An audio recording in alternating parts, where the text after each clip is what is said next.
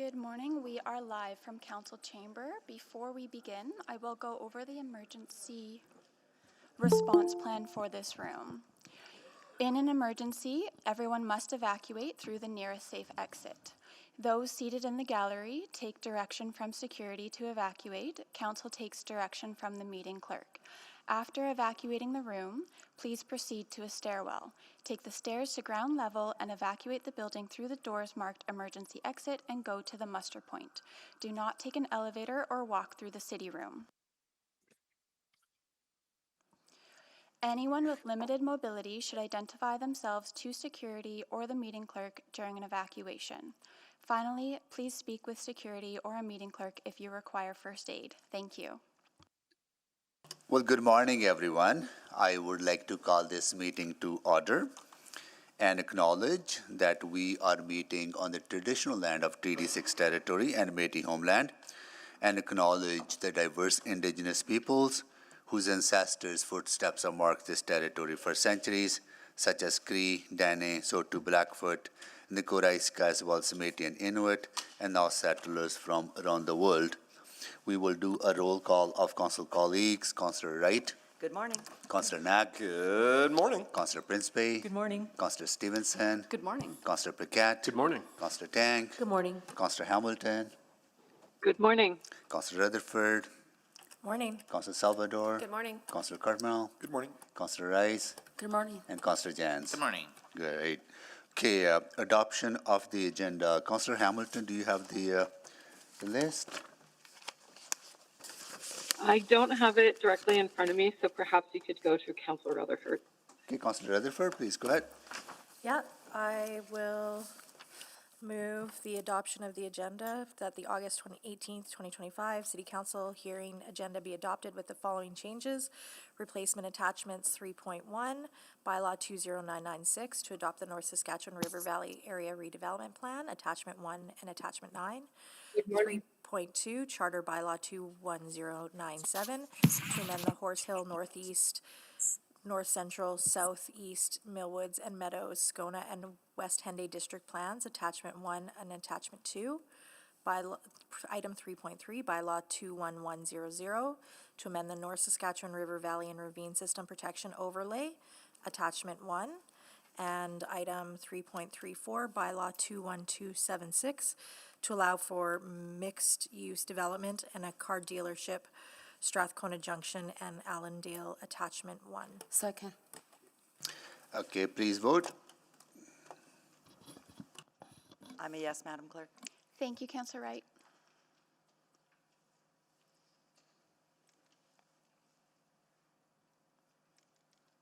Yes, Madam Clerk. Thank you, Councillor Hamilton. We have all the votes. Display the votes, please. That is carried. Are there any protocol items?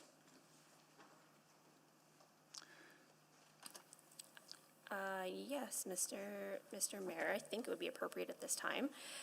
Hang on here. Yeah, with respect to item 3.27, I wanted to make it known that I'll be abstaining from voting and participating in the matter because of a property owned in the general vicinity of the subject matter. This follows advice I have received regarding conflict of interest obligations, and I'm putting it on the record to ensure the integrity of the public hearing process. Sorry, which item is it?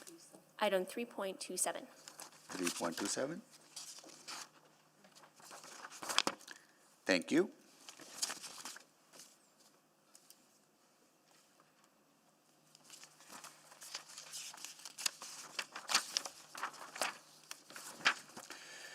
Okay, explanation of the public hearing.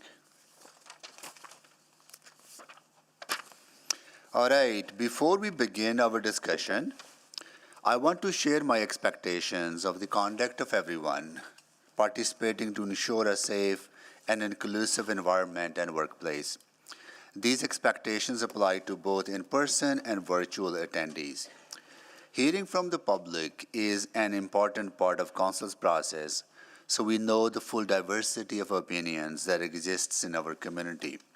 As meeting chair, my role is not to moderate the nature of the content being discussed, but to ensure behaviors support a safe, respectful, and neutral space for my colleagues. city employees, and the public. Disrespectful comments, including those directed at individual staff members or other speakers, profane language or gestures, and behavior such as shouting, cheering, or clapping, or political campaigning will not be tolerated. In addition, the use of the raise hand feature, chat, emotion response, or AI note-taking tools in the virtual meeting are not permitted. I will direct the clerk to have security remove anyone violating these expectations. I will not provide any additional warnings. Once removed, the person will not be permitted to rejoin the meeting. This meeting is being live streamed, and everyone is welcome to watch online. I will now explain the process for this public hearing, which is scheduled to be held over the 3 days, August 18th, 28th, and 29th, from 9:30 a.m. to 9 p.m. The clerk will call out the bylaws, and I will call out the names of the people registered to speak. When called, please raise your hand if you're here in person. If online, please unmute and speak up to indicate you're present. I will ask for your patience as I call out these names because we have around 200 people registered to speak at this meeting. Council will then select the bylaws they wish to discuss and then vote on any bylaws that have not been selected for discussion. Council will then deal with each of the bylaws that were selected for discussion and debate. For each item, administration will first provide a presentation. Members of the public who register to speak will then be invited to make their presentations in panels. The first panel will be those in favor, followed by a panel of those opposed, continuing in that order until everyone has been heard. Each person will have 5 minutes to make comments. The clerk will run the official timer. Excuse me, please. Everyone, please mute yourself if you're joining us virtually. Please mute yourself.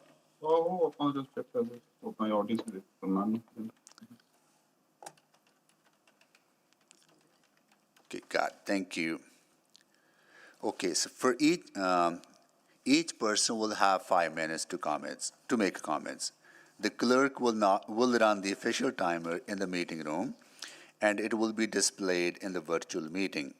The lights will be green for the first 4 minutes, turn yellow when there is 1 minute remaining, and flash red when the 5 minutes are up.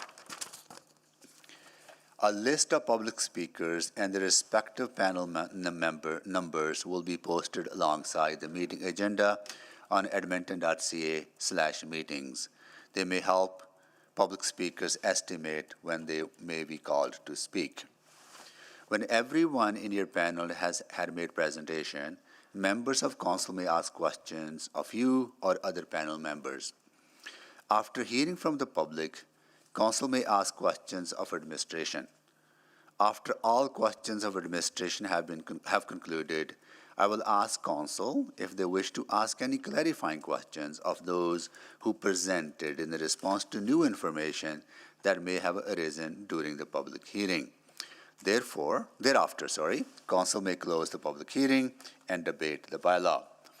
If participating virtually, please mute your microphone when you are not speaking. If experiencing any technical difficulties, please reach out to the office of the city clerk using the contact information provided in your confirmation of registration or at city.clerk@edmonton.ca.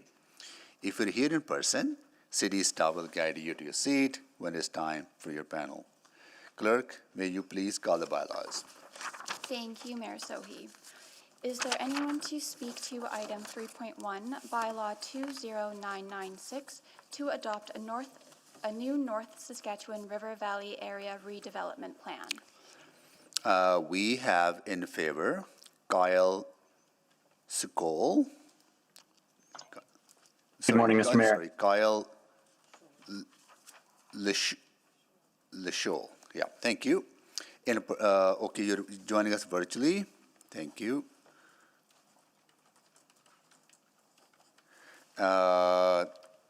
And then Elise Shillington, build Edmonton Metro in person or remote? Hi, I'm remote. Good morning. Okay, thank you.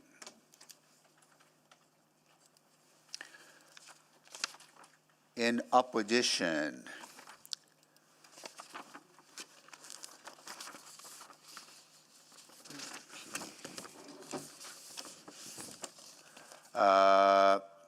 Raquel Firo, joining remotely. Thank you. Keisha Kerr, Canadian Parks and Wilderness Society, Northern Alberta chapter in person, I'm doing it remotely, Mr. Mayor. remote.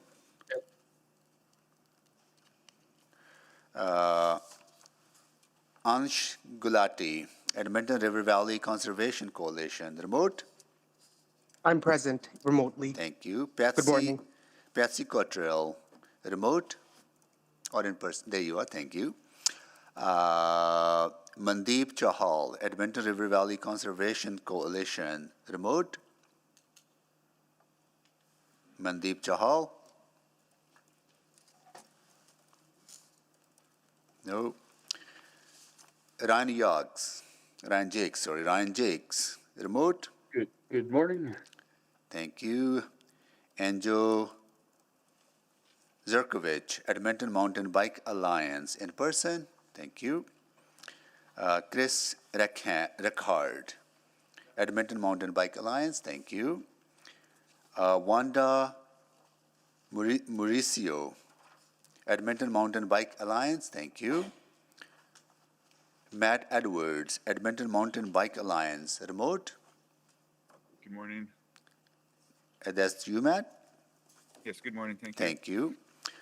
Christine Kowalchuk, Edmonton River Valley Conservation Coalition, remote. Good morning. Thank you. Eric Gormley, Edmonton River Valley Conservation Coalition, remote. Good morning. Thank you. Miranda Jimmy, remote. Oh, in person, there you go. Thank you.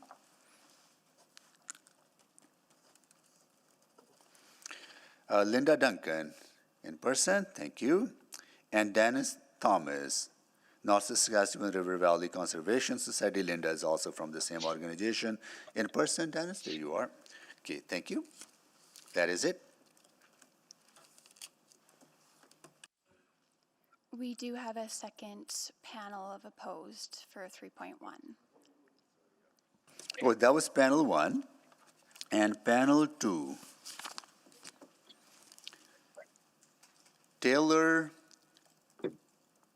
Wiernug, in person. Yes. Thank you. Oh, no, remote. Remote today. Oh, thank you, Mr. Mayor. And Sabina Qureshi. Sabina Qureshi, remote.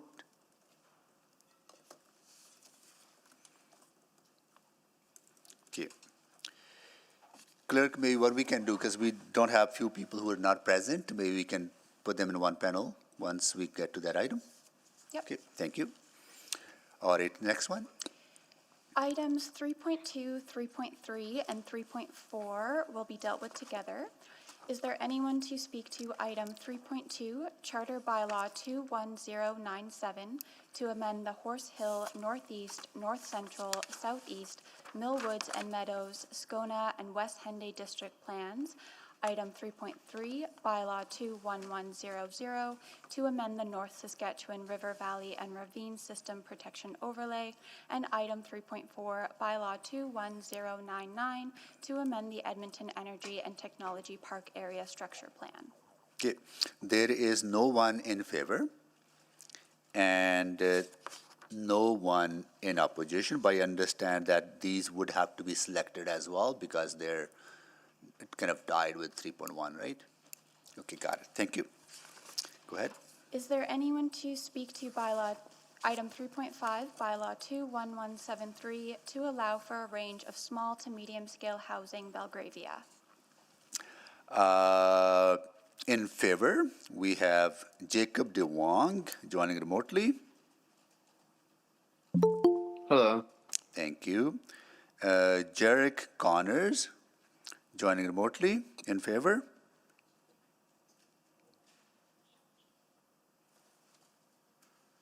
Nope. William Ian to answer questions only, ever for Studio Limited in person. Thank you. Ryan Jakes joining remotely. Hello. Thank you. And in opposition, Catherine Collar, in person or remote? Nope. Lauren Wenzel, in person or remote? Lauren Wenzel? Nope. Rob Kearns, remote? Good morning, Mr. Mayor. Thank you. Nicole Klein, remote? Nicole Klein. Okay. Felix Meir Stephenson, remote or in person? Felix Meir Stephenson. Nope. Sherry Kowalchuk, remote? Sherry Kowalchuk? No. Philippa Armstrong, remote or in person? Philippa Armstrong? No. Sarah Cooper, in person or remote? Sarah Cooper? No. Connor Glenn, remote or in person? Connor Glenn? No. Joyce Bolton, remote or in person? No. Sabina Crashy, remote or in person?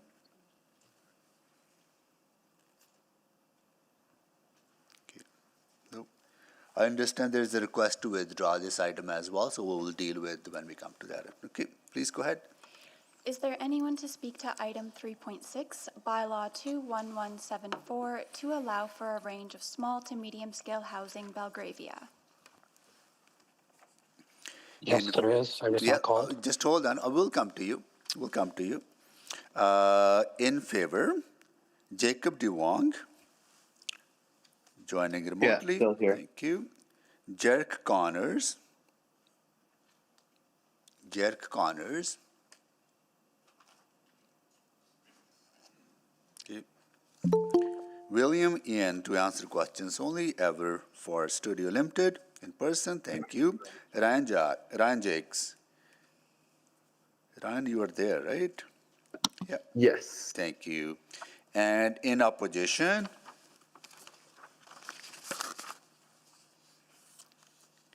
Catherine Collar. Present. Thank you.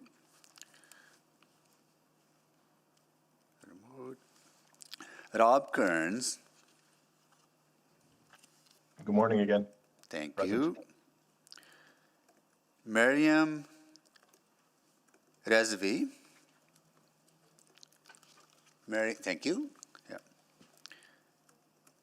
Jesse Palmer. Present, Mayor. Thank you. Daniel Sebrian. Daniel Sebrian. Remote.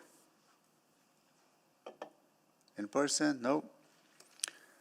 Heidi Cafier. Sorry, Heidi Cafier. Remote, in person? No.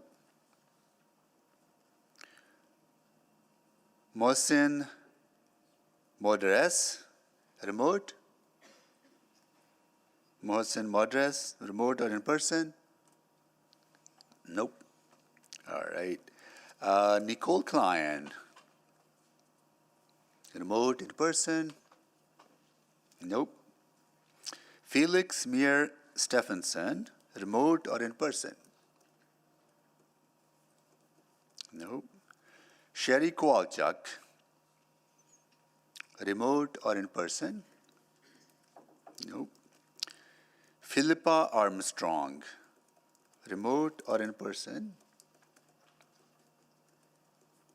Nope. Sarah Cooper, remote or in person? No.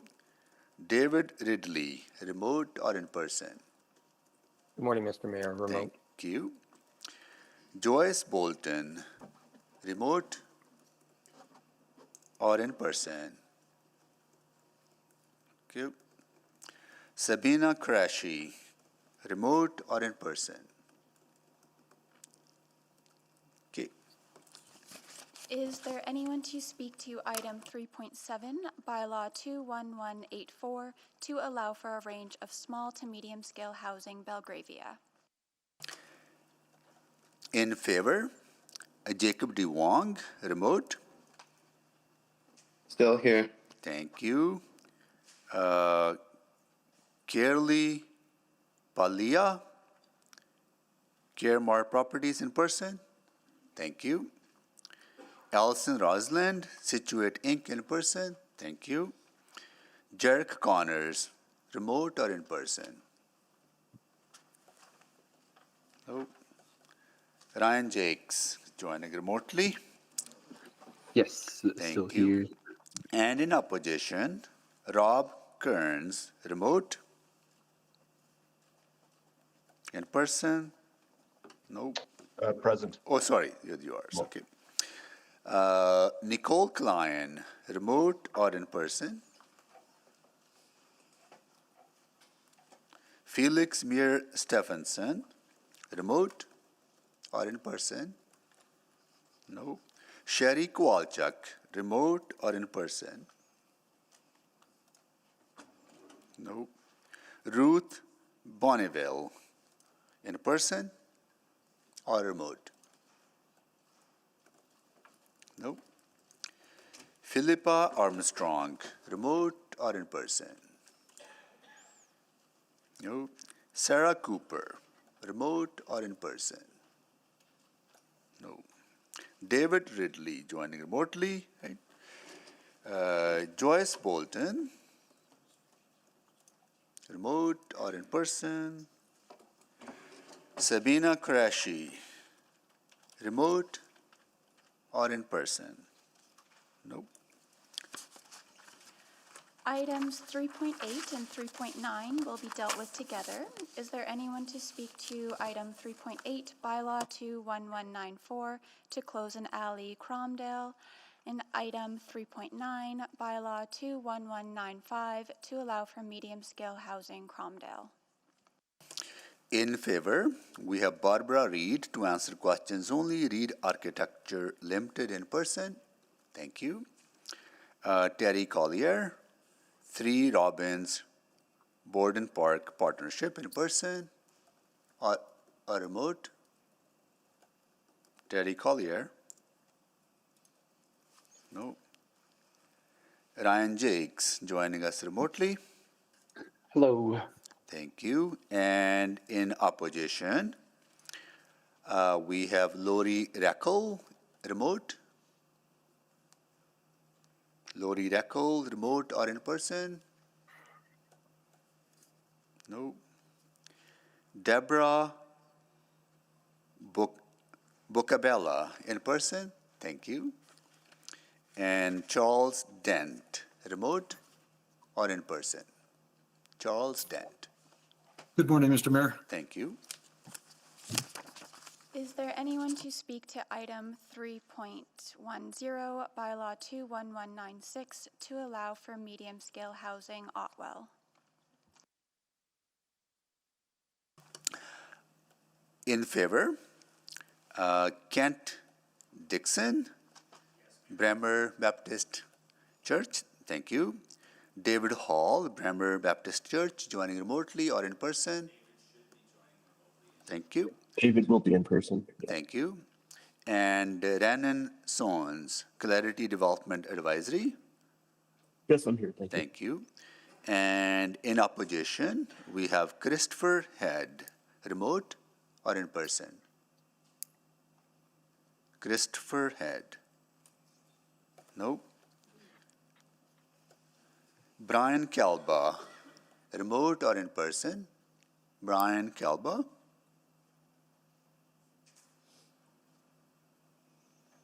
No. Okay. Is there anyone to speak to item 3.11, bylaw 21180, to allow for medium-scale housing, Newton? In favor, we have Aman Dhanju to answer questions only, joining remotely. Aman Dhanju. Okay. Kanwal Dhanju is joining remotely.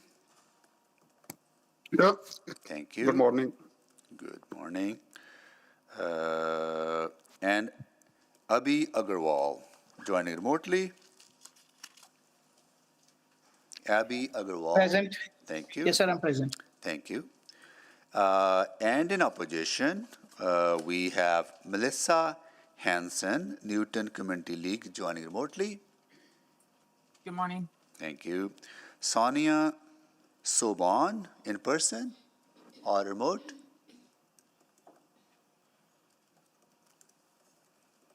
Sonia Soban? No. Les Patterson, in person or remote? Les Patterson?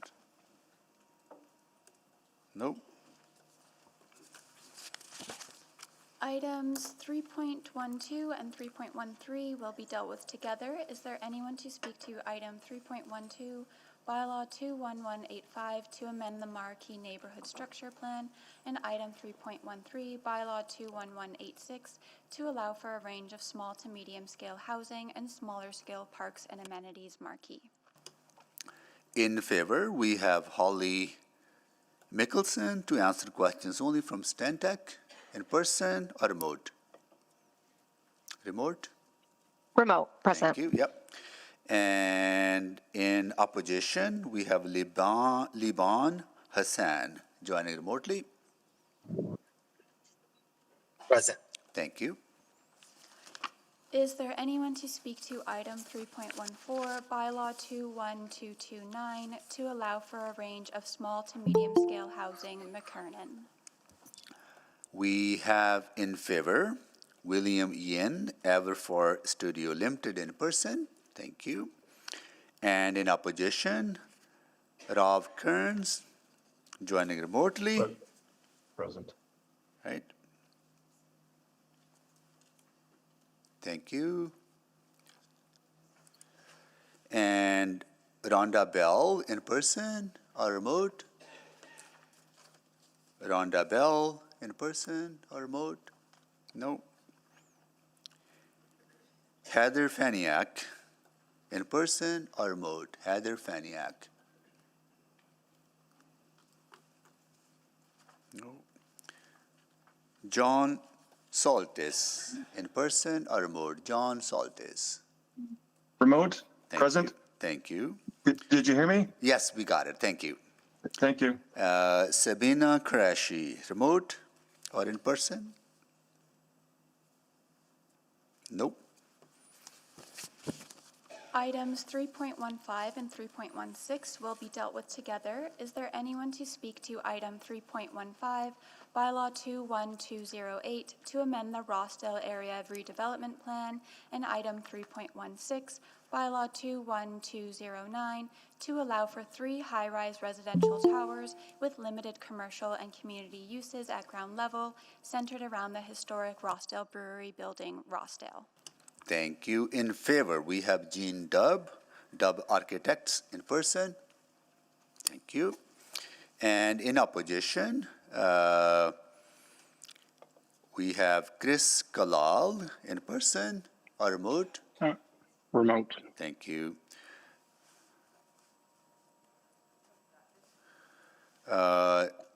Donna Ludvigsen, in person or remote?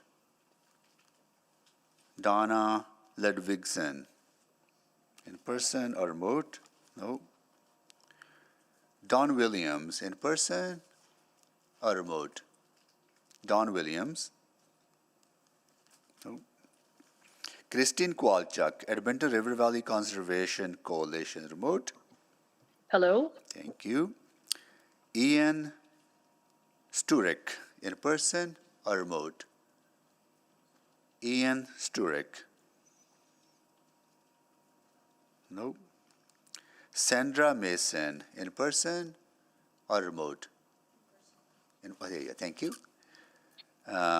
Lori Blakeman, in person or remote? Lori Blakeman. Nope. Eric Gormley, Edmonton River Valley Conservation Coalition, remote? Yeah, good morning. Thank Remote? you. Robert Shannon, in person or remote? Robert Shannon. Nope. Sommer Grandboys, in person, Sommer Grandboys. Chippewan of TD6, in person or remote? Nope. Chad Oman, Inglewood Community League, remote? Chad Oman. In person? Nope.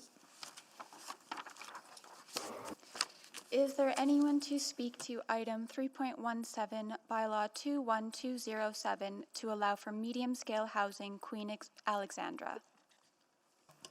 In favor, we have Bladen Dibben. To answer questions only, select engineering consultants, in person or remote? Bladen Dibbens. Nope. Jeff Booth, Situate, in person. Thank you. Alison Rosland, to answer questions only, Situate, remote, or sorry, in person, yeah. Okay.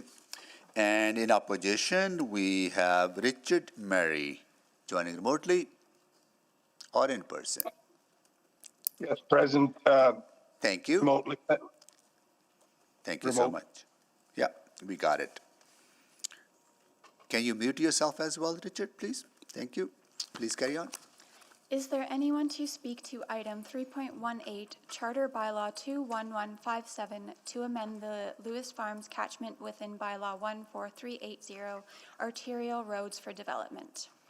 In favor, we have Catherine Oberg to answer questions only. Bunt Engineering, joining remotely. Remotely, yes. Thank you. And no one is in opposition. Thank you. Items 3.19, 3.20, 3.21, and 3.22 will be dealt with together. Is there anyone to speak to item 3.19, Charter Bylaw 21210, to amend the Southwest District Plan, item 3.20, Bylaw 21211, to amend the Windermere Area Structure Plan, item 3.21, Bylaw 21212, to amend the Windermere Neighborhood Structure Plan, and item 3.22, Bylaw 21213, to allow for a range of small-scale housing and to protect and preserve a portion of the River Valley and Ravine System, Windermere. We have in favor Don Reed on behalf of Yvonne Kuwulka to answer questions only in person. There you are. Thank you. And in opposition, panel 1, Carmel Sly, sorry, in person. Carmel Sly. I'll be attending virtually. Thank you. Okay, thank you. Mahinder Lali, West Point of Windermere, remote.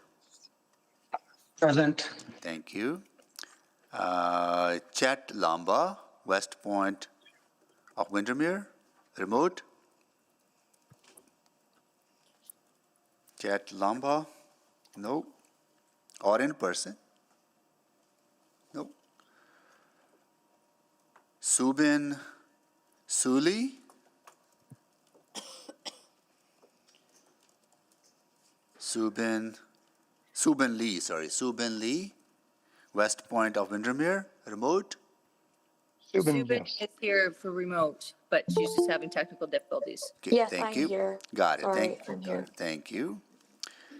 James Rickley, West Point of Windermere. Present. Thank you. Present remote. Thank you. Kavita Kaur, joining remotely. Yes, Thank Mayor, you. sorry, remotely. Thank you. Gareem Lee, joining remotely. Here, Thank remote. you. Ernest Lee, West Point of Windermere, in person or in remote? I'm here, remote. Remote, okay. Dick Duhalke, Dick Duhalke, in person or remote?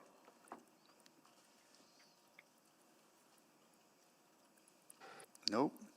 Dick He's Duhalke. here by remote. He's just Okay, away. no worries. Sheila Duhalke, in person or remote? Sheila Duhalke, in person or remote? Sheila again is here for later. She just didn't know she was supposed to be. No on the worries.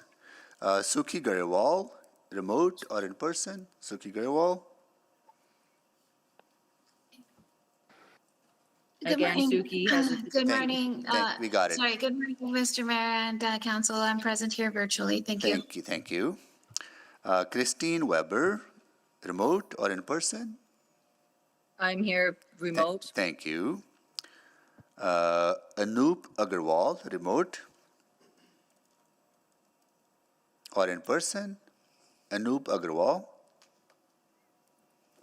No. Judy Rickley, remote or in person? Judy Rickley. She's here remote, sir. Just Thank you. Unavailable for a few minutes. Thank you so much. And Mayor Sohi, apologies, but you missed reading out the speaker after Christine, which is Craig Weber. oh, I'm so he's here sorry. remote. Yep. Craig Weber. Are you there, Present Craig? remote. Thank you so much. And opposed panel number 2, Michelle Lee, remote. Michelle Lee or in person? Oh, sorry. I'm so sorry. Michael Lee. Michael Lee. No. Vijay Malhotra. He is also participating remotely. No worries. Thank you. Vijay Malhotra, remote. Yes, present. Thank you. And Ron Pohar. Ron Pohar. He's also participating remotely. Thank you. All right. Good morning, Mr. Mayor. Chet Lamba is also present. I wasn't joined when you roll called. Thank you so much. Thank you. Sir, I'm Anup Agarwal. I'm also present remotely, sir. Sorry. Okay, we will call your names when we come to this item again. Thank you. Thank you. Yeah. Is there anyone to speak to item 3.23, Bylaw 20890, to introduce shelter regulations in zoning bylaw 2001? Okay. In favor, Tony Sinclair, Elizabeth Fry, Society of Northern Alberta, in person or remote? Tony Sinclair? Nope.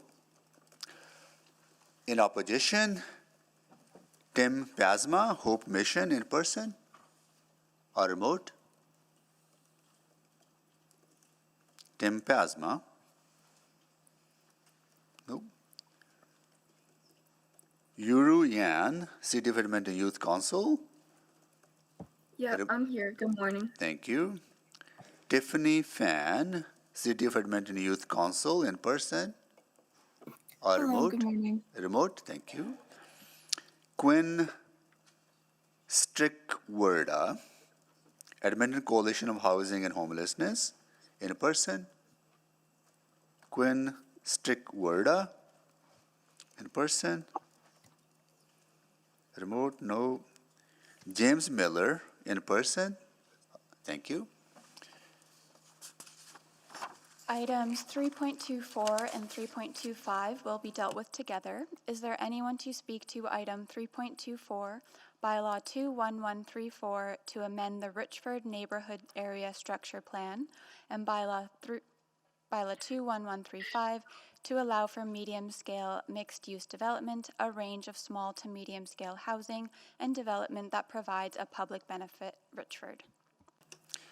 Okay, in favor, Claudia Rezanak to answer questions only. Alliance MJ Developments in person or remote?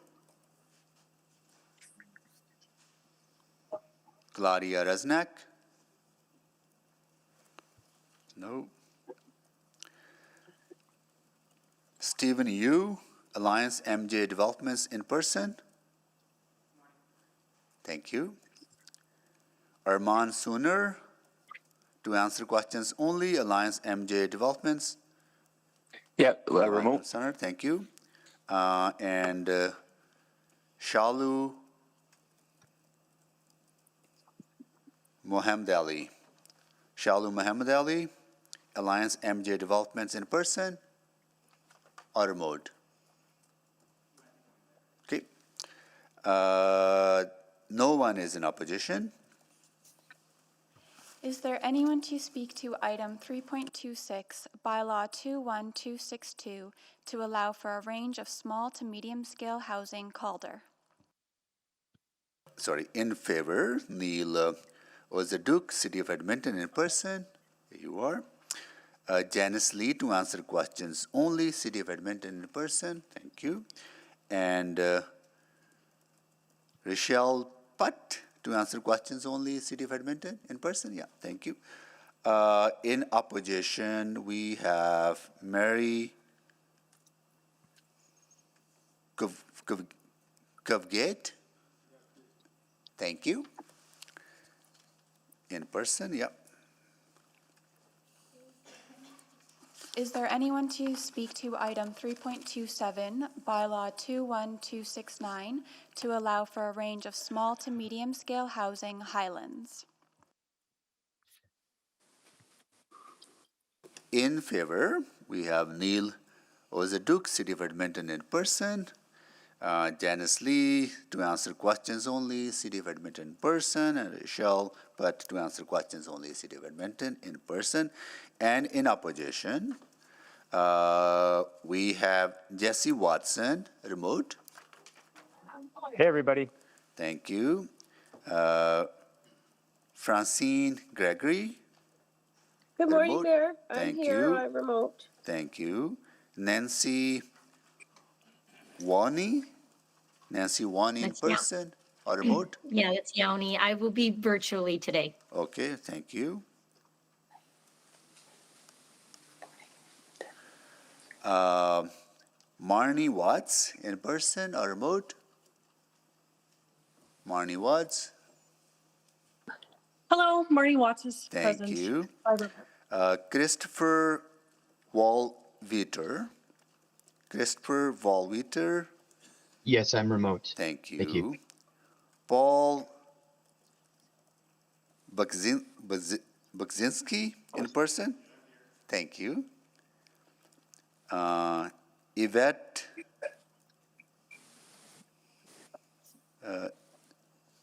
Suran. Thank you. Thank you so much.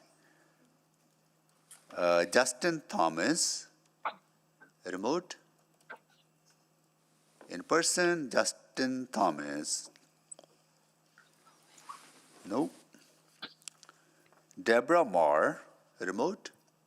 Yes, remotely, Thank please. you. Brent Baim, in person. Brent Baim, thank you. Jeff Young, in person, thank you. Anita Cooper, in person, thank you. And we also have Thomas Ferreira opposed.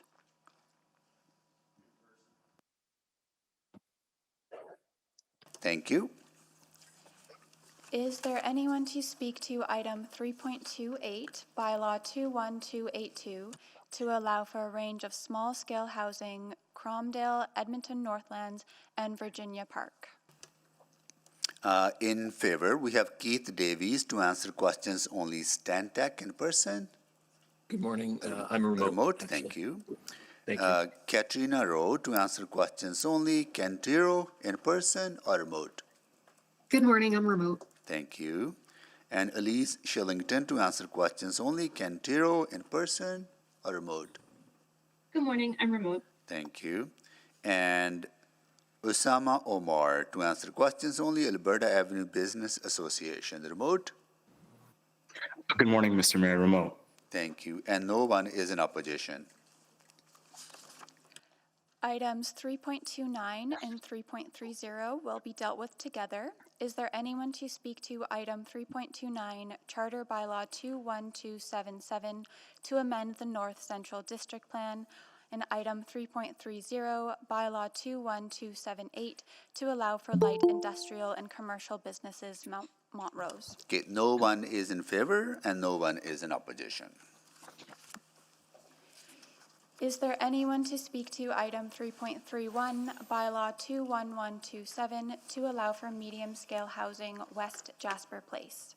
Okay, in favor, we have Sabina Sincher to answer questions only, Good morning, Mayor. and Songlin Pan to answer questions only. Hi, good morning. I'm here. Thank you, Amol Sincher to answer questions only. Amol?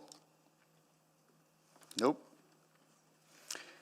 In opposition, Heather Wildgrove, remote. Heather Wildgrove. Nope. Stephen Lakey in person. Thank you. Ilse Hoban.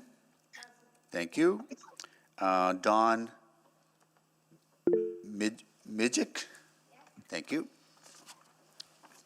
Is there anyone to speak to item 3.32, Bylaw 21266, to allow for medium and large-scale mixed-use development, Windsor Park? In favor, Ian O'Donnell. Thank you. Marcelo Figura. And remote. Good morning, Mayor Thank Soy. you. Good morning, Mayor Soy. I'll Thank- be joining in person. Thank you. Mason Von D. O. Mayor Soy, Thank- just say team thank- will come later. Thank Mason. you. Griffin Hutchison. Good morning. Thank you. Kelsey Prudhomme. Remote. Okay. Dinesh Deshpande. In person or remote. Mark Huberman to answer questions only. Good morning, Mayor. I'm virtually attending. Thank you. And in opposition, David Lynch in person. I'm currently remote. Mr. Okay, Mayor. thank you. Susanna Biro. Good morning, yes, I'll be Thank remote. you. Melanie Biro. And likewise, Melanie will be Thank remote. you. Danica Walco. Good morning, I'll be remote. Thank you. Julia Palmer. Yes, I'll be remote as well, thank you. Joe Miller. Present, I'll be remote. Sandra Duxbury. Thank you. Karen Hughes. Remote. Yes, good morning. Thank you. Rolf Myers. In person, remote. Chad Oman. Chad Oman. Christy Green.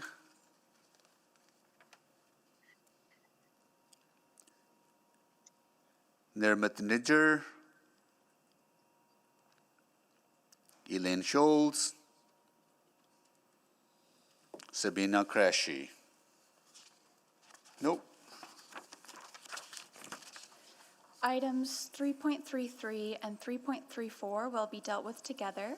Is there anyone to speak to item 3.33, Charter Bylaw 21275, to amend the Scona District Plan, and item 3.34, Bylaw 21276, to allow for mixed-use development and a car dealership, Strathcona Junction and Allendale? In favor, Greg Gardner to answer questions only, Wheaton Properties Limited. Remote. Present remote. Thank you. Thank you. Yolanda Liu, Stantec, remote. Good morning. Thank you. No one is in opposition. Items 3.35 and 3.36 will be dealt with together. Is there anyone to speak to item 3.35, Bylaw 21263, to amend the Palisades Area Structure Plan, and item 3.36, Bylaw 21264, to allow for medium-scale mixed-use development, Pembina? In favor, Alana Lynch to answer questions only, Artis Reed, remote. Good morning. Thank you. And in opposition, Lars Orenberg in person. Thank you. And Joe Mulhiren in person. Thank you. Items 3.37, 3.38, and 3.39 will be dealt with together. Is there anyone to speak to item 3.37, McConaughey Municipal Reserve Removal, item 3.38, Bylaw 21271, road closure of a portion of 55th Street Northwest, McConaughey, and item 3.39, Bylaw 21236, road closure of a portion of 55th Street Northwest, McConaughey? Thank you. In favor, Enrique Pires to answer questions only, City of Edmonton, in person, remote. Good morning. Thank you. Corey Churchill to answer questions only, City of Edmonton, in person. Thank you.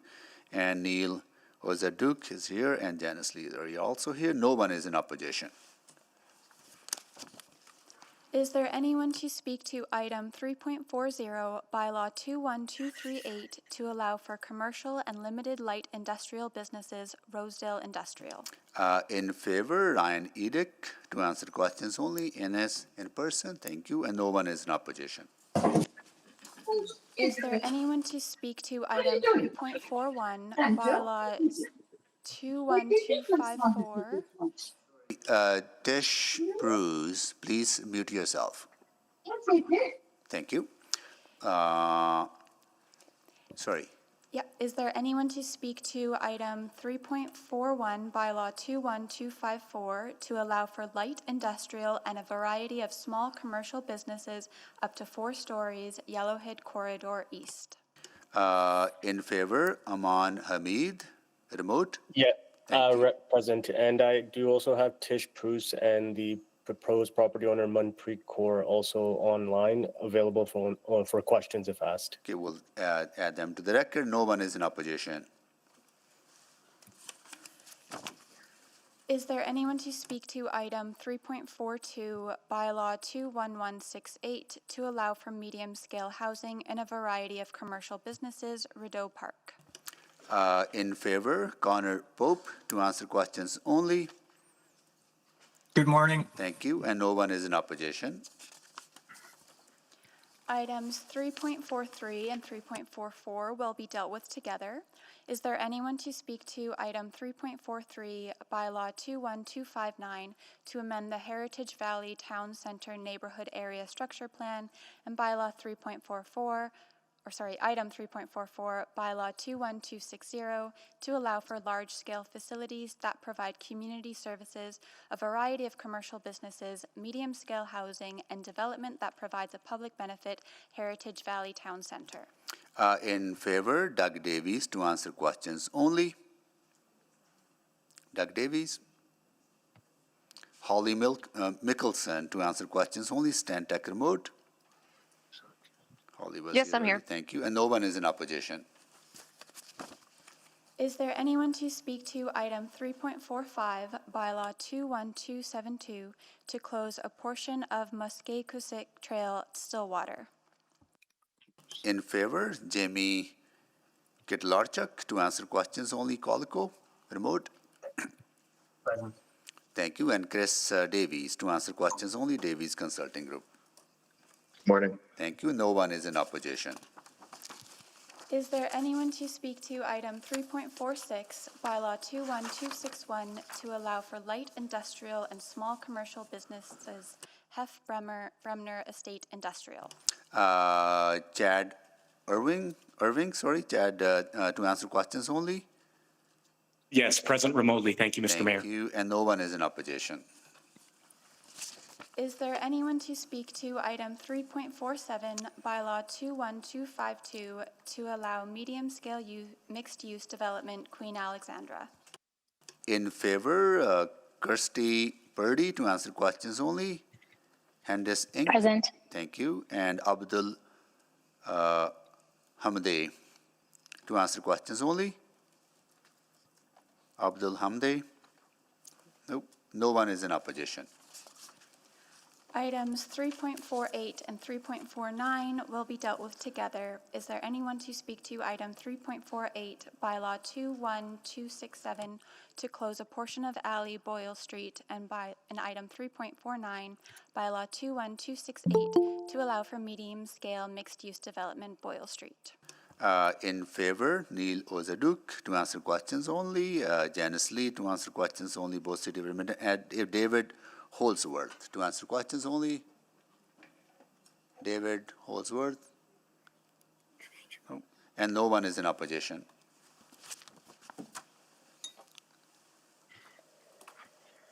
All right. So that was the list of speakers.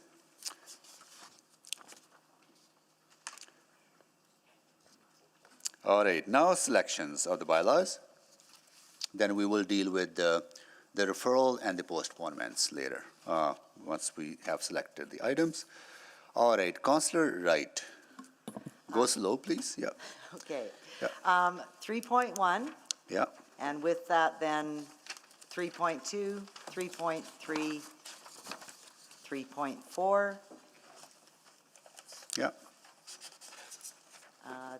3.23, please. 3.23. Yes, and that's everything for me. Thank you. All right, Councillor Cartmel. Yes, thank you. Items 319, 20, 21, and 22. 20, 21, 22.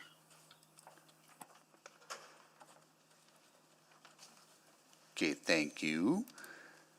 Councillor Knack. Thank you, Mayor. So I'll select item 3.18. Just 3.18. Okay, 3.18. And then also I'll select item 3.31. 3.31. That should be it for me. Okay, Councillor Stevenson. Yes, thank you. I will select items 315 and 316. 315 and 316, cross-referenced, yeah. And item 327, please.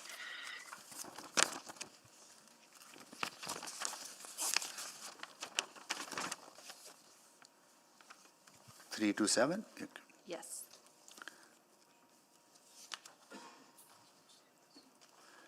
Okay, Councillor Salvador. I'll select item 3.8 and 3.9. 3.38. As well as 310 and 311.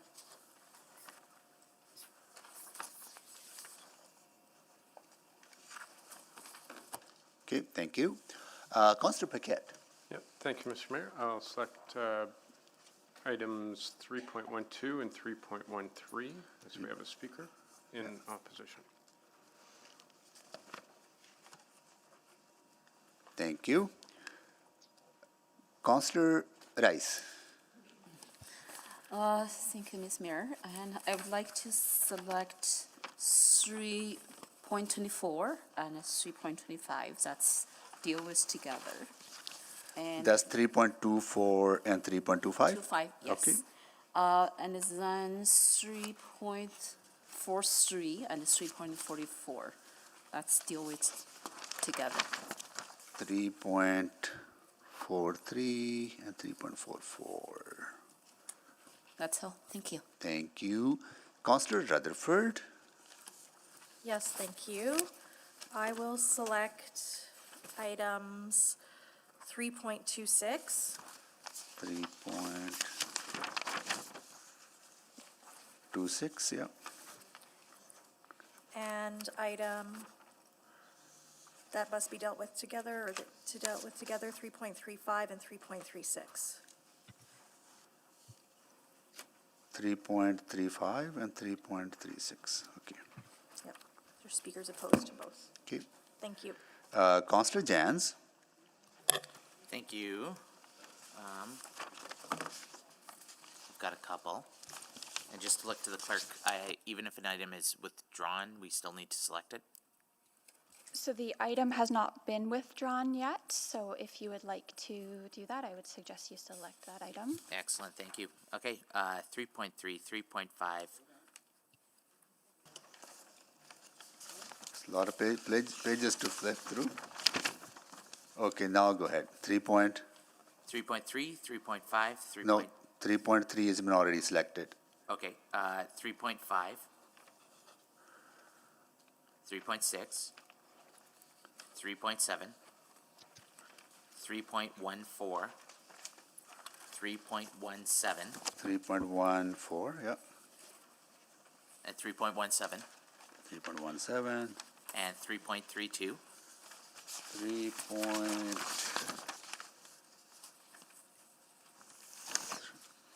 3.32.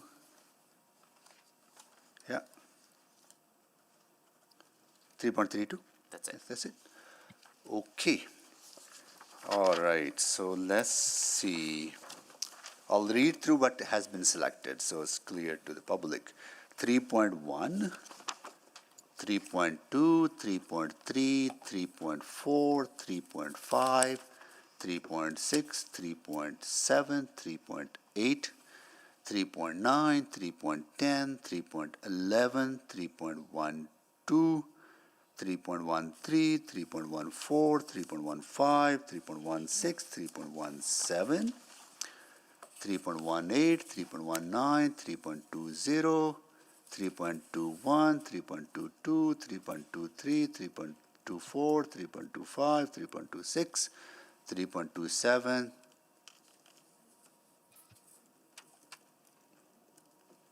yeah, and then 3.31, 3.32, 3.35, 3.36, and 3.43 and 3.44.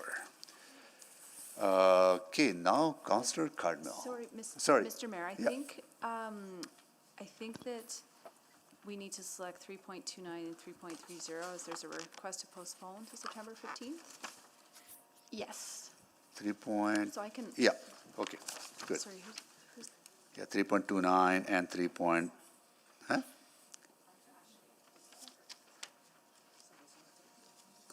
.29 and 3.30 have a request to postpone. So we need to select them. Yes. Yeah. Who would like to select them? Councillor Salvador? Okay. All right. Councillor Cardinal. And before we get to voting on the bylaws not selected, for items 3.37, 3.38, and 3.39, there is a recommendation for 3.37 that would need to pass prior to the bylaw readings for 3.38 and 3.39. Okay. Okay.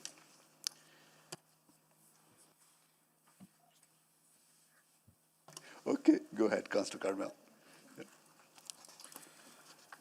Thank you, Mayor Sohi. I will move closure of the public hearing on items 3.28, 3.33, 3.34, 3.37, 3.38, 3.39, 3.40, 3.41, 3.42, 3.45, 3.46, 3.47, 3.48, 3.49. Second. Okay, please vote.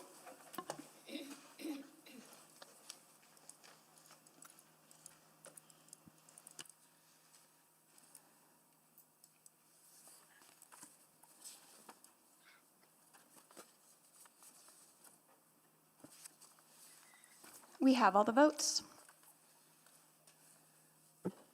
Display the votes, please.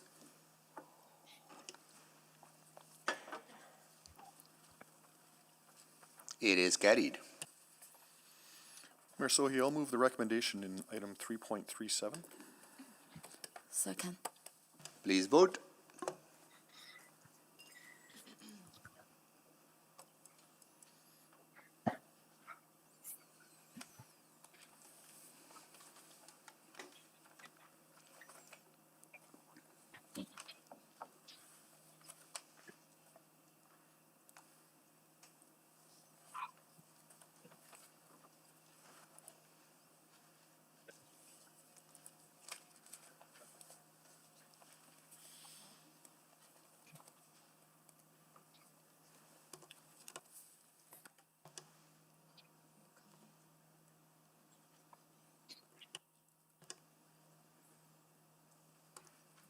Okay, please vote.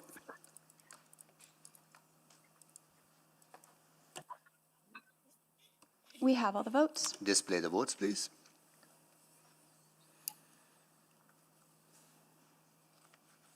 That is carried. Mayor Sohi, I'll move first reading of items 3.28, 3.33, 3.34, 3.38, 3.39, 3.40, 3.41, 3.42, 3.45, 3.46, 3.47, 3.48, and 3.49. Second. Thank you. Please vote.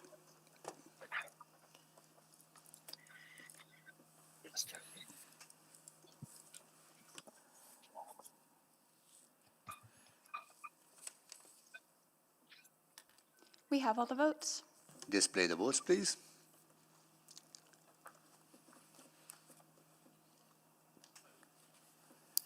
It is carried. Mayor Sohi, I'll move second reading of the aforementioned items. Second. Please vote.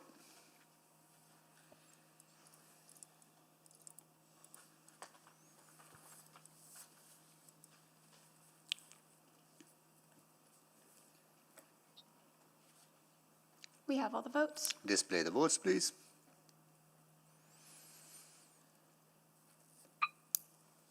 That is carried. Mayor Sohi, I'll move consideration of third reading of the aforementioned items. Second. Please vote.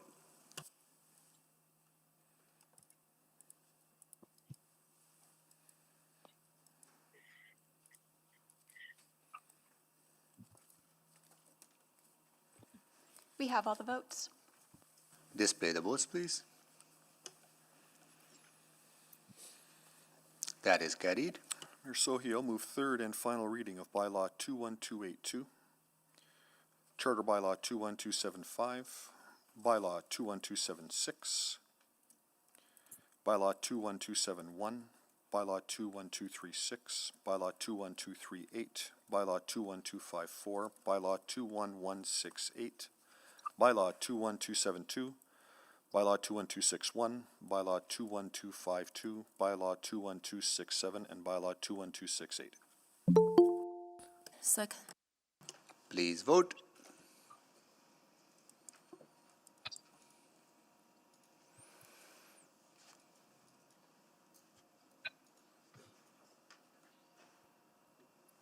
We have all the votes. Display the votes, please.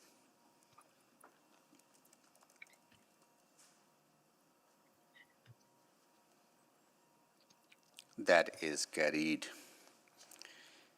Okay. There's a request to withdraw item 3.5. Can we please bring it forward? Councillor Jans, you want to, oh, sorry, Councillor. So Okay. So moved? Please Second. vote. Yeah. Please vote. Yes. Thank you, Councillor Jans. We have all the votes. Display the votes, please. That is carried. To admin, can you please let us know why is this with this withdrawal to request to withdraw? With the change in policy related to small and medium scale development in the district policy that was debated by council in June, the applicant, our recommendation to council would have changed from support to non-support. And with that information, the applicant has decided to withdraw the application or requested. Okay. Councilor Jens? So moved? Okay. Second? Please vote. Yes. Thank you, Councillor Jans.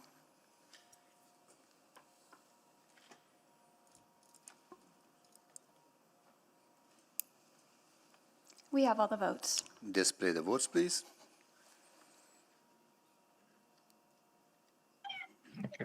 That is carried. You should go outside, honey. No, it's nice. Come on, let's go. Yeah, you're ready, go. David Ridley, please mute yourself. Thank you.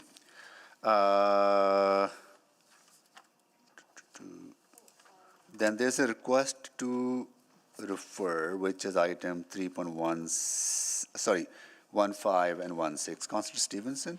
Yes, thank you. I will move to bring those forward, those two items, 315, 316. Second. Okay, please vote. Yes. Thank you, Councillor Jans.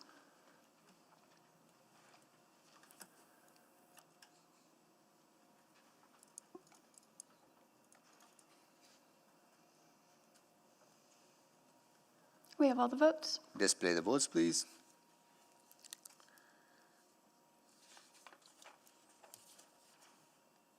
That is carried. And to admin.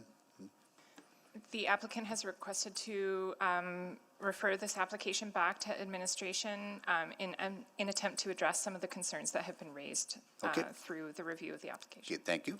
Councillor Stevenson? So happy to move that referral. Is there a date specified or? No. Okay.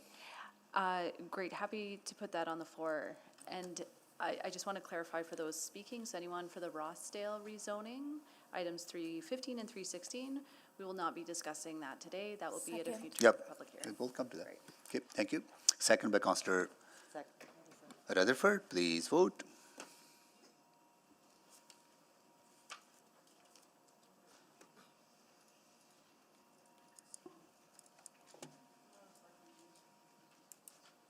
We have all the votes. Display the votes, please. Thank you. So anyone who was signed to speak to item 3.15 and 3.16, Rossdale Area Redevelopment Plan, that item has been referred to a future council public hearing. So we would not be hearing on that item today. So we dealt with that.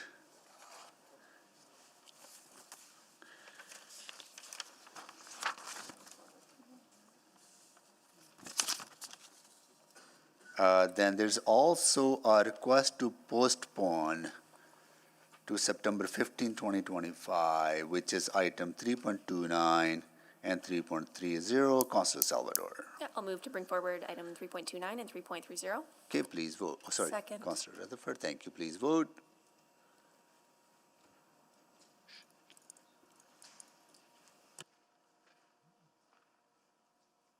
We have all the votes. Display the votes, please. That is carried. And to admin. Yes, thank you, Mr. Mayor. The notification sign on site was not erected, and so we need to postpone the item until that sign is up. Okay, thank you. Councillor Salvador. I'll move that we postpone this item until the September 15th, 2025 public hearing. Second. Thank you. Please vote.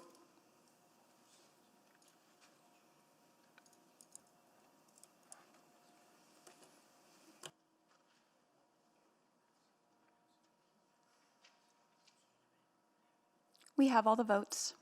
Display the votes, please.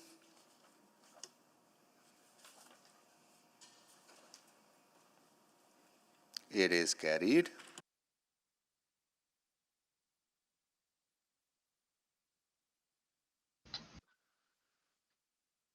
Okay.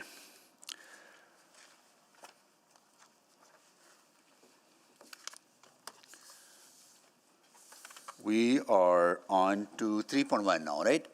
Okay. All right, 3.1, Bylaw 20996 to adopt a new North Saskatchewan River Valley Area Redevelopment Plan. We'll go to administration for a presentation.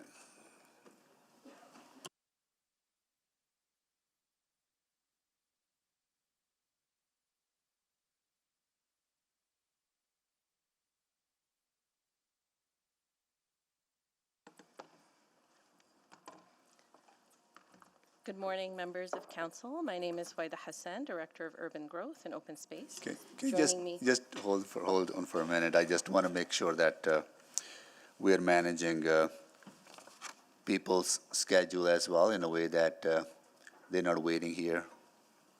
I don't think we'll get to many items today.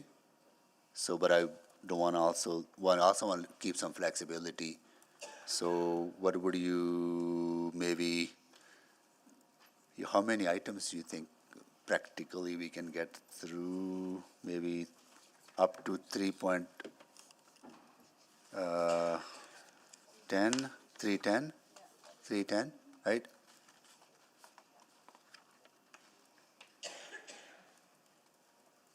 Sorry.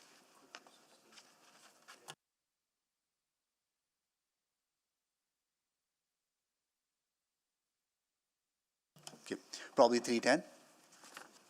Yep. Yeah. So I would suggest that anyone here to speak on items 311 and beyond, we would not be most probably not hearing from you today. And we do have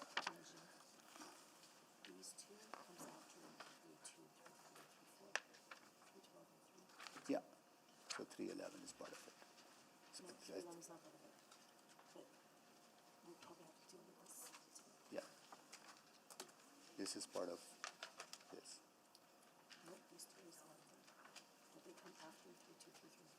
Oh, I see, okay. It's good flag.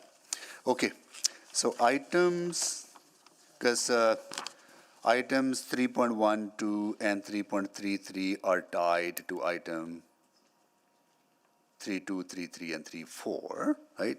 So anyone who is here on items 3.14 and beyond, we would not be hearing from you today, but we do have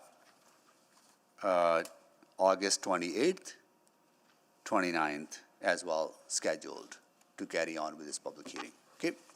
So please manage your schedule accordingly. Okay? Mr. Mayor, just a caution. I totally understand that you're trying to manage folks' schedule, but if we do say, hey, these other ones aren't coming till the 28th or 29th, that is our hard stop for today. So just, if we're sending folks away and saying that we're not going to hear from them, just in terms of procedural fairness, we have to make sure that, we will make a hard stop that time. So I don't think we'll get to these items anyways, right? But I don't want to make people wait here all day. That's completely fair, Mr. Mayor. I just had to mention it. Yeah, got it. No, understand. So any items beyond 3.14, most probably, we will hear from you on the 28th. 28th, yeah. Okay. All right, sorry about that. Go ahead, please. Yeah. Thank you. Good morning, members of council. My name is Waida Hassan. I'm the Director of Urban Growth and Open Space. Can you speak up into the mic, please? Thank you. Joining me to present this bylaw is Agnieszka Katoska, Senior Planner in Open Space Strategy. And we also have additional members of administration available to support this item, including Corey Churchill, General Supervisor of Open Space Strategy, and Angela Hobson, Principal Ecological Planner. We're excited to present the North Saskatchewan River Valley Area Redevelopment Plan, or the River Valley ARP, for your consideration and approval. This ARP is a key planning tool intended to protect one of our city's most cherished features, the River Valley and Ravine System. For the past 4 years, administration has been talking with Edmontonians about this beloved space. Through these conversations, we've heard a diversity of perspectives about how the River Valley should be planned and managed, including a desire to see it remain as undeveloped as possible, with ecological protection and restoration prioritized above else, as well as an interest in enhanced access, recreation, and cultural opportunities that respect the natural character of the River Valley. The existing planning guidance for the River Valley, although having served us well for many decades, is outdated and needs to be refreshed to better reflect our understanding of ecology, climate change, Indigenous reconciliation, and the community's aspirations. Next slide, please. As we grow, so does the demand for events and commercial opportunities, facilities, amenities, utilities, and municipal infrastructure. With thoughtful planning and management, we can meet these growing pressures as we look to protect our River Valley and at the same time enhance Edmontonians' ability to access and enjoy this space now and into the future. These considerations informed administration's work in renewing the River Valley ARP and Ribbon of Green Strategic Plan, two documents that have played a key role in protecting the River Valley, but have not been updated since they were first adopted 40 years ago. Next slide, please.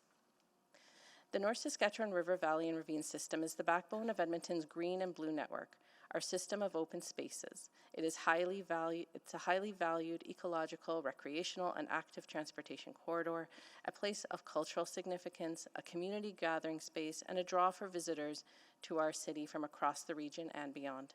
The city plan directs us to maintain the River Valley's key role as an environmental protection area and for celebration and wellness. Breathe, Edmonton's strategic plan for the city's broader open space system, likewise recognizes the River Valley as the core of a healthy and functioning green network. Protecting the River Valley from urban development means protecting an iconic feature of our city that provides and supports the clean water, soils, and air we rely on. That supports ecological function and biodiversity, and that provides nature-based solutions for many of our most critical urban challenges, such as flooding and climate mitigation. Protecting the River Valley also ensures that Edmontonians today and for future generations to come have access to a system of trails and park amenities, natural areas, spaces for gathering and celebrating, and spaces for cultural and spiritual practices. Next slide, please. To address these challenges and support the implementation of the city plan, administration has renewed two key long-term planning documents for the River Valley: the Ribbon of Green Strategic Plan, or Ribbon of Green, and the North Saskatchewan River Valley Area Redevelopment Plan, or River Valley ARP. Together, the Ribbon of Green and River Valley ARP provide an overarching planning and land use framework for the River Valley. Renewing the plans together provided an opportunity to renew, streamline, and clarify Edmonton's approach to planning the River Valley, including planning processes and priorities, reaffirm Edmonton's commitment to preserve the environment and enhance public access to the River Valley, and address gaps in programming and access while modernizing the city's approach to environmental management and stewardship. The Ribbon of Green Strategic Plan provides strategic direction, the city's overall vision for the River Valley and Ravine System, high-level plans for the connected open spaces within it, and the policy direction that guides decisions about what happens in those spaces. The River Valley ARP provides land use planning policy that will help guide administrations and city council's decision-making for proposed development in the River Valley and Ravine System. Next slide, please. The vision for the River Valley that's at the core of our work is that the North Saskatchewan River Valley and Ravine System is a protected, connected, ecologically resilient landscape that honors our collective history and promotes healthy living through diverse opportunities for recreation, active transportation, learning, and gathering in the tranquility of nature. Next slide, please. Public engagement was carried out in each of the 4 phases of the River Valley Planning Modernization Project, with more than 10,000 responses from community members who shared their input through a combination of workshops, pop-up engagement sessions, surveys, and interactive maps, as well as one-on-one meetings with organizations and citizens to discuss specific aspects of the work. We also engaged with Indigenous nations and communities throughout the project to hear their perspectives and discuss how best to include their voices and input in governance, decision-making, and planning guidance for the River Valley. We met with Indigenous communities both virtually and in person on the land, and their input has been incorporated through policy and planning direction in the 2 plans. Ongoing dialogue, relationship building, and collaboration with Indigenous communities will be essential to realizing the vision and planning guidance for the River Valley. Summaries of what we heard through project engagement and how feedback was used in the drafting of the plans is provided in attachments 4 through 8 of administration's report. In addition to the 4 public engagement phases that were conducted, administration completed additional internal consultation and engaged with interested parties between December 2024 and April 2025. This additional engagement, together with further internal review of the draft documents, resulted in adjustments to policy direction, definitions, and mapping within the River Valley ARP.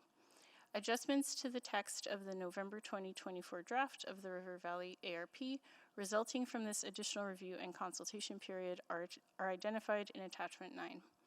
Changes were also made to the Ribbon of Green to clarify the city's policy intent regarding trail-based events in preservation areas, and those changes have been shared on the project website. Next slide, please. The River Valley ARP provides high-level land use planning direction for the River Valley and Ravine system. It ensures the environmental protection of the River Valley and public access for celebration and wellness, and guides the review of River Valley development proposals, including technical reporting and planning assessments. Next slide, please. The ARP has 2 objectives: to ensure the environmental protection of the River Valley and Ravine system, and to provide public access for celebration and wellness. Next slide, please. The River Valley ARP provides guidance for city administration and city council to consider when evaluating development proposals in the River Valley. In many cases, the city itself is the development proponent, for example, when advancing park amenities and transportation infrastructure. In other cases, external applicants such as private landowners, utility companies, community groups, and private vendors and operators can propose something on public or private lands. There are a variety of touch points between a development proponent and decision makers in the overall planning process. Policies in the River Valley ARP address plan boundary amendments, rezoning applications, and development permits across the entire plan area, and provide additional direction for projects occurring on lands designated as River Valley open space or public utility. While existing uses and development rights are acknowledged and may continue, ARP policies discourage primary land uses and development other than that compatible with open space. Exceptions to these policies apply in the urbanized portions of the Rossdale and Clover neighborhood, which have historically been included in the plan area and acknowledged and protected as urban residential communities. Next slide, please. The River Valley ARP directs that lands identified as River Valley open space on the existing land use map be subject to the direction of the Ribbon of Green Strategic Plan, which guides the city's long-term strategies for acquisition, management, programming, and development of lands in the plan area. Specifically, the Ribbon of Green contains policy direction to guide decision-making, additional planning, monitoring, and management of, and further planning, monitoring, and management of the River Valley and Ravine system. It informs collaboration, public engagement, and partnerships with communities, institutions, and other orders of government. It defines and applies land management classifications to outline the protection and level of programming appropriate for different locations within the River Valley and Ravine system, and provides program and ecological direction to inform future site-specific planning. Next slide, please. Due to the sensitivity of the River Valley and Ravine system to development and the unique nature of the system as a shared public resource, the River Valley ARP sets out a decision-making framework and a high standard of review and approval specific to the River Valley. Development on lands designated as River Valley open space or public utility, plan amendments, and rezoning applications for primary land uses other than open space require completion of a strategic assessment and an environmental assessment. The strategic assessment addresses project rationale, plan and policy alignment, and potential adverse impacts arising from the proposed development. The assessment helps administration, and in some cases city council, determine whether the proposed development should proceed at all. The environmental assessment is completed after the strategic assessment once additional planning, design, and technical studies have been completed. This assessment addresses more detailed environmental impacts and appropriate mitigation measures. Additional site-specific technical study requirements may also be identified as part of certain development permit applications. The strategic assessment, environmental assessment, and any additional technical studies that may be required are reviewed by City Administration, including the City's park planners, ecological planners, engineers, and other subject matter experts as appropriate. The strategic assessment is also provided to City Council for consideration for development proposals requiring City Council approval. Next slide, please. City Council approval is required for intensive open space, intensive transportation, or intensive utility facilities on lands designated as River Valley open space or public utility. Development likely to result in long-term or permanent adverse community or environmental impacts that can't be mitigated on lands designated as River Valley open space or public utility. Plan amendments and rezoning applications to zones other than A, River Valley Zone, or NA, Natural Area Zone. In these cases, City Administration reviews and provides recommendations to City Council about the proposed application. River Valley ARP policy discourages intensive open space facilities, intensive transportation facilities, and intensive utility facilities on lands identified as River Valley open space or public utility. These facilities represent larger scale development that has the greatest risk of permanent impacts on the River Valley intervened system. Examples of these types of facilities include things like new large-scale citywide attractions or facilities, roadway and railway bridges, or waste management centers. However, it is important to note that even smaller scale amenities and infrastructure can carry risk of adverse impacts.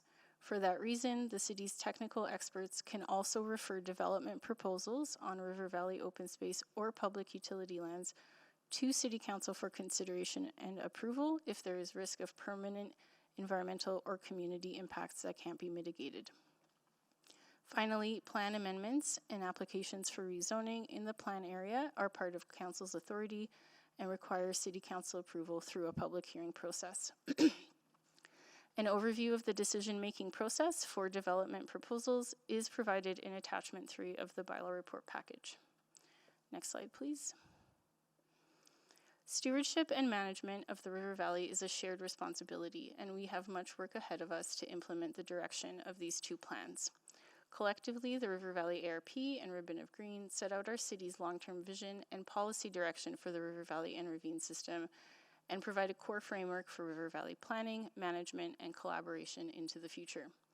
The plans will support the long-term ecological protection and management of the River Valley and ravine system and ensure that we can continue to enjoy the unique and profound experiences it offers us. Thank you, and we'll be happy to answer any questions you may have.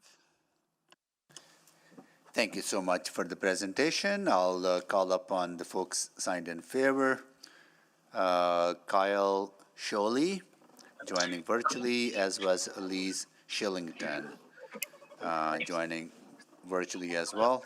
Each of you will have 5 minutes to make your presentations. Please go ahead. Good morning, Mr. Mayor. Can I just confirm if my slides are available, please? Are these the ones that are on screen? Thank you very much. Okay, go ahead. That's right. Good morning, Mr. Mayor, members of council. Thank you for the opportunity to speak in favor of the proposed new North Saskatchewan River Area Redevelopment Plan. My name is Kyle, and today I'm speaking as an individual Edmontonian, a resident of Wauquentuin. I'm pleased that we can gather today, December 9th, or June 9th, or August 18th. I'm joining you for a third time today, virtually. Good things are worth waiting for, and thanks go to administration who's been as patient as us in the public. This has been something of a journey. Next slide, please. In March 2024, the entire extent of the North Saskatchewan River across Alberta was recognized under the Canadian Heritage River System in celebration of its significant cultural, recreational, and ecological features. Frankly, it should also be a national urban park, and many Edmontonians, myself included, would appreciate an update on any progress towards that body of work. Indeed, the River Valley and ravine system shelters fragile ecosystems, anchors active transportation routes, and shapes our civic identity. Next slide, please. The North Saskatchewan connects Edmonton to 5 river-adjacent municipalities in the immediate area, and more broadly to more than a dozen river-adjacent communities up and downstream. The valley and ravine system is a place of overlapping jurisdictions, interests, and users. We all have a shared role in the protection and celebration of this incredible, ancestral, life-giving, and healing place. Next slide, please. The river valley and ravine system is also an ecological and cultural landscape. Indigenous nations have gathered, traded, and held ceremony along the banks for millennia, and generations of settlers have built trails, bridges, and sites that tell Edmonton's story. Protecting this layered heritage while preparing for a city of 2 million and beyond requires an updated, integrated plan, and that is exactly what the ARP delivers. Next slide, please. Over 4 project phases and numerous years of work, the city invited thousands of Edmontonians, Indigenous peoples, and interested parties to refine the ribbon of green and the ARP. The What We Heard and What We Did reports show how every action under 8 lenses, which Edmontonians said mattered most, have been addressed. Heritage, reconciliation, and Indigenous collaboration, ecological integrity, inclusive, accessible spaces, growth pressures, commercial uses, trail planning, greater interaction with the river, and sheltering. Next slide, please. Selfishly, I'll take a moment to zero in on heritage and recreation. First, heritage. In September last year, the Edmonton Heritage Council and Edmonton Historical Board wrote a joint letter of support for the heritage elements of this document. The new ARP recognizes that the River Valley is not just an environmental corridor, it's a living archive of stories, cultures, and communities. The ARP encourages adaptive reuse of historic infrastructure, blending old and new in ways that celebrate design legacies while meeting contemporary needs. These are not relics, they're anchors of identity. The plan also goes beyond structures to protect the intangible cultural heritage of the valley, stories, music, memory, and traditions by safeguarding key viewscapes, ceremonial gathering spaces, and interpretive connections. It ensures that as we build forward, we still look back to remember. Again, it is difficult to interpret history or promote ecological conservation of places that cannot also be immersively experienced. This is a shift from seeing heritage as a static to understanding it as dynamic, something that we interact with, contribute to, and carry forward. The ARP both preserves and transforms the River Valley into a place where multiple histories can be seen, felt, and honored. Next slide, please. Now, Council's job is to adopt the plan and convert this momentum into action. From the bottom of my heart, I urge you to adopt the bylaw today and direct administration to prepare any supporting zoning amendments, fund a dedicated River Valley implementation team to coordinate ecological restoration, heritage conservation, and trail connections, and mandate annual public progress reports so that Edmontonians can measure and celebrate success and adjust course as necessary. Last slide, please. This is generational. By acting now, you align the ARP with city plan's growth horizons and avoid the costly patchwork approvals that have eroded River Valley protections in the past. Our ribbon of green is sacred. The River Valley has always carried us forward. Let us return the favor by giving it the modern and accountable stewardship it deserves. A river cuts through rock, not because of its power, but because of its persistence. Let's be that persistent force for Edmonton's greatest natural and cultural legacy. That concludes my remarks. Thank you, and I'd be happy to answer any questions at the appropriate time. Okay. Thank you so much for joining us. Next, we will go to Elise Shillington. Good morning, members of Council and Urban Planning Committee. My name is Elise Shillington, Senior Development Manager at Kentiro and Chair of the New Communities and Growth Committee for Build Edmonton Metro. Thank you for the opportunity to speak to you today. As outlined in the letter submitted by Build, we support the city's efforts to modernize and clarify key elements of its planning framework, particularly through updated mapping and clear articulation of plan precedents between the area redevelopment plans, the ravine system protection overlay, and existing statutory plans. We encourage Council to support administration's continued efforts towards improvement, particularly in providing clear guidance and ensuring accurate map alignment. Regular updates to statutory plans are vital to maintaining a planning system that is agile, responsive, and capable of supporting both development and redevelopment. This also ensures the evolving needs of current and future residents while continuing to safeguard our crown jewel, the Edmonton River Valley. Thank you again for the opportunity to share my experiences and for your leadership in modernizing Edmonton's planning framework. I'd be happy to answer any questions. Thank you so much. Thank you so much for joining us. No questions, colleagues? Question to the panel in favor? Okay. Thank you so much for joining us. Next, we will go to folks in opposition, and we'll see if we can fit all the speakers in panel one, right, clerk? Okay. All right, we'll call the names, see who is present. Raquel Firo. Here. You'll be speaker number one. Kay Shakur. Present. You'll speaker number two. Ansh Gulati. Ansh Gulati. I'm present. Speaker number three. Patsy Cottrell. Patsy Cottrell. You're speaker number four. I'll see if Mandeep Chahal is joining us. Nope. Ryan Jakes. Hello. Thank you. Joe Zurkovich. See, thank you, Joe. Chris Reckard. Please come down. Wanda Mauricio. Thank you.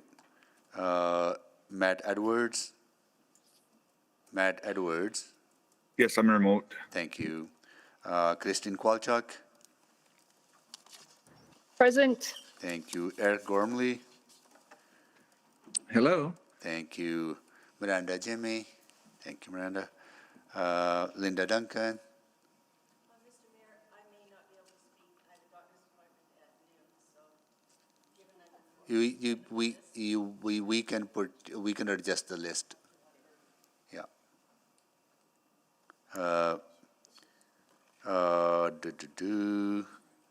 Dennis Thomas. Thank you. And there's only one person who is not present from panel one, so no. Only Mandeep. Did I miss anyone? Okay. And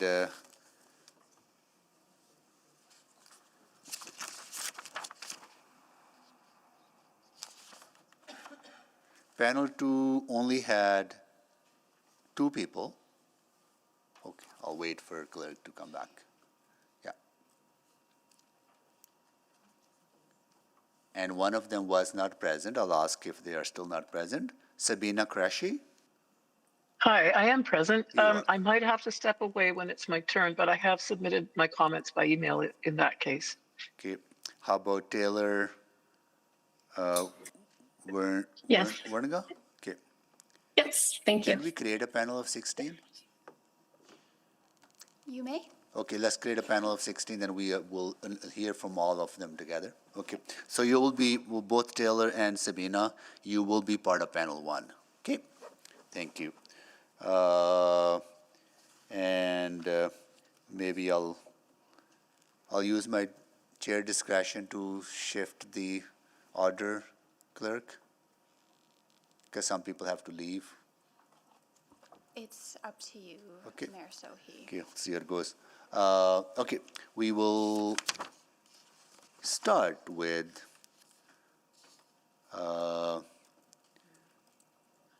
Linda Duncan. You want to start? Can I go after her? Are you not unable to stay? I may run out. I have to go over to the courthouse for a warrant. Others might have to leave too, right? So I Our warrants are together. That's why. does anyone else have to leave early too?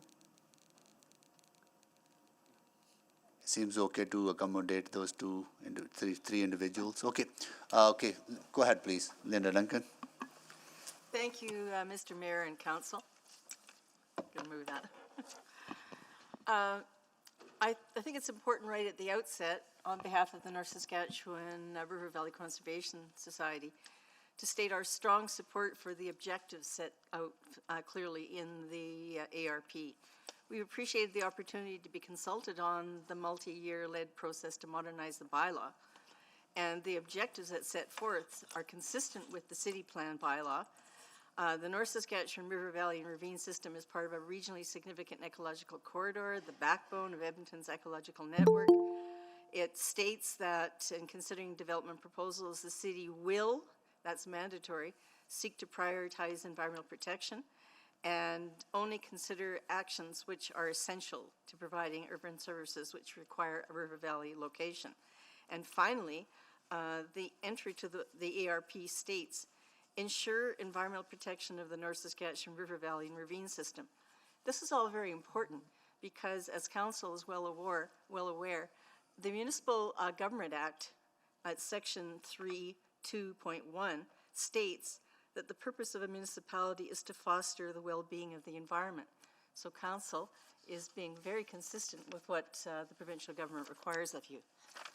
The reason why my organization has been listed as opposed is not because we are opposed to the development of a stronger bylaw for the City of Edmonton, but we have some concerns that there has been downgrading from the current bylaw to move a lot of matters that were mandatory, in particular the matter that Council will not consider any major development that is not essential for the River Valley.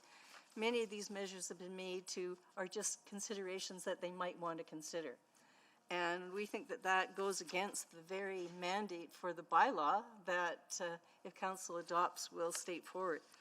So we have brought forward a number of amendments that are suggested, a few tight amendments, that would actually return this bylaw to the existing bylaw and make matters more mandatory. One is that for Section 4.15, subdivisions should not be approved if they don't meet with the objectives. 4.1.10 is very important because it says that the primary land use of all lands acquired by the city in accordance with other policies, it should say shall be open space. The two that are so critical that Council should consider adjusting, and I think they could easily do those and still move forward with this bylaw, is provision 5.1.3 and provision 5.2.6. 5.1.3 states that the matters that the administration may consider in making decisions about the valley. And right now it's optional. We're recommending that it should be mandatory that they consider ecological network, mitigation measures, nature-based solutions, climate change mitigation adaptation. So that's one amendment that we suggest to 5.1.3. For 5.2.6, that's where Council makes decisions on development in the valley. And we're recommending that instead of being optional, right now in the existing bylaw, it's mandatory that Council give consideration to require that the proposal requires a River Valley Ravine System location and meets the objectives of the policies of the planning and is in the public interest. So we're a little puzzled that the suggestion would be that Council might want to think about when in fact what those should be, if you look at the whole purpose of the bylaw, which is to protect the valley into the future, then it's very important that those be made mandatory. We have to remember that the river valley is 100% public land. We're not talking about private zoning. And so it's really important that there are measures in place that Council has the power and administration has the duty to actually protect into the future. Thank you very much. Thank you so much for joining us. Dennis Thomas, please. Thank you, Mr. Mayor, members of Council. I wonder, just request that the city clerk put up two things. The attachment number 9, the replacement one, that's the red line version. If that could be put up, I'm going to speak to that. And then be ready to put up an attachment to my email. I sent in an email on Friday, and it was a repeat of an email I'd sent on June 8th. this bylaw was last before you. And I just want to, it has an attachment to it that I'd like the clerk to bring up. It's called a public review process by an independent advisory review panel. Now, Mr. Mayor, members of council, and I'm with Linda Duncan. We're both board members of the North Saskatchewan River Valley Conservation Society. We both have quite a bit of experience, not only legal. In my case, I was a judge for a while, not that that's very relevant to what we're doing here. But we've been involved throughout the discussions of the bylaw as the ribbon and green and the bylaw, but our focus today is on the bylaw. We have, as Linda said, we're totally supportive of this bylaw on condition that you make some minor amendments to make it a stronger bylaw. This planning team has done a remarkable piece of work. It's very well done. Their public engagement was spectacular. And there's only a few, so all we're saying is there's just a few more things you could do to make it a very strong bylaw to protect the River Valley. Linda's already spoken to some of the requested amendments. And if I don't know if that red line report can be put up, but it's on page 2, section 1.1 in the first sentence. I'm not seeing it, but sorry, I can't see it either. Anyway, then what I'm after is adding the word after in protecting and restoring. At the outset of the bylaw, and it's a very good statement, the bylaw is to protect and restore the bylaw. Remember that there's been development in the River Valley for hundreds of years, actually, at least colonial development. And you've got to look down the road. In the next 100 years, there's going to have to be there should be active restoration going on, and this bylaw should support that. The other point was on page 14 of the red line report, and I'm just repeating what Linda suggested. That is, in the third line of 5.2.6, for some reason the word should has got in there. It had been shall, became should, and now should go back. We say should go back to shall. There's no reason why this shouldn't be clearly mandatory. So that's one thing we're suggesting. Now, if I might move on, just to the next item was an addition, and it was the attachment to my letter, my email of June 8, and it's entitled, a document entitled Public Review Process by an Independent Advisory Review Panel. I totally applaud the strategic assessment and environmental assessment processes that are built into this bylaw. The one thing that's missing is for it to undergo in cases of very major applications or changes, say a large development, I put $5 million in mine, the council could pick a number. The thing is, it's totally a closed loop. You don't go outside to take advantage of all of the expertise in this community. And what I'm proposing on behalf of the Conservation Society is that you add into the bylaw after section 5.18, a public review process conducted by... Thank you. So thank you so much. It's there, yep. and hopefully you'll have a look at that and go with that. Okay. Next, we will go to Raquel Firo. Thank you very much. Is it possible to pull up? I have just 3 slides. Thanks. We'll just stay on that one until I ask you to move on. my ask is very specific today, and it's on slide 3. We should be very careful about the scale of development that is added to the valley, particularly because we've now reached the point where restoration work is needed if we're to meet our ecologic goals as well as our recreational goals.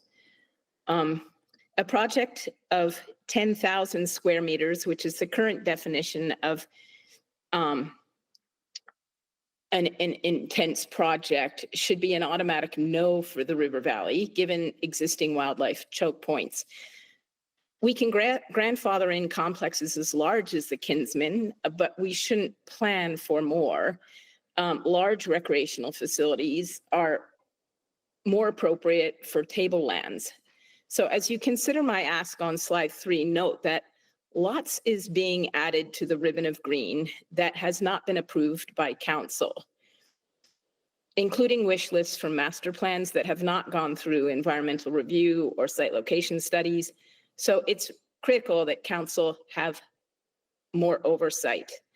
So in slide 2, I'm focusing again on the size of development as being important, but it is not the most important criteria. We also have to consider location.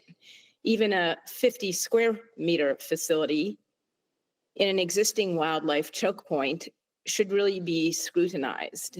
So we can't leave things to one development officer. Council needs second sober thought. So asking for a reduction to 500 square meters is very reasonable. Our river valley can help us implement our Indigenous framework. Managed with Indigenous leadership, we can maximize pathway 4 of our climate strategy, that being carbon capture and nature-based solutions.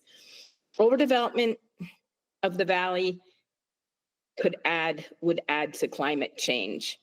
So we need to proceed very carefully. So if you move to slide 3, that is my ask. Just be very careful about how we allow the River Valley Bylaw to define intensive open space facilities, because that is what will need council scrutiny. That is what will come before council. I think it should be changed to 500 square meters from that 10,000 square meters. And I've given you on the previous 2 slides some examples of what kind of infrastructure would be allowed and would be able to fly under the radar without second sober thought by council. 500 meters also aligns nicely with the number used to define intensive utilities and transportation infrastructure. So let's just make it a uniform 500 meters throughout the document. I also suggest council insist on a definition for significantly. When we say significantly expanded facilities, council needs to be able to visualize. We all need to be able to visualize exactly what's meant. If we don't end up defining significantly, then I think we should just keep the bylaw clear and say new or expanded, end of story. So that is a very narrow ask, and I'd be happy to talk about my feelings about the overall bylaw. Thank you. Thank you. Next, we will go to Keisha Kerr. Thank you, Mr. Mayor. Thank you to Mayor and Council for the opportunity to speak today.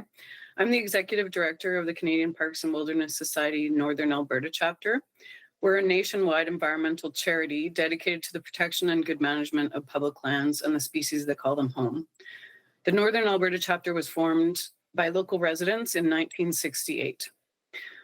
We are in strong support of a strengthened bylaw for protection of nature and natural spaces in the River Valley, and also the primary objectives of the ARP to ensure environmental protection of a river valley and ravine system.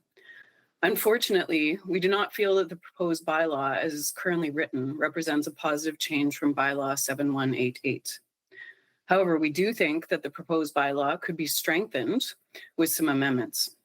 The NSRVCS and ERVCC have put forward clear amendments that we strongly support. Under Bylaw 7188, since 2005, we have lost 4.2% of natural areas in the River Valley. This is better than the overall loss of 11.4 across the city during that time, but it is significant given that the proposed bylaw will weaken protections. And if our citywide trend continues, natural areas will become extremely rare within the city outside of the River Valley. We can therefore not afford to lose any more natural space within the River Valley, and without stronger protections, these losses will accelerate. We've identified 3 major gaps in the current ARP, the proposed ARP, that put Edmonton's River Valley at risk. These are weak discretionary language, a reduction of oversight of developments by council and the public, and a lack of clear binding limits on environmental impact. The new ARP uses weaker discretionary language, as has already been mentioned before, such as may and should rather than shall, or discouraged rather than prohibited. Instances of weakening of the language have increased even since the draft to the one that was released at the end of May. In other jurisdictions, such as London, Ontario, there's strong statutory language that can protect green space from the pressures of development. Edmonton's proposed bylaw should match those standards, where in cities like London, where ecological integrity is embedded in the urban planning framework. The ecology and the benefits of nature are what make this area desirable for recreation and why we consider it to be the jewel of Edmonton. So it's logical to protect the ecology before considering other interests to ensure it remains intact for future enjoyment and to continue to provide the many benefits to humans of a healthy River Valley ecosystem. We feel that the changes from 7188 to the new ARP will further enhance the cumulative impact of development and loss of natural areas in the River Valley and make death by 1,000 cuts even more likely. With Bylaw 7188, developments of all sizes required review by council and needed to be deemed essential. This was a critical safeguard against cumulative ecological damage and green space loss. The new ARP delegates development decisions to city administration for developments under 10,000 meters squared, as Dr. Farrow mentioned. This is the size of almost 2 football fields. Thus, not requiring council oversight for projects smaller than this size, and not requiring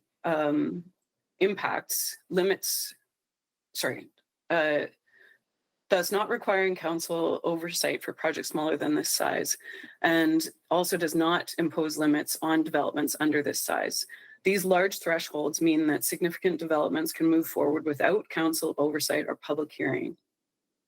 Under the current language of the ARP, it's not required that land use in the River Valley follow the land classifications put forward in the ribbon of green, making adherence to the ribbon of green subjective and open to interpretation.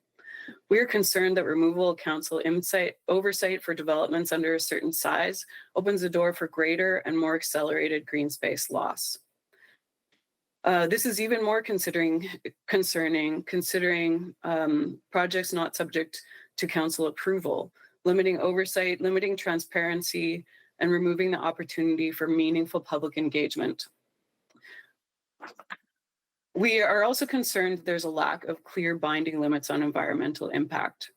We don't see explicit thresholds for how much environmental disruption is too much, and there's no quantifiable limits on habitat loss, fragmentation, or pollution. We therefore support a new ARP that maintains or strengthens protections of Bylaw 7188, and we support amendments put forward by ERVCC and NSRBCS. Thank you for the opportunity to speak today. Thank you so much for joining us. Next, we will go to Ansh Gulati. Good afternoon. My name is Ansh Gulati, and I'm a law student at the University of Alberta. I'm here to address council. I'm here today to advocate for a robust and enforceable bylaw. After all, a bylaw is the most binding form of municipal law. The need of the hour is a bylaw that addresses the challenges of the current ARP and builds upon it in a substantive way from a legal perspective. Council, the North Saskatchewan River Valley is far more than a scenic landmark. It is a vital living system that supports biodiversity, helps buffer extreme heat, reduces long-term climate and economic risks, and holds cultural significance for Indigenous communities. Yet, the proposed bylaw falls short of protecting this treasure. Through my work with the ERBCC as a law student, I've come to appreciate a central truth. Only strong, binding legal frameworks can truly protect the River Valley. We need stronger protection measures now for ourselves and future generations. The ARP's modernization offers a major opportunity, yet the proposed draft is a weaker bylaw with vague language and potential gaps in enforcement. This is unfortunately not a bylaw that will offer council clear guidance or uphold the city's goal of protecting the River Valley. Recent cases like the Epcor Solar Farm, Horlick Park tree removal, and the near loss of Fulton Creek have sparked public concern. While the city has acknowledged a climate emergency, the draft ARP does not yet reflect that urgency, lacking meaningful provisions to protect biodiversity, prioritize nature-based solutions, and honor the city's Indigenous framework and constitutional obligations. First, the draft ARP employs weak and legally non-binding language. Subtle shifts in the red line document meaningfully weaken protections. To carry real weight, the bylaw's language must be strong and binding. The absence of enforceable language like shall and the replacement of shall with should in multiple sections in the red line document are not insignificant. If we are serious about protection and enforcement, the use of should must be altered or restored to shall to be binding and impose a legal obligation. The draft also erodes existing procedural safeguards. In Section 5.2, replacing City Council approval of strategic assessment with mere consideration dilutes oversight, clarifying that assessments must be considered, complied with, and given effect to before any plan amendments would better safeguard the River Valley. Second, the draft's approach to environmental assessment and the mitigation hierarchy is flawed. The environmental assessment framework states that the environmental assessment is generally completed at later project stages. But what does generally mean? And why is late-stage assessment being normalized? This contradicts the intent of the Federal Impact Assessment Act, which calls for an early planning phase before irreversible commitments. Assessment should guide development from the outset, not follow it. It should occur as soon as the full environmental impact can be assessed. Further, without a clear mitigation hierarchy or guidelines to define minimization and regulate offsets, this process risks becoming merely a checkbox exercise. Finally, no legal framework can be complete without considering those who have stewarded this land since time immemorial. Climate justice and reconciliation require us to move from symbolic acknowledgement to meaningful action. A land acknowledgement is a start. While the draft recognizes the River Valley as an important place for Indigenous communities, it is unclear how that is meaningfully reflected in the bylaw. At a minimum, the city's Indigenous framework should inform the bylaw. More persuasive is the constitutional imperative. This engagement should be foundational, not optional or performed only when convenient. Indigenous-led processes that respect Indigenous jurisdiction and co-production of knowledge are essential to navigate the climate crisis and engage in nature-based solutions that have the potential not only to heal landscapes, but to transform the very relationships that define them. Council must not approve a new River Valley bylaw until these critical legal and structural issues are resolved. Edmonton's social and economic fabric depends on a healthy, resilient ecosystem. The River Valley sustains us all. With this bylaw, Council must reflect that significance in law, in spirit, and in action. Thank you. Thank you so much for joining us. Next, we will go to Patsy Cottrell. Good morning, Mr. Mayor and councillors. My concern today is with the ecological integrity of the River Valley and Ravine system, a concern I've expressed on several previous occasions. The twin primary objectives of the ARP are environmental protection of the River Valley and ravines and provision of access and recreational opportunity for the public. It appears the latter will be ramped up as the population of Edmonton is anticipated to increase to 2 million. I'm skeptical that these two objectives are compatible. I have been frequenting the River Valley for almost 45 years. I live a 2-minute walk away from it, and during that time I've watched its ecological integrity decline as public usage has increased, particularly by the proliferation of trails, especially informal user-generated trails. These informal trails in turn are spawned from formal trails, which now provide access and will provide access into parts of the river valley that were once remote and hence functional as natural ecosystems and wildlife habitat and corridors. If we are to retain the river valley in anything like a natural condition, we should be here today debating a bylaw dedicated to environmental protection rather than a bylaw with the word development in it. Also, I suggest that the city take the opportunity of the River Valley ARP renewal to undergo a paradigm shift and realize that it cannot rely on the River Valley system as the only venue for citizens' outdoor recreation needs in the future. Admittedly, the new bylaw retains somewhat the essential concept of Bylaw 7188, requiring strategic assessments and environmental assessments with an expanded range of criteria for large development proposals.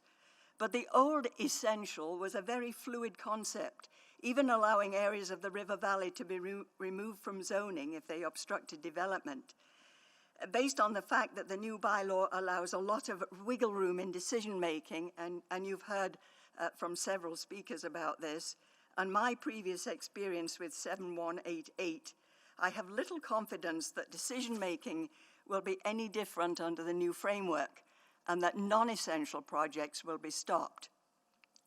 But to get to the Ribbon of Green strategic plan, it talks a good talk, and there is some evidence that the public have been listened to. However, I note that biking will still be allowed in preservation zones, something I particularly oppose. The city seems to believe that biking, including mountain biking, is low impact, but it is anything but. It destroys vegetation, causes habitat loss, soil compaction, and erosion. Hikers and off-leash dogs are also culprits. It doesn't help that the mountain bikers advertise River Valley escarpments online as a free-for-all and free game to non-residents. Preservation zones should mean what they say, identified on ecological criteria alone, not pre-existing usage. Human access should be non-existent or carefully limited in them, and they should be clearly demarcated on the ground to inform the public. But under next steps in the Ribbon of Green implementation plan, I do support the monitoring and reporting plans proposed with field-based studies. Absolutely, I support the long-postponed River Valley Trail strategy. I agree it needs to provide some access to nature while preventing the creation of further user-generated trails and minimizing trail density. And I support the recommendation that came from the public that an independent River Valley Advisory Committee be established to review not just development proposals, but all River Valley issues. I oppose any accommodation of homeless encampments in the River Valley. The city must find other solutions to that problem. And I look forward to being a member of the public involved in these implementation plans and the steps towards stewardship that was mentioned by administration. Thank you. Thank you so much for joining us. Next, we will go to Ryan Jakes. Hi, thank you for the opportunity to speak in opposition to the currently proposed new North Saskatchewan River Valley Area Redevelopment Plan. I'm not an expert on this by any means, but I do want to quickly lend my voice to this and echo some concerns that you have heard and will continue to hear, as well as some things that I've been thinking about recently. Anyways, the River Valley system is Edmonton's undisputed treasure, one of the main things that sets us apart from other cities and makes the city livable and breathable while allowing for this thriving urban center. We need to do everything in our power to protect and preserve this, and this new bylaw does not quite go far enough. One example of watering down language, as pointed out to me by previous speaker, Ansh Galati, in his excellent op-ed in the Edmonton Journal from last week, is around the environmental assessment framework, a topic that is perhaps unsurprisingly top of mind for me in the context of the bridge plans in Mill Creek Ravine. So environmental assessment should not be a mere formality where it is basically assumed that it will be rubber stamped as the last step immediately before tendering process and construction. As quoted from Appendix 2 of the new bylaw, the environmental assessment is generally completed at later project stages. Not only is generally meaningless from a legal standpoint, it also normalizes late-stage assessment, as noted by Ansh. However, my impression is that the transportation approach is improved and better in the new bylaw. Transportation in the River Valley has always been top of mind. The current bylaw states in section 2.2, quote, "The municipal level of government has probably exerted the greatest development pressure on the River Valley with public utility proposals and transportation plans. These uses tend to be incompatible with the aims of nature preservation and parkland development," end quote. In the new bylaw, section 5.2.4 states that City Council approval of a strategic assessment shall be required for new or significantly expanded intensive transportation facilities if those facilities are proposed on lands identified as River Valley open space. This strategic assessment framework provides a process for evaluating whether a proposed development in the River Valley should proceed and requires a number of considerations to be addressed, including project rationale, as well as public, interested party, and Indigenous engagement. However, I would like some clarification on what is included in this. Does like-for-like renewal automatically count as new intensive transportation facilities, or only paving over current green space? I think any existing transportation use in the River Valley at the start of the renewal process should require approval of a renewed strategic assessment by City Council in the future. This is strongly preferable to consider the merits of projects early on rather than last-minute pivoting being the only possible course of action. Section 4.3.2 of the new bylaw also states that, quote, "Opportunities to mitigate the impacts of existing transportation infrastructure and restore lands used for transportation infrastructure to open space use shall be evaluated as part of infrastructure lifecycle management and renewal," end quote. I think this is a great addition, but councillors should have a formal opportunity to have a say on this early in the process, which is more transparent and accountable than city administration making decisions in the background. It is not enough to assume that the River Valley is safe due to public opinion. We need stronger legal protections and City Council oversight. We will realistically not probably be coming back around to this bylaw anytime soon.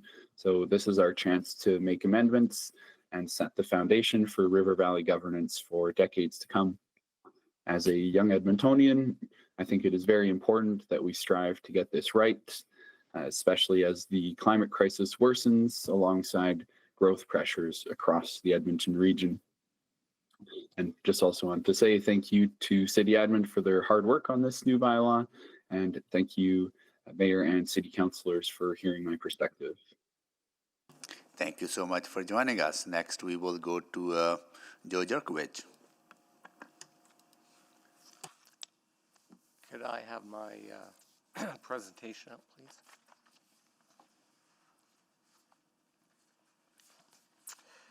Thank you for the opportunity to speak today with three of my fellow directors on behalf of the Edmonton Mountain Bike Alliance regarding the River Valley ARP.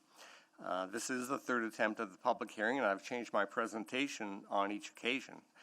Understanding now that this is to approve only the River Valley ARP, I will focus on EMBA's very serious concern with the terms of this bylaw and how we've already had a very troubling indication of the way in which city administration can be expected to implement those terms. Our main concern is with the definition of development, and on this first slide you will see two things, both defined as development by the proposed bylaw. Next slide, please. Over 90% of the natural surface trails are within areas currently designated as preservation under the Ribbon of Green, and so would have been off limits to cyclists under the original terms of that plan. So we do appreciate that in response to overwhelming public support demonstrated through 4 rounds of public engagement, that the trail-based recreation subcategory has been added to the preservation LMC to, in theory, permit access to those trails for mountain bikers, trail runners, hikers, and event organizers.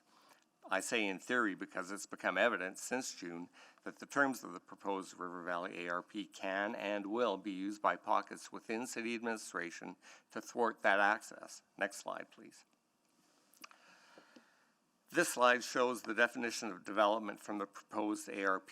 You'll see that it could not be broader, as it includes any change to the land.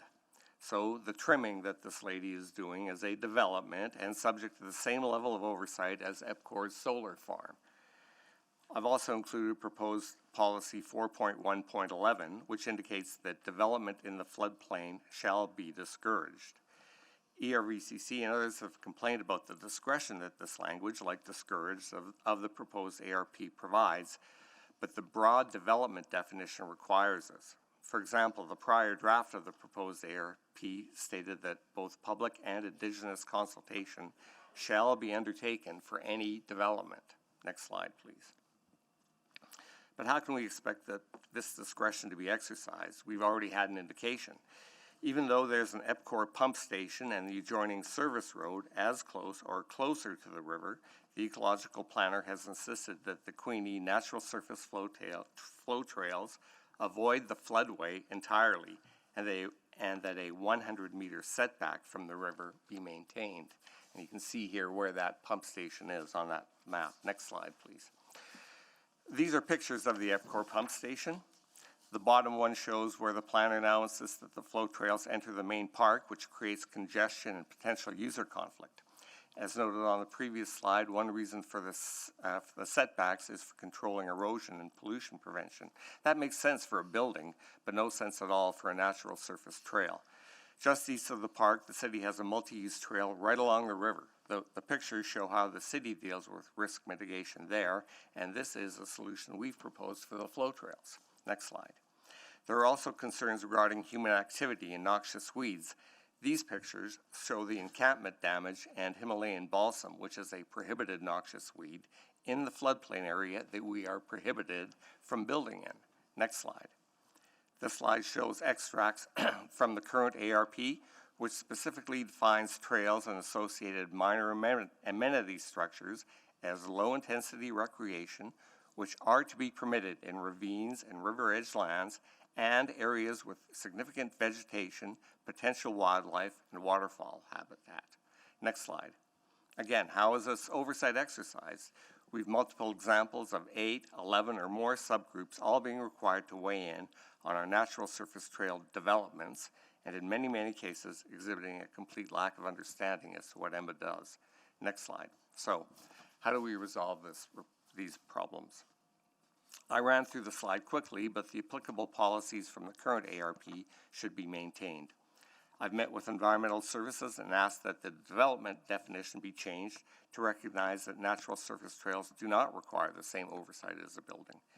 Somehow the bylaw needs to be amended so that pockets within administration don't have the discretion or don't feel compelled to apply the strictest standards against the natural surface trail development. Environmentalists complain, but there are good reasons that the solar farm should require a 100-meter setback while flow trail doesn't. And finally, please require administration to streamline their processes to eliminate the needless and uninformed duplication of efforts. Next slide. And thank you very much. And I do appreciate the ability to speak with members of administration about these concerns and the concessions that we have received. Thank you. Thank you so much. So we are going to take a break here now. We'll be back at 1:30 after lunch. We'll then hear from the balance of the speakers. Thank you.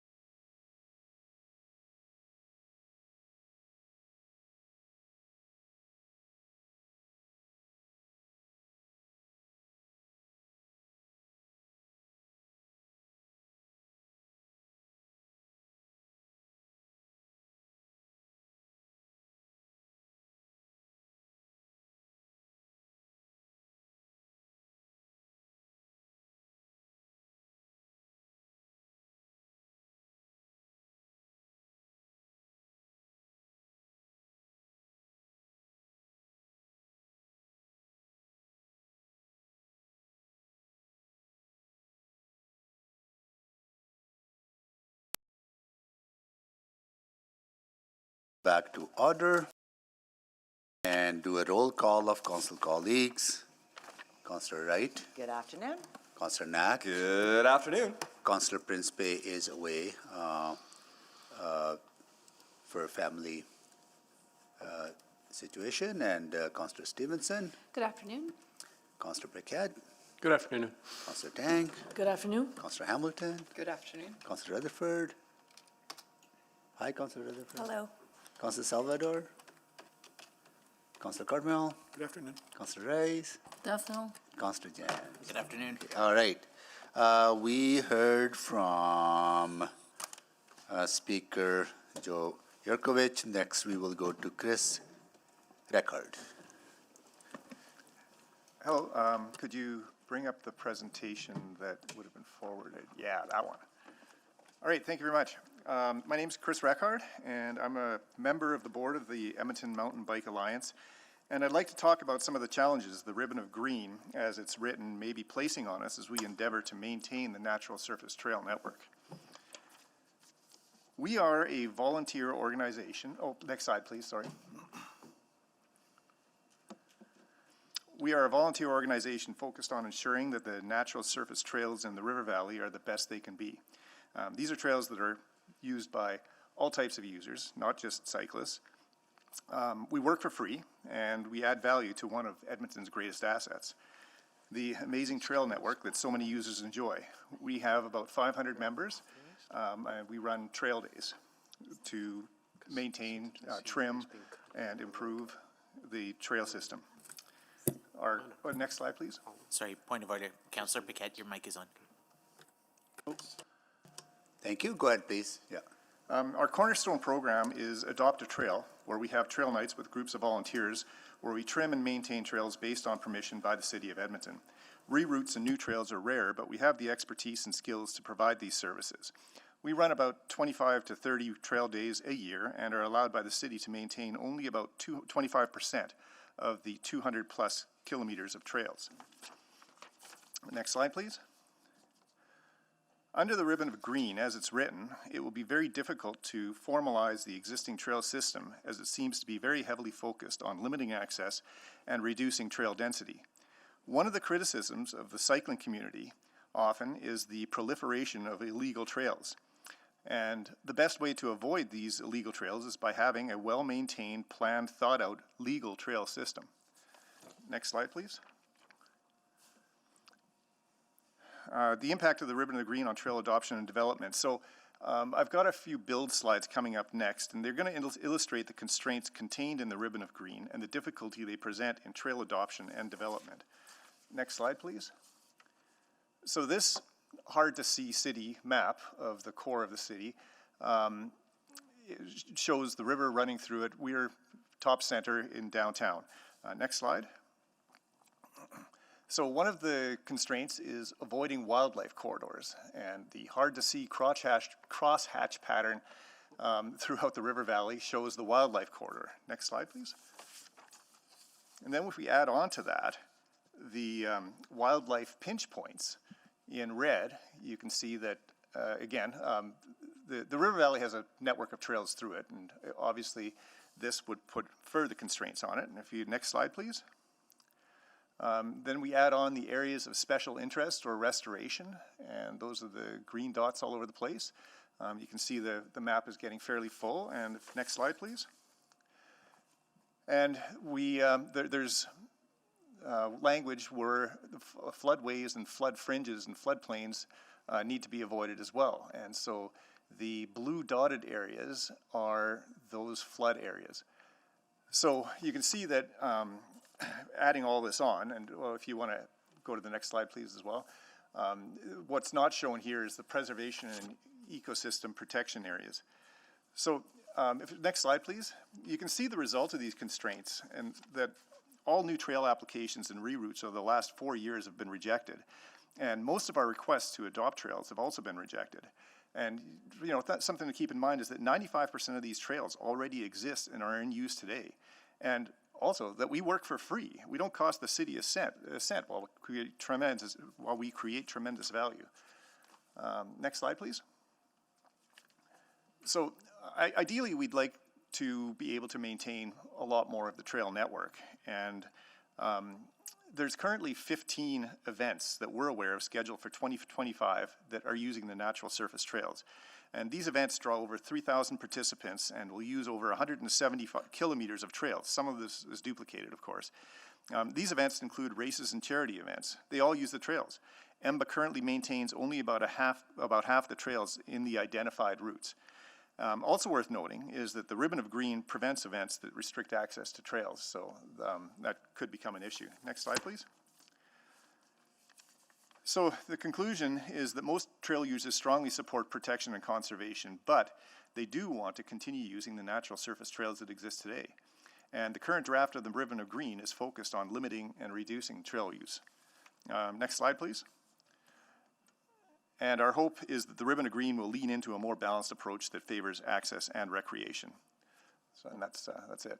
Thank you. Thank you so much for joining us. Next, we will go to Wanda Mauricio, sorry. Yeah. Thank you, Mr. Mayor and Council.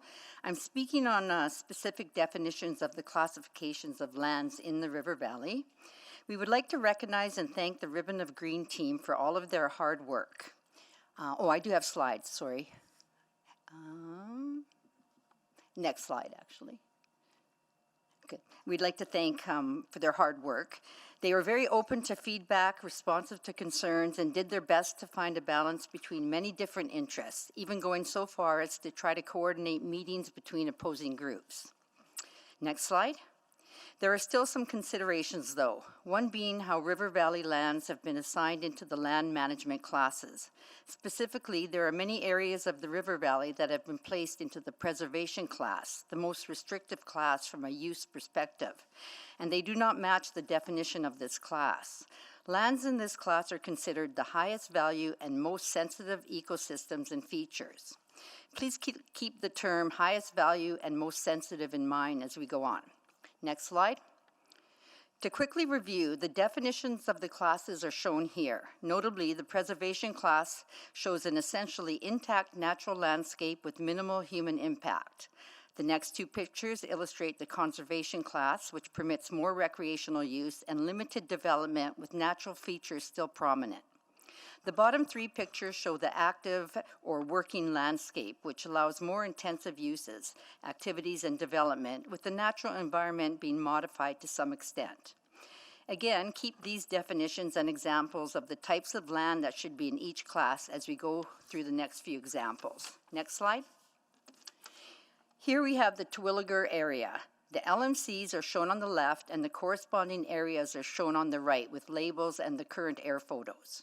A large amount of the area is classed as preservation, but some of these areas do not meet this definition, notably the Edmonton Country Golf Club course, which only very recently has been correctly reassigned.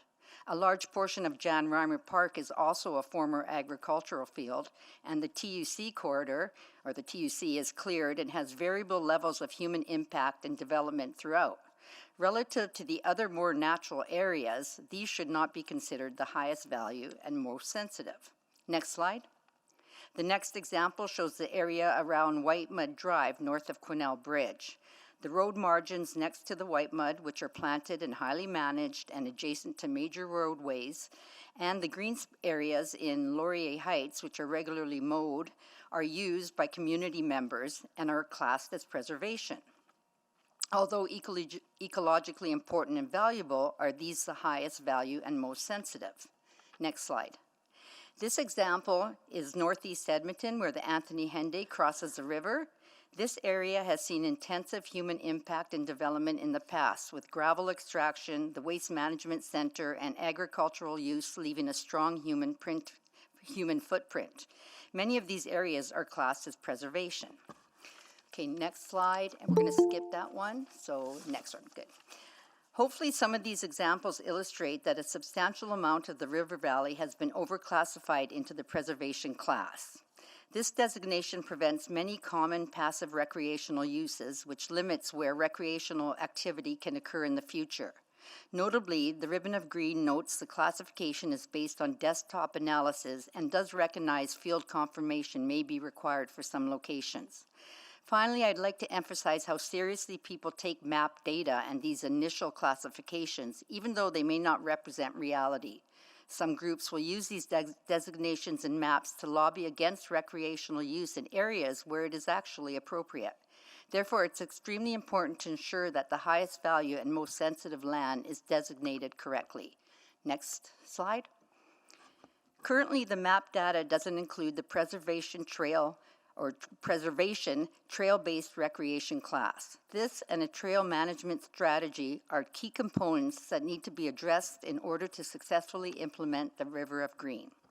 And next slide.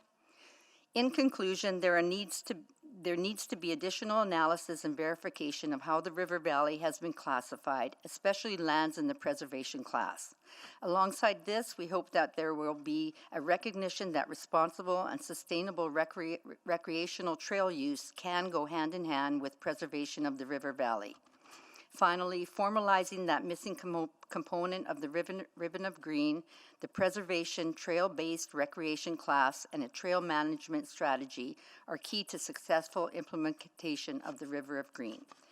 Thank you again for your time and consideration. Thank you so much for joining us. Next, we will go to Matt Edwards.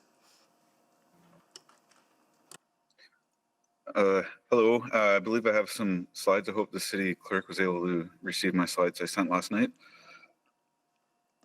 Perfect, that looks like them. Good afternoon, Mayor and Councillor. My name is Matt Edwards. I am an Edmonton resident, a board member with the Edmonton Mountain Bike Alliance, and a co-lead on the Edmonton Bike Park project. Thank you for allowing me the opportunity to speak today. And secondly, I want to thank you for approving the Edmonton Bike Park Environmental Impact Assessment on July 2nd. That decision gives Edmonton families a centrally located, low-impact riding space. We've worked together with city administration for years. Today, we're asking for a targeted direction so the project you approve can be implemented as intended, and so routine single maintenance stops getting stuck in major project red tape. Next slide, please. We often are looking to add trails to our inventory that already exist. Recently, when we asked to add trails called Coyote and Bottle Rocket, single track trails that exist in what was formerly the Epcor solar farm area, was transferred to the city. To have these added to our inventory, the parks explicitly said that they supported it if the work is done on foot, and that's exactly how our volunteers operate. Yet the same sign-off stacks were required by other departments, parkland access permit, a public tree permit, and natural areas approvals and other conditions.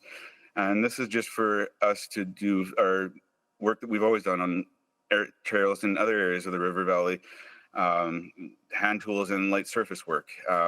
This mismatch wastes staff opportunity, wastes staff and volunteer time and slows remediation after wet water impacts. This is the opposite of trail stewardship. These trails are in use. Let's keep them safe and enjoyable by allowing timely maintenance. Gatekeeping volunteer work with paperwork doesn't solve problems, it hides them and can worsen environmental damage as users detour around neglected sections. Next slide, please.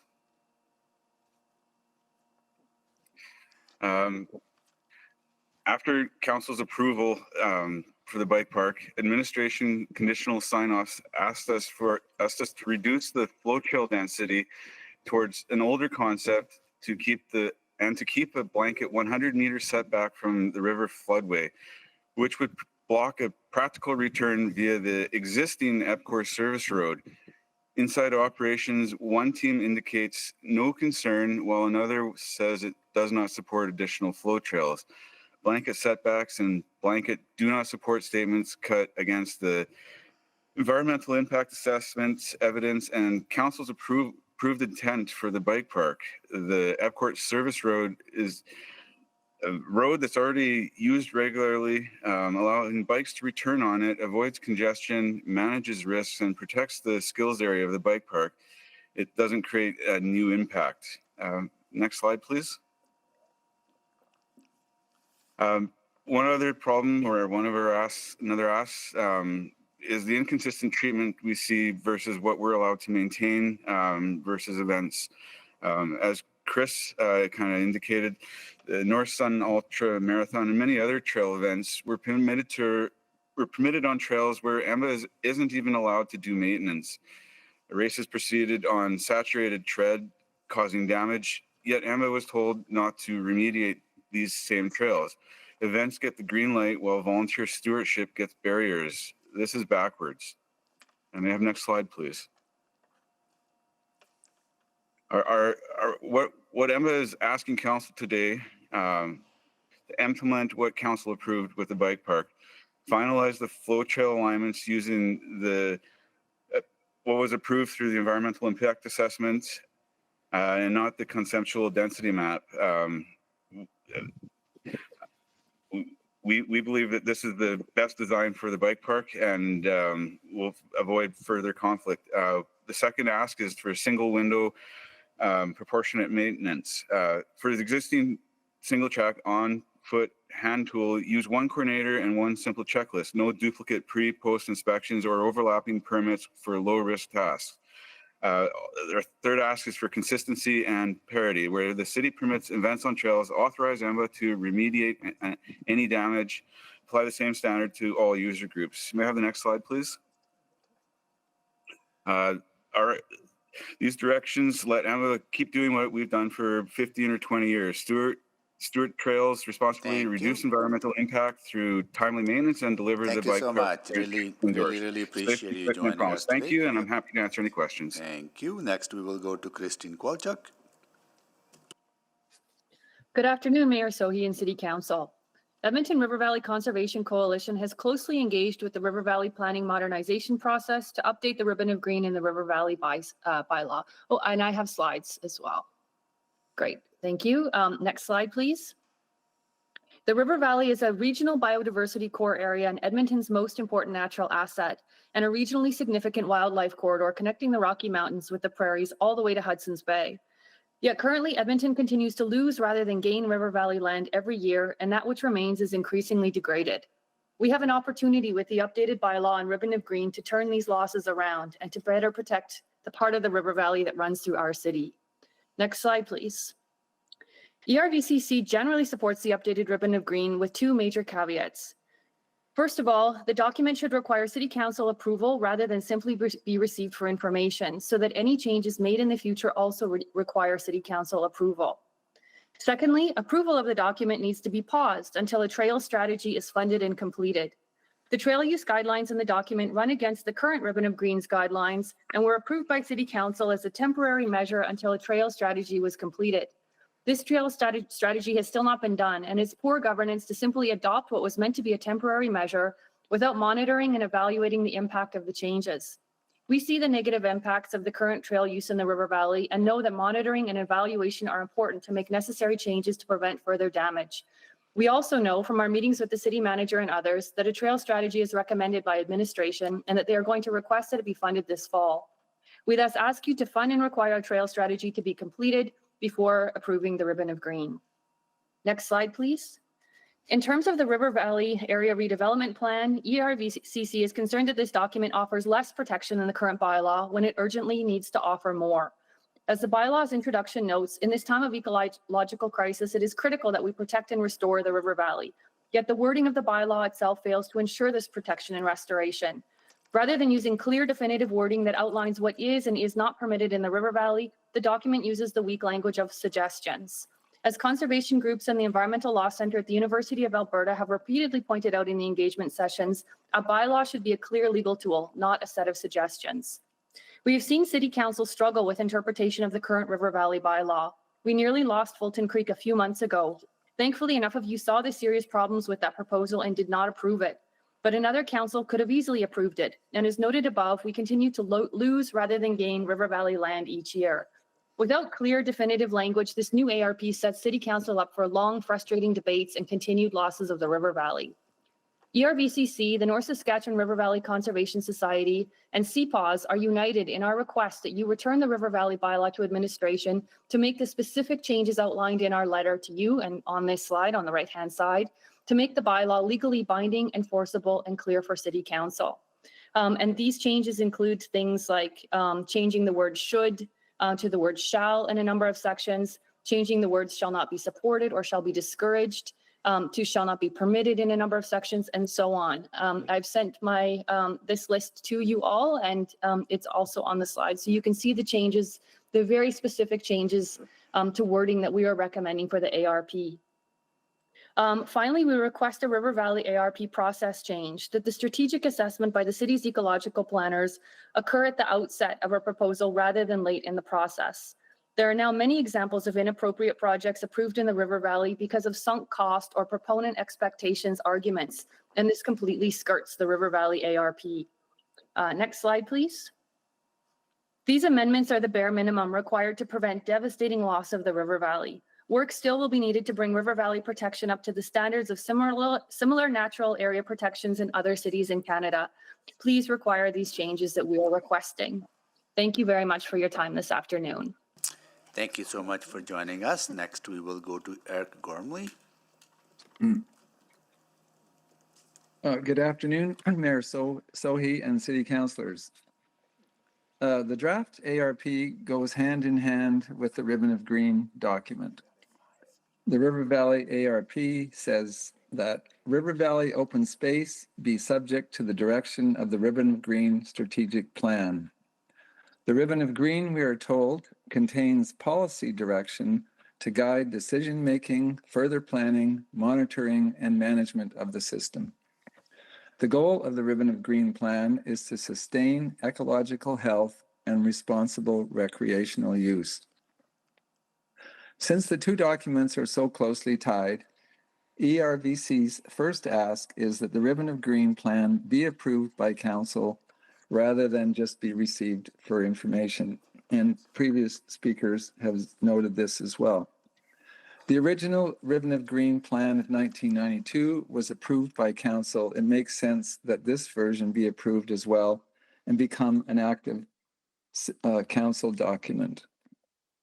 A second ask is that administration report annually on the decision-making, further planning, monitoring, and management of the system to assure Council that the River Valley system is remaining healthy and recreational use of it is responsible. A third ask today is that Council not approve the Ribbon of Green until a trail strategy is in place. For now, let the 1992 Council-approved Ribbon of Green remain as the operational document. There is good reason to wait until a trail strategy is completed. The Ribbon of Green divides the land into preservation, conservation, and working landscape areas, with preservation lands being the most sensitive. The 1992 Ribbon of Green lists suitable activities in a preservation zone: nature study, photography, walking and jogging, canoeing, and kayaking. The draft Ribbon of Green, the new one, allows mountain biking in trail-based preservation areas. This allowance was made as a temporary measure, as a previous speaker mentioned, by Council in 2021 until a trail strategy was formulated and impacts assessed. Now, that temporary measure, allowing biking in all zones, is being made permanent in the draft Ribbon of Green without there having been any monitoring or assessment of the impact of biking in preservation areas. In 2021, administration undertook a review of articles on the impact of mountain biking on the landscape, but so far those findings have not been shared nor used to justify mountain biking in preservation areas. Council might ask administration what they learned from this literature review and whether or not there's been any on-ground assessment of impacts of biking in preservation areas. A trail strategy is essential at a time when use of the river valley and ravines is surging. A strategy can determine how many trails we want, where they should be, and what should be permitted on a trail. According to the Whistler BC Trail Strategy, while trails deliver many health, social, and economic benefits, they can result in habitat fragmentation, soil erosion, and vegetation and wildlife disturbance. Responsible trail planning, construction, and management practices are essential to mitigate these impacts, the study says. Banff National Park also has a trail strategy. Although a number of mountain bike trails have been improved in Banff National Park, cyclists are permitted on only about 1/10 of the trails. Most of the area's trails may remain closed to the riding crowd, but that's not necessarily a bad thing, says Hubbub, a popular mountain biking magazine. And that's quite a statement for a mountain biking advocacy group to make. A strategy is also needed to consider the use of e-bikes on river valley and ravine trails. Some park authorities restrict the use of e-bikes to the lesser powered ones. Banff National Park, for example, limits e-bike use on their cycling trails to pedal assist bikes. Let's not do this in half measures.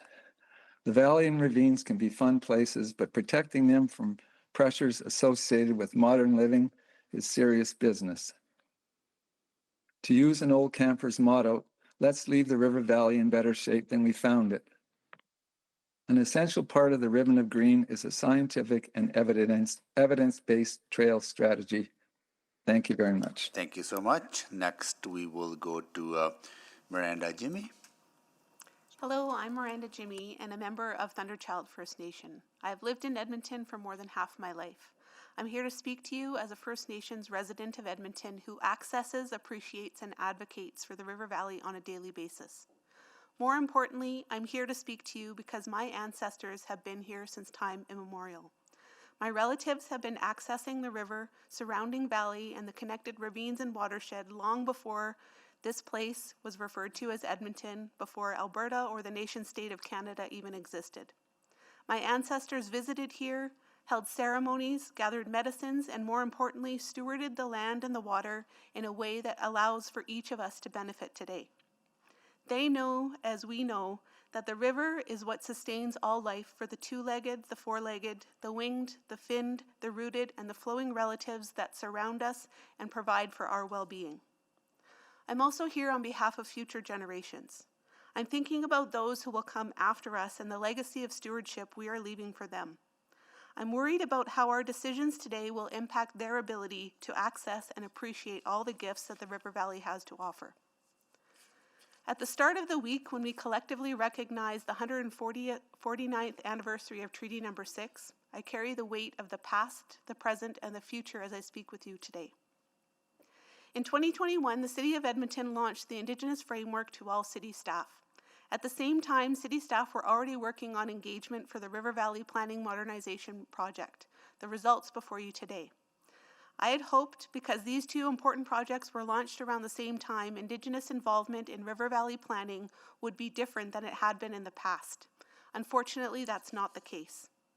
Commitment number 1 in the City of Edmonton's Indigenous Framework is, and I quote, support the journey of reconciliation by applying the TRC's 94 calls to action, the 231 calls for justice from the Missing and Murdered Indigenous Women and Girls Inquiry, and the 46 articles of the United Nations Declaration on the Rights of Indigenous Peoples as a foundation for the Indigenous Framework. The City of Edmonton recently released an annual update on the Indigenous Framework publicly. What this report and the City has failed to do is to be accountable to this first commitment in practical ways, like demonstrating changes to its decision-making processes that implement the Declaration and the TRC's principles of reconciliation. The basis for the UN Declaration is free, prior, informed consent.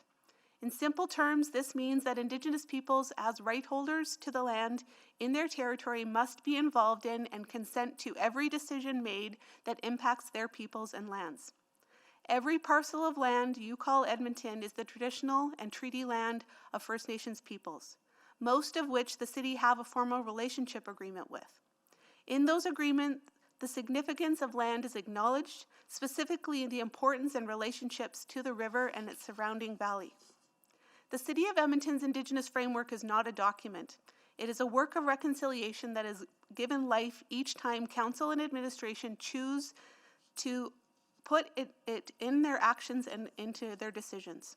City Council, please ask administration and yourselves today in your heart, has the City of Edmonton reached the threshold of prior informed consent with the more than 24 Indigenous rights holders whose traditional territory will be impacted by this plan? I'm challenging you as the City of Edmonton's decision makers and as treaty people to be accountable to your own Indigenous framework, to the MOUs that you have in place with Indigenous nations, and to Treaty Number 6.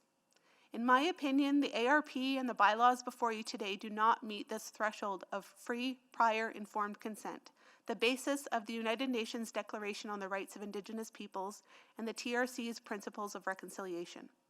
The plan also does not include a requirement for Indigenous consent in future decisions made under these updated rules. Indigenous engagement does not equal consultation, and rights holder consultation does not equal consent. An invitation to engage is not free, prior, informed consent. I'm not asking you for you to follow my advice today. I'm asking you to follow through on the promises that you've already made and that the City of Edmonton should be accountable to in its own Indigenous framework. You can demonstrate your commitment to the framework today by requiring the Articles of UNDRIP through prior, informed consent by Indigenous peoples to be the foundation of planning in the River Valley now and into the future. You acknowledge Indigenous peoples and the land at the start of every one of your meetings. It's time that you begin to meaningfully honor the spirit and intent of Treaty Number 6 in your decision-making processes. Thank you on behalf of all my relations. Thank you so much for joining us. Next, we will go to Taylor Werenga. Yeah. Please I am go ahead. here. Oh. Hi, is my audio working? Yes, we can hear you. Okay, amazing. I also have some slides. Are they available? Yeah, it's on now. Okay, awesome. So I'm here today. My name's Taylor Warenga, and I've lived in Edmonton 15 years. I live and work in Edmonton. I live with my family. I'm also an avid River Valley and nature enjoyer. Yeah, and also thank you so much for the opportunity to address you, Mr. Mayor, and members of the council. So I'm here today because reading through the River Valley, I guess, proposal or bylaws, I know there's been so much work and effort put into this. That's really great. However, I'd also like to see something in the strategy around proactively adding to the River Valley. Next slide, please. Okay, so I've pulled this Edmonton archive photos and kind of pieced them together. And I highlighted in blue here some of the lost creeks and like tributaries that go into the North Saskatchewan. So this is only since 1952. So in the last 73 years, a lot of these places have been developed over. And there's, if you go to the next slide, please. And this has also created like a flood risk, especially in like these southeast areas, where we're relying on like more expensive infrastructure to kind of mitigate those like storm surges and using things like dry ponds. And if we go to the next slide, please. So as you can see from these dark spots and rivers, a lot of these areas are kind of overlapping. And so increasing the River Valley space would also help with some of these flood issues, and then also provide those ecosystem services, which include, you know, the flood and drought mitigation that other people have spoken to much more eloquently, but it also provides biodiversity. And in this plan, it did acknowledge that there's not equitable access in all neighborhoods to the River Valley. So being able to extend it out and create those corridors throughout neighborhoods both provides like access and habitat. Next slide, please. So here I have like a 2025 map and kind of overlaid some of the creeks and rivers that have disappeared or been piped or they're like disconnected. And I really think including daylighting and creating these as corridors, especially when we're going through industrial areas, which are not just industrial uses, like there's often like offices. So it gives people a way to get to work without using a car. And it also gives foxes, hawks, and frogs a safe place. And you're not watching, all of the wildlife scramble across the pavement around cars. As some examples, if you go to the next slide, this is the Cheongsan River in Seoul. So they've used selective de-urbanization where they proactively purchased land and restored it into a more natural setting. And it also had a side effect of improving traffic congestion, walkability, and public transport initiatives, in addition to creating more biodiversity because it gives a habitat for those fish and frogs and birds to live. If you go to the next slide, I have an example closer to home. So this is Strathcona County. As part of their flood mitigation strategy, they actually daylighted a wetland instead of building engineered infrastructure. And this is something that's quite a bit cheaper for the city to implement as well. And it also taps a lot of local talent and volunteers and creates that direct connection between, families and kids and real life ecosystems and the place that they live in. If you go to the next slide, please. So I would love to see this bylaw include proactively purchasing and adding land to the river valley instead of only giving guidelines to develop it and making a smaller and smaller piece of land, even though it's something iconic that we all love and enjoy. And I think a local example, this is from a sea paws walk. This is my partner and son, and we got to see sturgeon spawning right in the city on something that used to be a city dump. So I think it's really powerful that this area is able to be rewilded. But thank you so much for your time and this opportunity to speak. Thank you so much for joining us. Next, we will go to Sabina Crashy.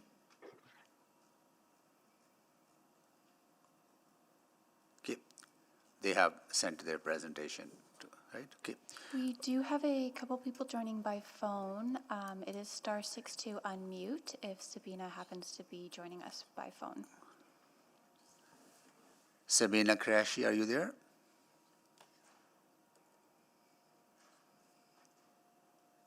No? Okay. Questions from council members to the panel? Questions from council member to the panel? Councillor Wright, you selected this. Yes, thank you. Please go ahead. Okay, so I think I've got questions for everybody, but I think my main questions are going to be for administration, things about some of the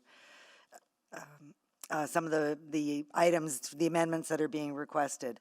I'm just wondering, Keisha Kerr, are you still on with us? No? Okay. How about Rocky Furrow? Here. Hi. So I think the reason why I was going to ask Keisha, and I think others of you had mentioned it too, about the weak language and wanting the amendments to go from should to shall. Have you ever had that discussion with our administration as to why or why not that hasn't been done? Well, I don't know. I feel a little bit awkward answering that. We have. So I don't fully understand or. Did they give you provide you any rationale as to why? Well, they seemed receptive to these changes and seemed to have appetite for making the changes. And then when we saw the red line document, things had reverted to the weaker language. And so, yeah, I don't understand. I think that would be a better question for administration. Okay, that is what I'm going to ask them about. Okay, definitely. Maybe I'll go to the Edmonton Mountain Bike Group. I think Chris Record, you had talked about the ribbon of green as it's written now, or as it's being written. Wouldn't allow you to do, I guess, the work or allow the trails that you're looking for. The way that it is right now, without any of these changes, are you able to do the trails that you want? So fundamentally, we have to ask approval from the city of Edmonton for any trail that we want to do maintenance on. Okay. And it's our belief that the way the ribbon of green is written doesn't allow the administration to provide permission to us because of some of the preservation areas, trail-based recreation areas, and really because the trail network isn't an official recognized facility for the city, special requirements are, I think, needed within the administration. But Joe, So would you recommend the trail strategy be completed then as well? Yeah, absolutely. I think the trail strategy is important. Yeah, Councillor Wright, I think the issue is with the ARP more so than the ribbon of green. The ribbon of green, if it was adopted, it does have the permission for the trail-based recreation, which was discussed by some of the other speakers. But if you look at the ARP and the submission that I made, and I think I also sent a letter to the city manager and council, there are some issues involved with it. And as I mentioned in my presentation, I think that this discretion is required when you have a broad definition of development that includes the solar farm, but it also includes any change to the land, which, as I indicated in my presentation, would involve somebody trimming some branches, right? Okay, and I'm just cognizant of my time. I wanted to ask one more question of Matt in reference to his slide number 2, where you talked about maintenance being done with small hand tools and that, but it sounded to me like you wanted to get some bigger equipment in there, especially after a rain. Can you maybe describe what you'd be doing there? No, these would still be using, sorry. So that like it doesn't be like everything has to be done. Can I ask whoever's not Matt to mute themselves, please? Oh, okay. Turn off YouTube, please, Matt. Sorry, I was double dipping in another meeting. I've left that meeting. I apologize to everyone. To answer your questions, we would still be using the same tools that AMBA uses to do our existing trail maintenance. We're not looking to use anything beyond hand tools that we use for our existing maintenance on some of the trails that we're not allowed to do maintenance on. So that's what our ask is. We're not asking to add like gas-powered tools or bigger equipment or anything like that. It's just to be able to expand our inventory of trails to all the existing trails that people are using in the River Valley to make sure that they're safe for everyone to use. Okay, Thank thanks. you. My time's up. Thank you so much. Councillor Stevenson. Yeah, thank you very much to all of the speakers. I think you've raised good points that we'll take forward to our administration. I did want to ask Speaker Kowalchuk, if you're still there. Yes, I am. Okay, great. So I was just wondering about your recommendation around the timing or sort of the phasing, which comes first. I think I heard you suggest that the trail strategy should come before the ARP and the bylaw.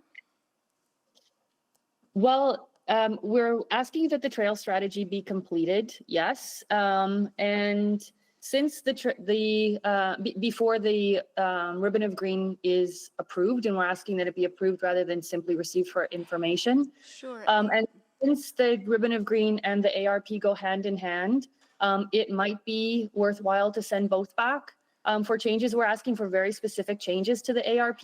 Sure. I just wanted to focus specifically on the timing of the trail strategy. So, So I guess my question is, would it not be better to develop that trail strategy with the ribbon of green and the ARP in place so that those could inform the trail strategy? The trail strategy should, we already have the existing ribbon of green and ARP right now, so it's not like there would be a vacuum. There would still be guidance for that trail strategy. And then we think that the trail strategy is needed to inform the updated ribbon of green. What sort of updates would it inform? Well, right now, as I mentioned, there's a temporary measure in place that is at least partially being grandfathered into the proposed new ribbon of green, in which mountain biking or biking all around is allowed in certain preservation areas.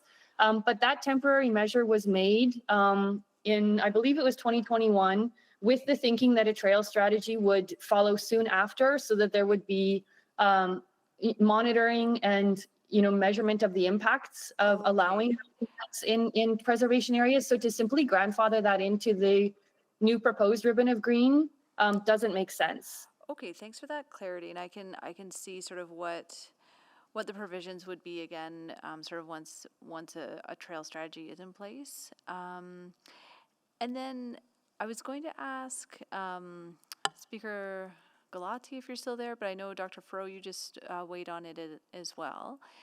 A question I had around the language shall. And so, again, we can have that conversation with administration. I think just wondering your thoughts.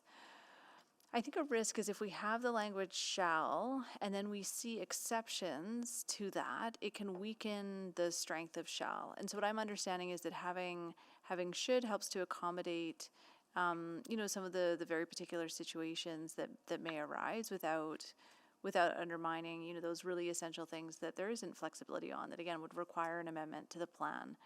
So just wondering your thoughts on that. Hi, are you able to hear me clearly? Yep. Great. Okay, thank you for your question. I'm only able to stay on the line for a little bit longer, but I will definitely address any questions in the next couple of minutes. So in regards to that particular change, there are, of course, several provisions that have been altered between drafts when we look at the red line version from being a shall into a should. And so this is in addition to sections, of course, that organizations also present today have suggested should be replaced with a shall. And so the eventual effect of the word should is that it actually has no legal binding effect whatsoever. So for us to actually have these provisions come to effect and fruition, we need language that is proactive and preventative, and shall does that in a way that should simply isn't able to do. I would like to add to that as well, Councillor Stevenson, if I may. Please, yeah. I believe that, thanks. I believe that I'm having my logic would be that if we make the language strong and we make the language clear, council will have more scrutiny of exceptions. For something to have to require a bylaw amendment, which it would if the language was stronger, then that will ensure that things come back to council. So I see that this will give us more second sober thought, more scrutiny, and more clarity so that less will come to council. Otherwise, we leave a lot to the discretion of one person. Great. Sorry, I'm just out of time, but thank you. Thanks very much. Thank you so much, Councillor Salvador. Yeah, thank you, and thanks to all the speakers for being with us today. Appreciated the clarity of presentations. My questions are primarily just to make sure I have certainty as to where I'm going to go with my questions of administration. But to Speaker Yurkovich, so it sounds like you have raised this concern with administration throughout some of the engagement. Is that correct? Yes, we did discuss with administration the idea of development, and some of the discretion that went into the amendment of the ARP came from those discussions with administration. Because, for example, there was some mandatory language regarding public and Indigenous consultation for any development, and so I'd said, do we need a public consultation for us to go out and trim? And so the idea was, well, no, there should be some discretion that's allowed. And as I mentioned in my presentation, we need to find a way to distinguish between that minimal development where it's a change to the land, doing some flood mitigation or trimming versus building a major project like a solar plant. Right. And so that's why we're, if it has to be just through discretion, then that's one way to do it. But unfortunately, that discretion gets applied by members of administration inflexibly sometimes. And they look at it and as I said in my presentation, they say, well, you can't build a natural surface trail, even though there's a road and an EPCOR pump station right where we want to build. So these are some of the issues, but certainly we think that if that broad development definition is there, then you need discretion. Okay, I appreciate that, and I just want to, I'm going back to the motion that was made, oh gosh, yeah, 21 or 22,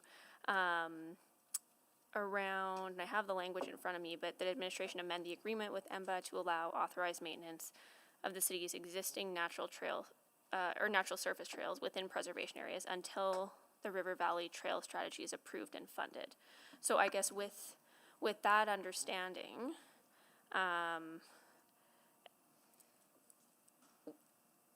I guess I'm trying to see how we arrived at where we are right now, if that was the direction that was given at that time. And it might be better directed to administration, but there just seems to be a bit of a discrepancy there.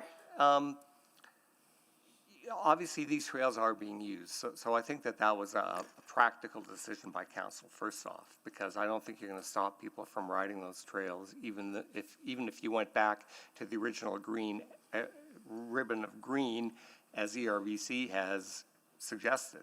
And that original ribbon of green said that cycling was prohibited in any preservation area. So you can see why they'd like to go back to that until there's a trail strategy. Now, in practice, we have gone out with various members of city administration.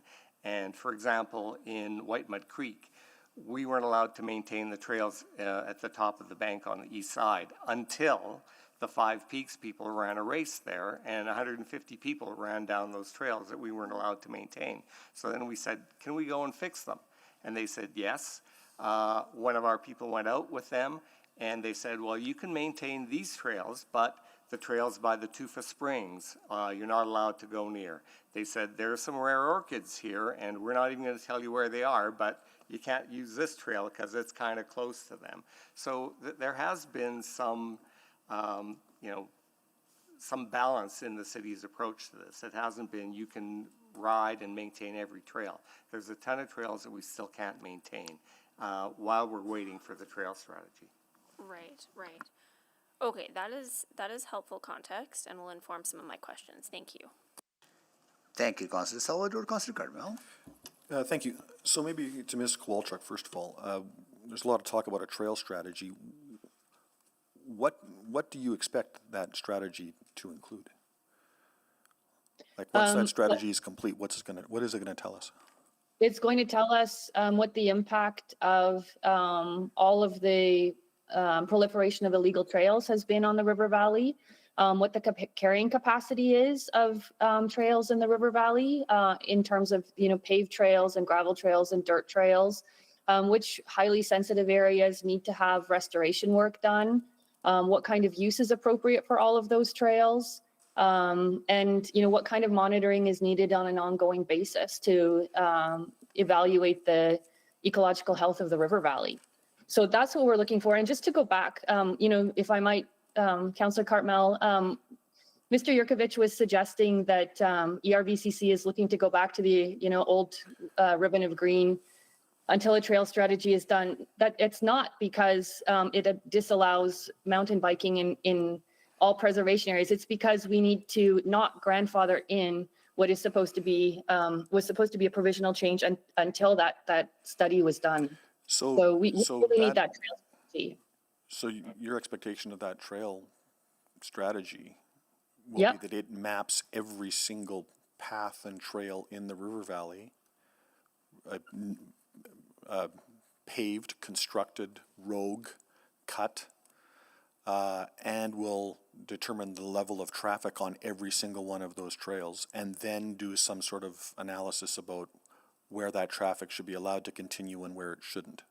So I didn't say the level of traffic on each of those trails. I'm not sure if that would be possible, but absolutely every trail, and that's very easy to do with Google Maps and even some of the city's existing research that has been done on ecologically sensitive areas, for example. So yes, that is exactly what we're asking for. And even trail forks, it becomes a useful tool in that way. Most of the trails are on trail forks. So it's actually not onerous to do that amount of work. And so yes, we're looking at the on the ground impacts to be measured and then guidelines to be provided.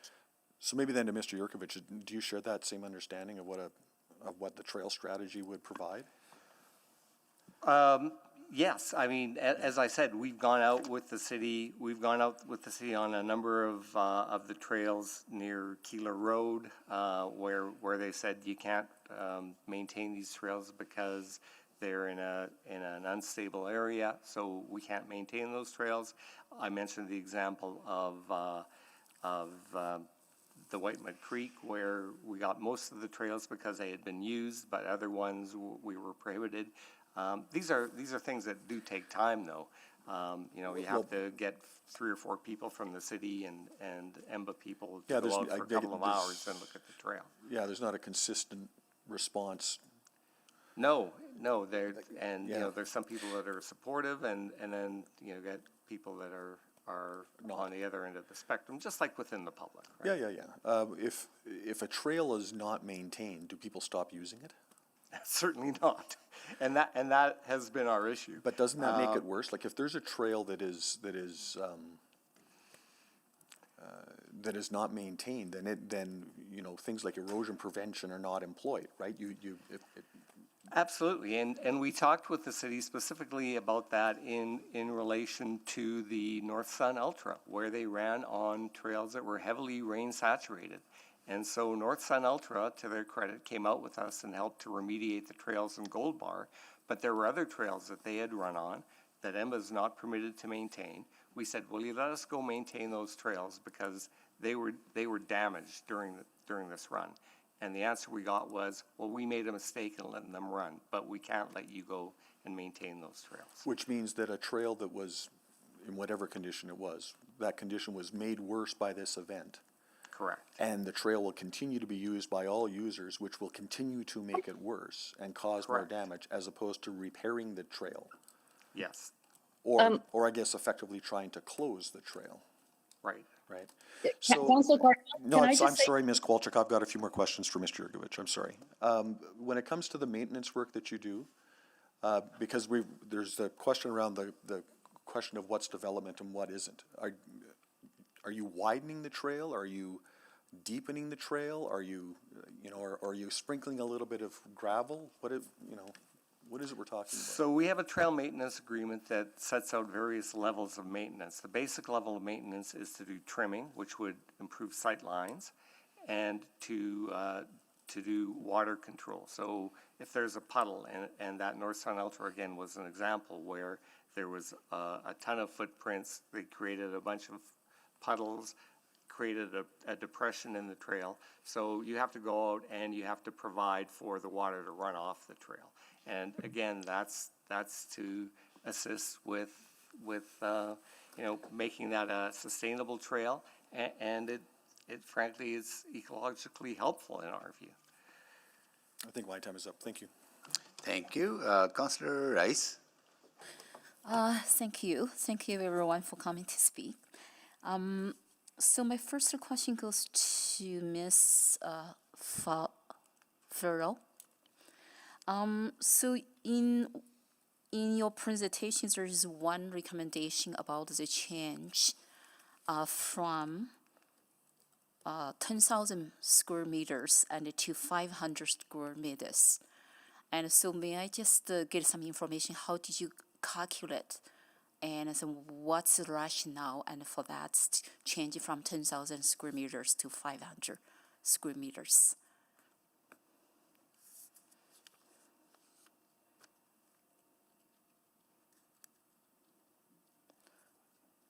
Yeah, that's his question.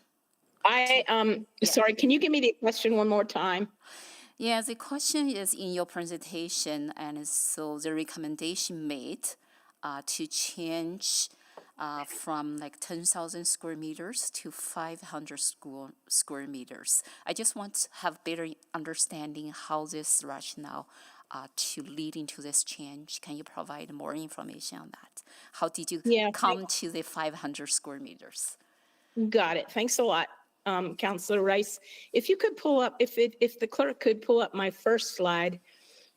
My rationale was that 10,000 square meters, if you look at the first slide of my presentation, that is a lot. That allows us to put a lot of cement, a lot of infrastructure into the river valley, including the central river valley, without any scrutiny by council. So these things could happen, at the discretion of one. No, I'm sorry. That is Kowalczuk's presentation. If you could bring up FEROE, F-E-R-O-E, and the first slide of FEROE. It gives a bit of a sense of what 10,000 meters is. It allows a lot of infrastructure to go into the valley, and particularly the Central River Valley, where we already have some wildlife choke points. Okay. So I also think that 500 meters better aligns with other definitions of transportation intensity and industrial intensity. So here are some examples of things that are only, 8,000 meters, 6,000 meters, Okay. QE2. Yeah, thanks. Okay, so let's recap your point here. The key point, what I heard from here, you can say if my understanding is correct here. You would like to reduce that threshold and for the council's approval in the process in terms of development in the river valley. So that is what I get, and you want to reduce that. Correct. If you reduce the threshold, more will have to come to council. For council approval. Yes, council will have far more oversight. Okay, specifically for the large facilities, that is what you refer to. That's correct. Okay, thank you. Thank you for the answer. The next question, and I would like to go to the 4 speakers and from Edmonton Mountain Bike Alliance. So any of them welcome to jump in for my question. So because right now in front of us, we have to approve this ASP.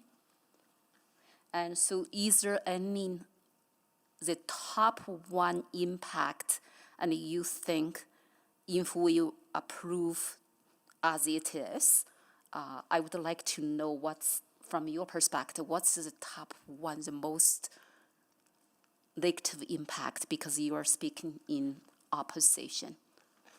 Correct. Well, it is just that the discretion that's permitted under the ARP is being applied inconsistently, and sometimes it's being applied in a way that we think is impractical. And the example I gave was, again, at the Queen Elizabeth Bike Skills Park, where we can't put the natural surface trails past the EPCOR pump station and go down to EPCOR's road. We don't think that saying because there's a policy that you're not allowed to build within 100 meters of the river, that should be applied to that natural surface trail, particularly in an area where there is already that infrastructure that we would only be using. I gave you also examples of what's in that floodplain. There's noxious plants, prohibited noxious plants. There's encampment damage. Thank you. Thank you so much. Yeah, sorry, my time is out. Thank you. Councillor Rutherford? Yeah, just go to Ms. Kowalczuk. It sounded like you had some things to add. Just wanted to hear what you wanted to add. Thank you very much, Councillor Rutherford. I did want to address this suggestion that just because a trail exists, it should continue to exist, and that the best course of action going forward is to maintain that trail. And we disagree with that. And in fact, I mean, you look at national parks around the world, many trails are closed and restored, and that can happen in Edmonton's River Valley. And in fact, on Saturday, ERVCC did have about 20 volunteers out with Root for Trees, closing an illegally built trail that had gone up in the last few years and replanting it and restoring it. And so, just as volunteer work goes into maintaining trails, it can go into closing and restoring areas as well. And it would be great to have, EMBA helping out with that work too. So thank you for that opportunity to say that. Okay, thank you. And I guess just to Ms. Jimmy. Thank you for being here today. I'm just wondering, I'm very intrigued by your conversation around this consent and the difference between consent and engagement. Did you look at the various What We Heard reports and some of the, would you like to elaborate on your thoughts on that and like what we should be enacting to make it different, a little bit more elaboration on that? The short answer to your question is don't make promises you can't keep. So don't make commitments to the principles of UNDRIP and the principles of reconciliation if it's not actually put into action. And so legally there is a definition that meets the duty to consult and accommodate, which is federal legislation, and that equals the United Nations Declaration, also connected to the word consultation and consent. And so an invitation to participate is not engagement, and if you participate in engagement, that doesn't equal consultation, and consultation does not equal consent, so does not approve of the process. I want to call specific, again, the city has approved the UN Declaration on the Rights of Indigenous Peoples as the principles that you're working towards. Article 18 and 19 of the UN Declaration. Article 18, Indigenous peoples have the right to participate in decision-making matters which would affect their rights through representatives chosen by them in accordance to their own procedures, as well as to maintain and develop their own Indigenous decision-making institutions. Article 19, states shall consult and cooperate in good faith with their Indigenous peoples concerned through their own representative institutions in order to obtain their free, prior, informed consent before adopting and implementing legislative or administrative measures that affect them. So if this is a commitment the City of Edmonton has made, these are the principles that make up that commitment, and the city needs to start proving that there is processes in place to start enacting this. I think the work of reconciliation has to be made in good faith, and every time an institution like the City of Edmonton makes promises and commitments that they don't follow through on, it makes for Indigenous people not to believe in the belief of reconciliation is possible, not to show up to places where they know that their opinions and perspectives are not going to be included and respected. And so it actually furthers a divide as opposed to promotes reconciliation. Okay, I'll take that away. I have a few questions for administration. Thank you. That's it. Thank you, Councillor Rutherford. So that concludes the questions to all of you. Thank you so much for joining us. Now we'll go to questions to administration. Councillor Wright. Thank you very much. I guess so my first question to Ms. Ankipan, what, with the should and the shall, I understand that there is some legal considerations maybe that haven't been fully disclosed or understood. With the one specifically that they're... Which one are we talking about? So, because there's a couple of places Yeah. and there's different sort of rationale and stuff, so we'd have to parse it out a little bit, Councillor, because there's not a broad answer that maybe fills all your buckets on that one. Yeah. So for EVR, Edmonton River, ERVCC, the number that they have, let me pull them up. Sorry. Yeah, so 4.12, 4.15, 4.18, 4.1.10, 4.4.5, 5.1.3, 5.2.6. Oh, goodness. Okay. See, this is why I was considering putting a motion forward with all these changes, but then I'm thinking it might be better just to do a motion to refer back to rework all of these motions that are being requested. So, yeah, there's some that are workable from the legal perspective. I think administration may have some other thoughts from the practical perspective and from sort of the philosophy of this.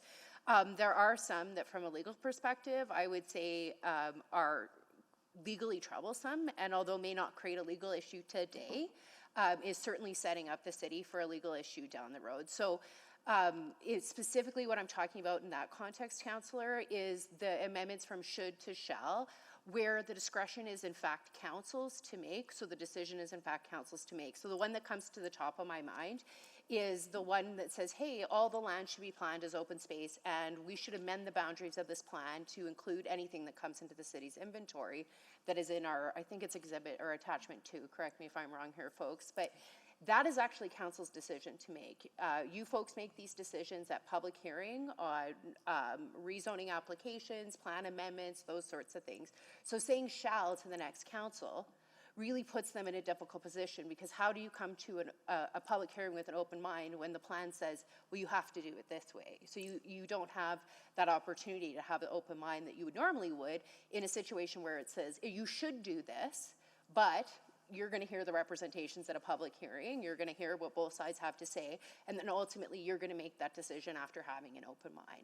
And so that one in particular causes legal concern, because I do think at some point this is going to create an issue, maybe not for this council, but maybe for a council 5 councils from now, or 2 councils from now, or something like that. Okay, but if it does say shall, then would it have the opportunity to come to public hearing?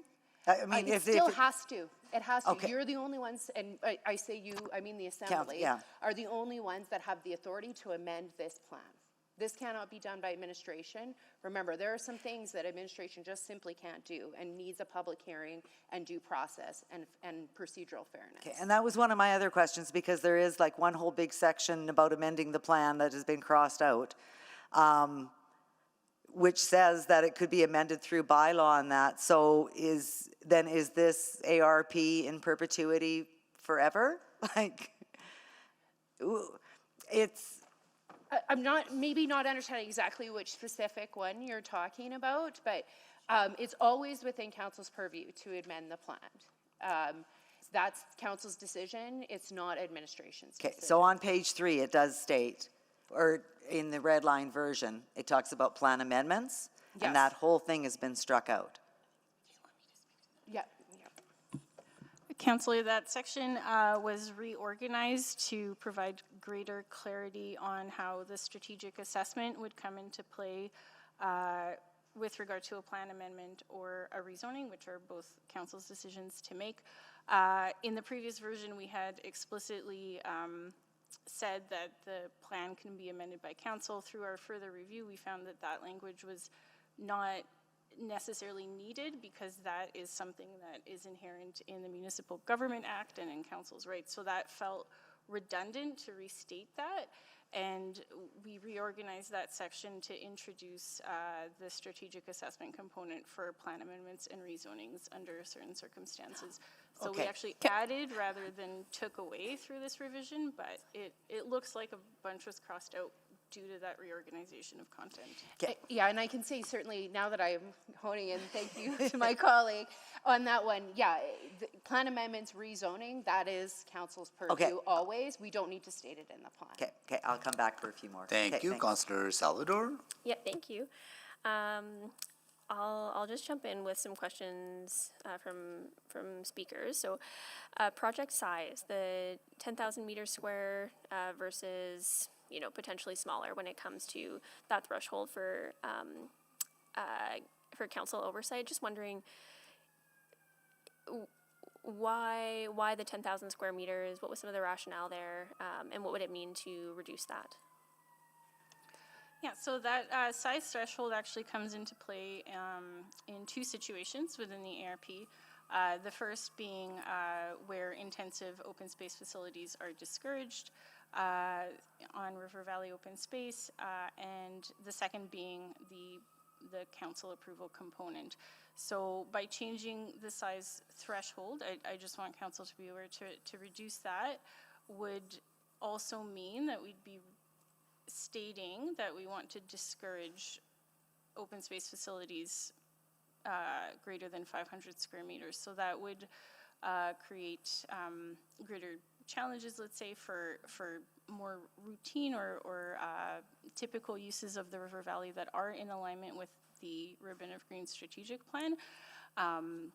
The 10,000 square meters was decided by administration as a size that typically corresponds to the types of infrastructure with the greatest risk of impacts, and where we feel that threshold for a significant adverse impact has really been met almost by default and should require City Council approval by default.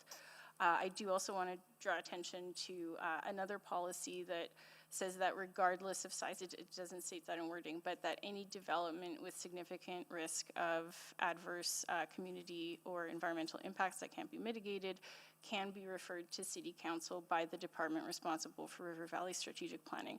So we might see, for example, let's say we see a potential facility that's 800 square meters or 5,000 square meters, but the assessment process has shown significant risk for adverse impacts, and that the department, which includes our ecological planners, has standing concerns about that, then we can make that discretionary decision to refer it up to council.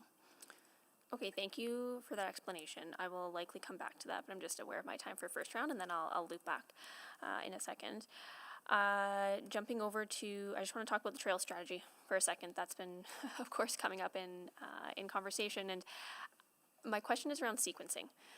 How does the timing of an eventual trail strategy either feed into or, I guess, inform or complement the work that we're talking about today? And is there value in, I guess, aligning the sequencing of those?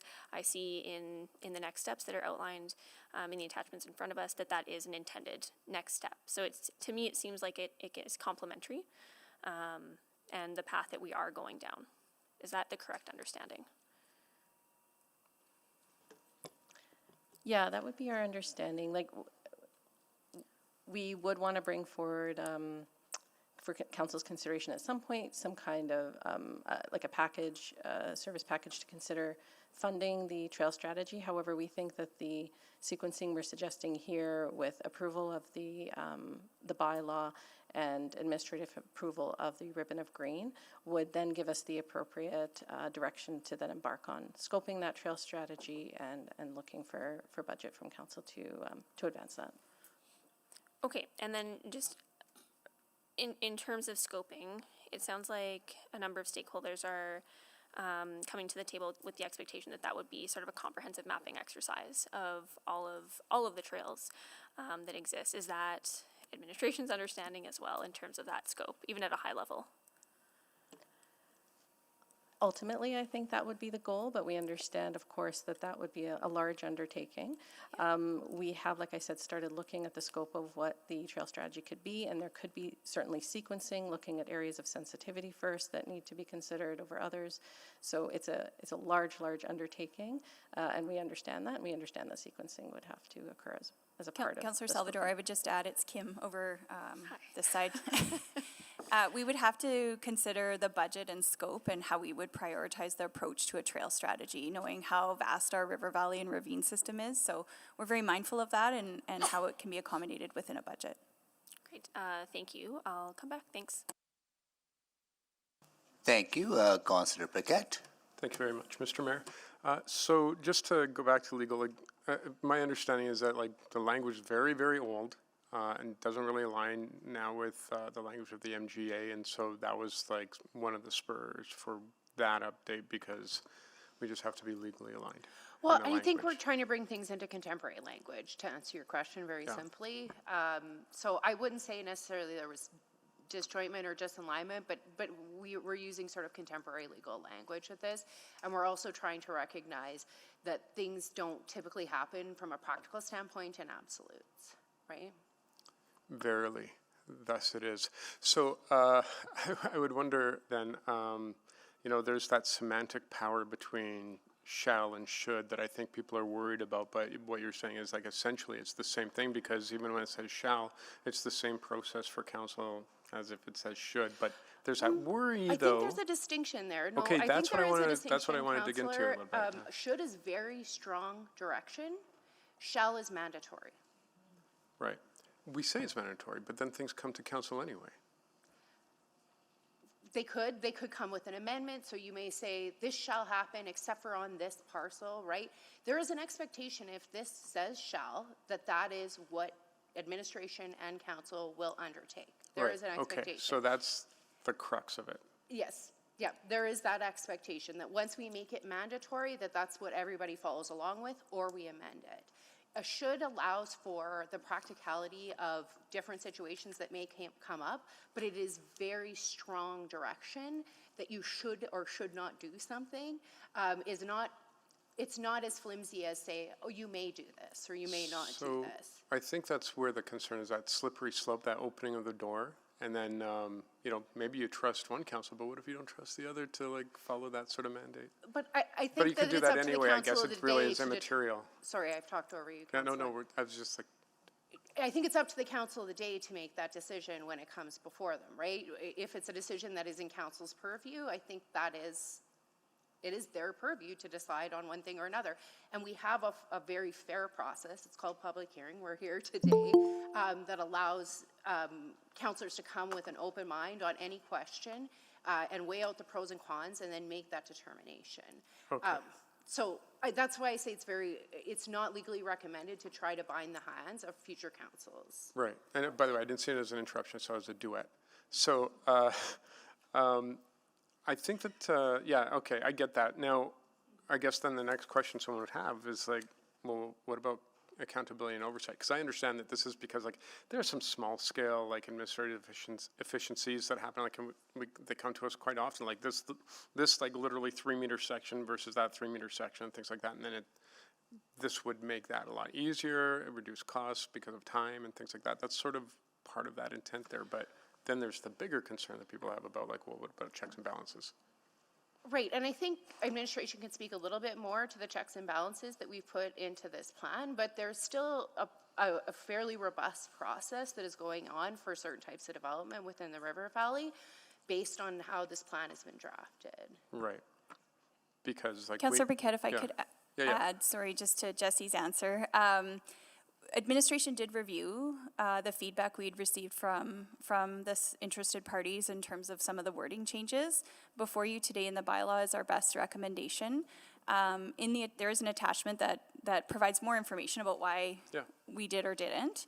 But this new bylaw is an improvement to the existing ARP in terms of providing greater clarity to the public, to council, to administration on how we protect and animate our river valley. and I would assume that if there was a shall, because that's extremely limiting, then the map would probably change quite substantially. Agreed, and I would just look to the team to complement that with any more information. I think it would depend on the specific policy in question, so we'd Right, have to... like the parts of the map, like for example, if you know that at some point you probably have to run a utility, you'd have to probably change that map in advance, and then you'd see like maybe, you can't just like do like a little section where you think there's gonna be a utility. It would change a lot of the way that we look at how we roll this out. Yeah, so in that scenario, for example, if there was a desire to change the land use from River Valley open space to public utilities, so to set aside and in perpetuity create a public utility corridor, then that would be a rezoning application and yes, a plan amendment to map one. So that would come before council. Thank you. Mechanisms. Thank you, Councillor Stevenson. Yeah, thank you very much. I appreciate this conversation and understand it's very nuanced. I think the context around binding council's hands is very clear.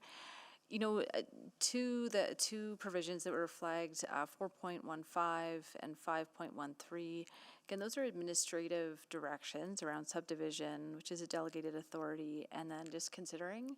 So again, what was the thinking around those specific to stick with should rather than shall? Well, I think 4.15, where we're talking about subdivisions, and I can defer to administration a little bit, but from the legal standpoint, oftentimes, or not oftentimes, but sometimes, that was a poor choice of words, sometimes there are unique situations where we cannot get certain dedication or reserve that's actually dedicated to the city. And so in those circumstances, we will look to use other tools like easements, those sorts of tools in our land use toolbox to obtain the access and the rights that we need to that property. And if this was a shall that wouldn't be an available option. We wouldn't have the option to try to find other practical means to get to the end of that policy or to meet that policy, Councillor. Does that make sense? Yeah, that certainly does. And I think maybe, and forgive me, so that additional piece about, seeking an equivalent mechanism, is that reflected in the plan? Yes, I believe it's in our definition of should and shall, and correct me if I'm wrong here, Agnieszka, but it does talk about trying to find other practical means too. I don't have the exact wording in front of me, but that is captured in the plan. Okay, well, and I think, another theme, I think, along with this language, also came up around the checks and balances, and I think someone mentioned, what's in place. So again, I've heard concern that it's a single development officer who's making these decisions. Could you talk a little bit more about what this might practically look like in terms of circulations and others that are involved in the decision-making process? Yeah, I can get, why don't I start?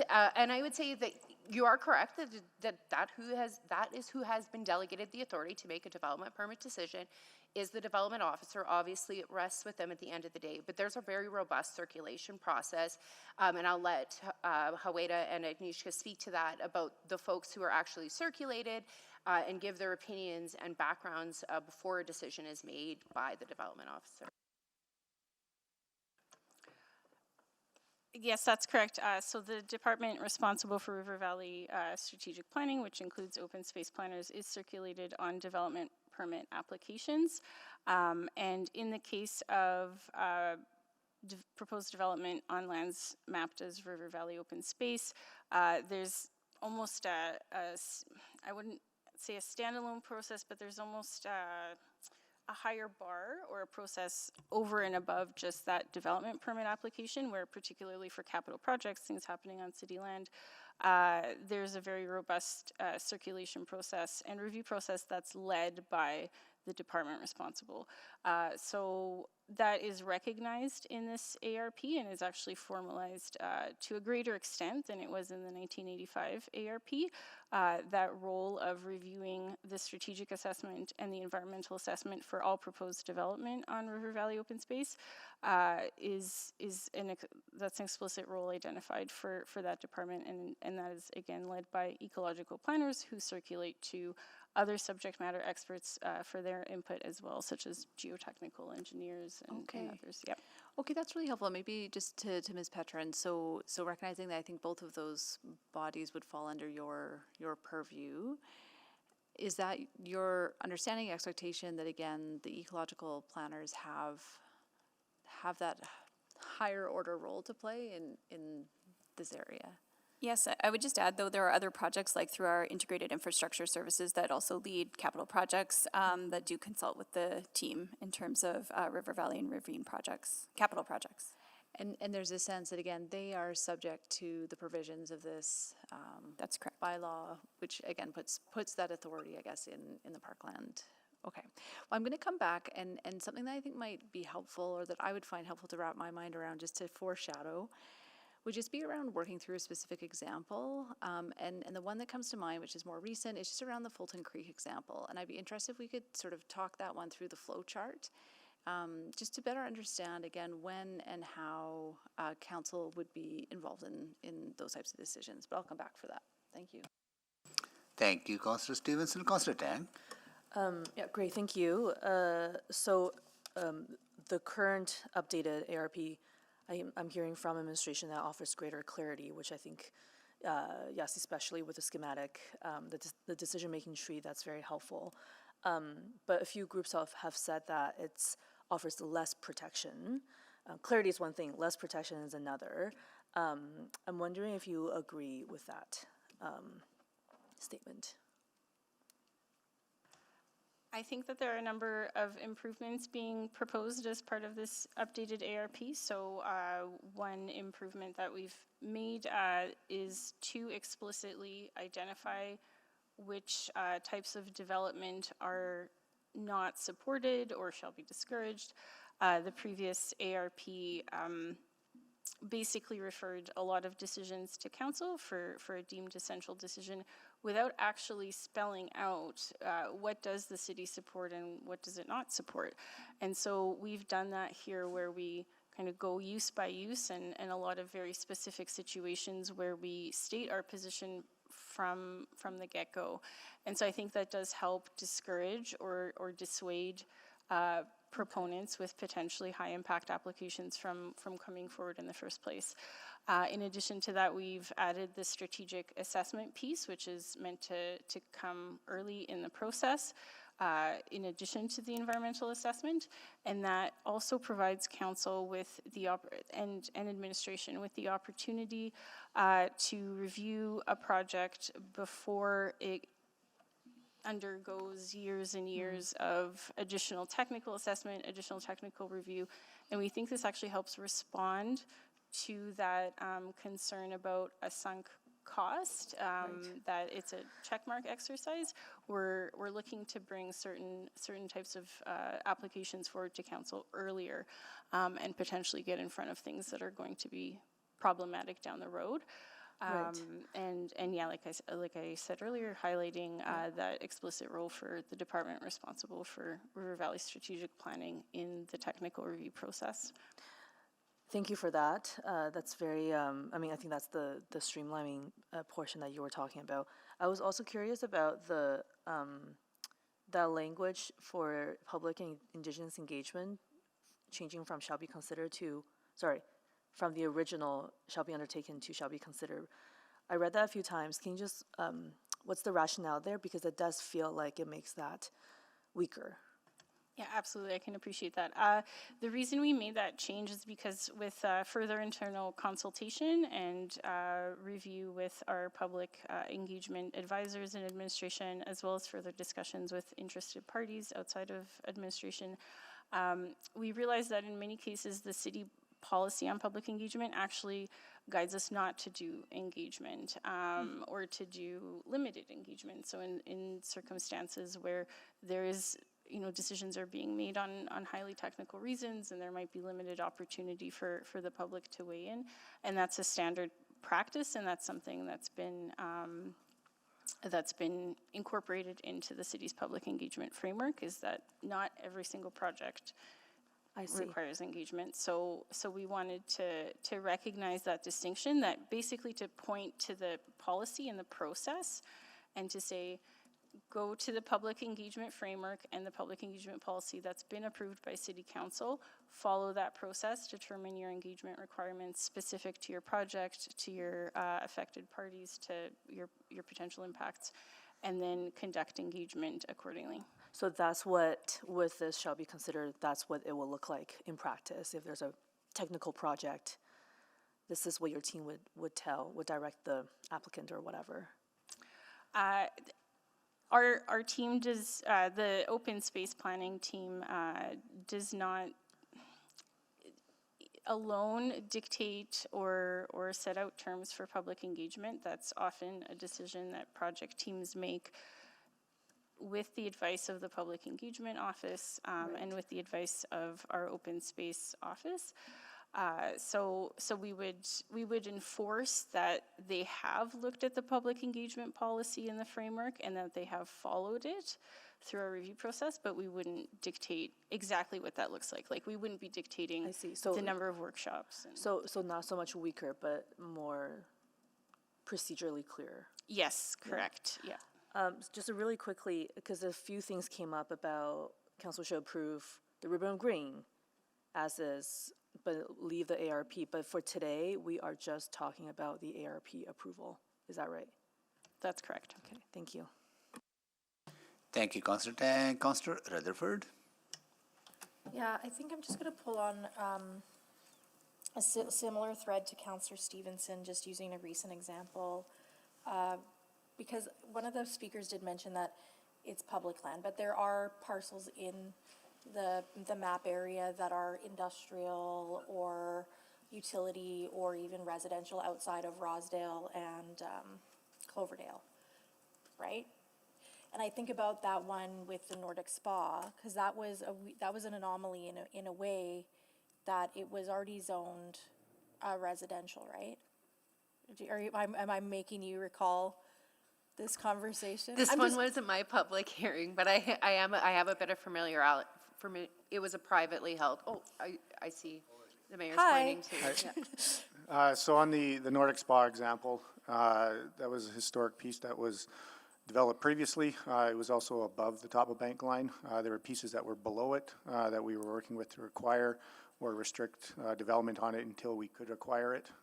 So that one's a little bit of a special case. I know, and I'm just trying to get, similar to Councillor Stevenson, like line of sight with the changes that are in here.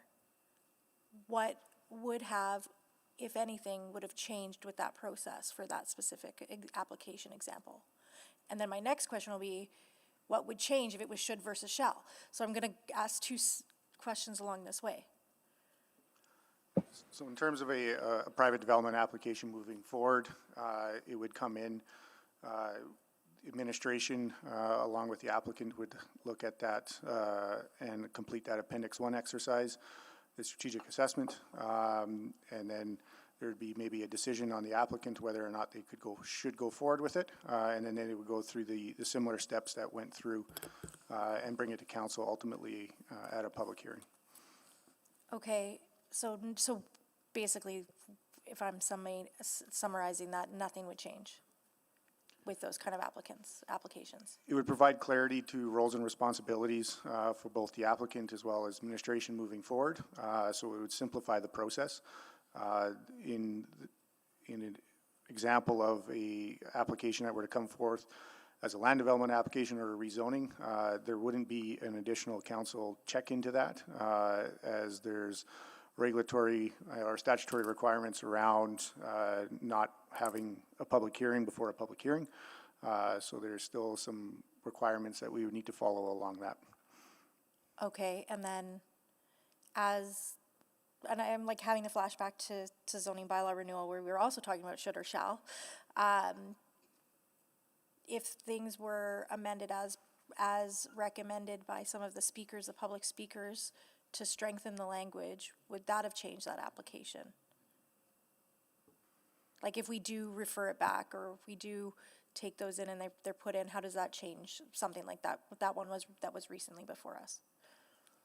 So as Jesse contemplated, it would insist, or the language would insist that council take a certain direction before they hear the application, which is counter to the being open-minded to all of the factors at place as those applications come to be heard.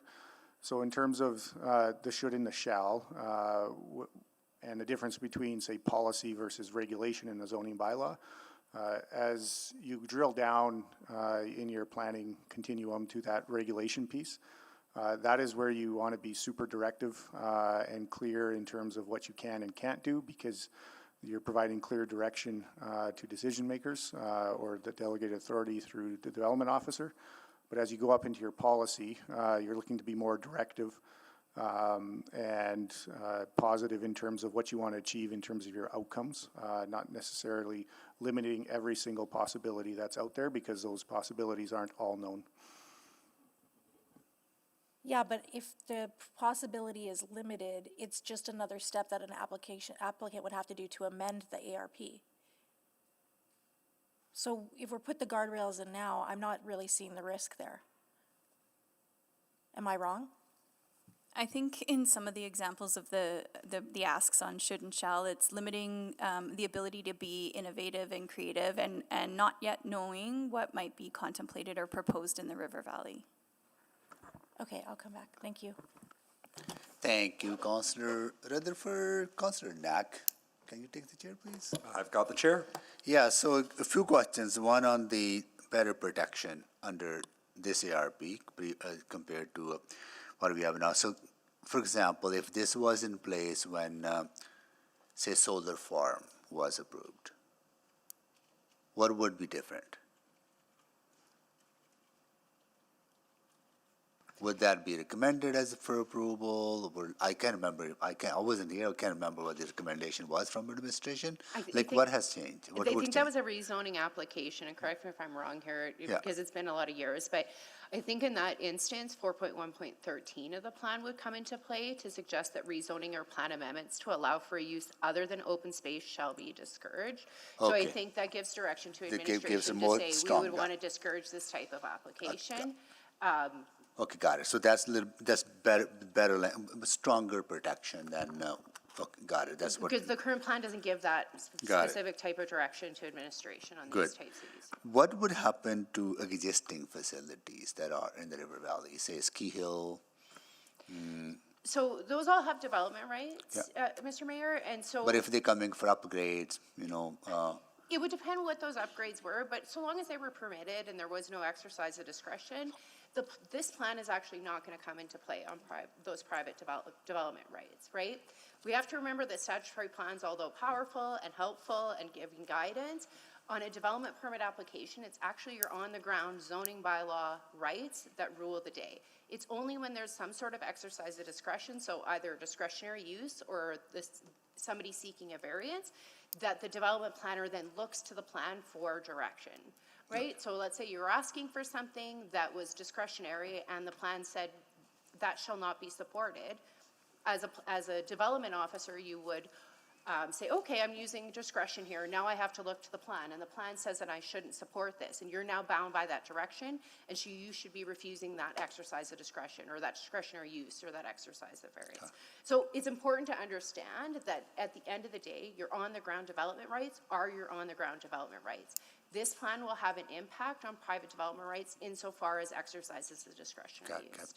Okay, I want to focus on the consultation, particularly Indigenous communities engagement and our commitment to UNDRIP, which we have made a commitment, and I agree with the Speaker Jimmy that if we make commitments, we have to live up to that commitment.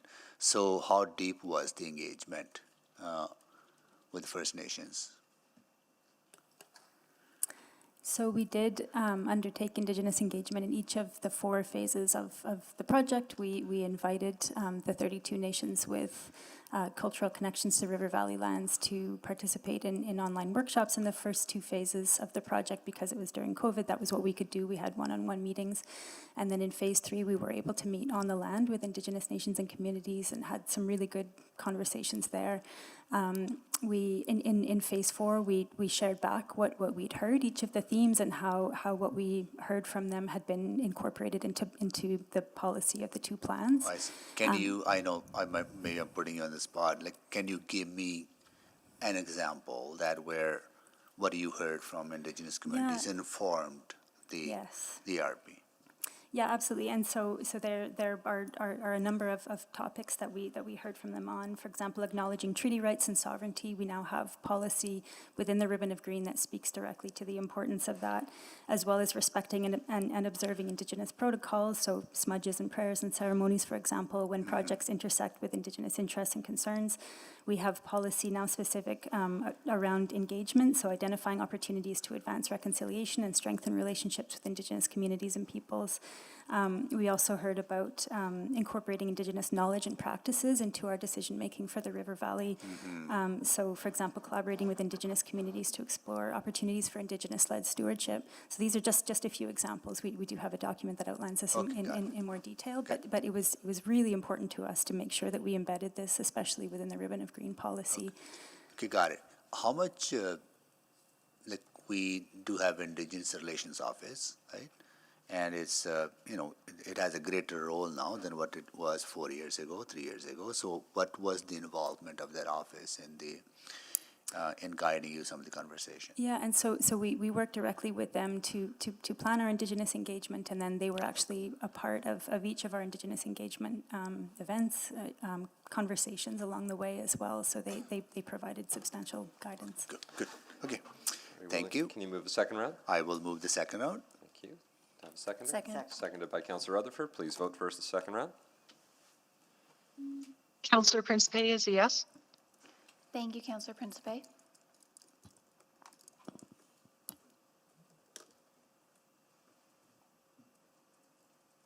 We have all the votes. Thank you. Please display the vote.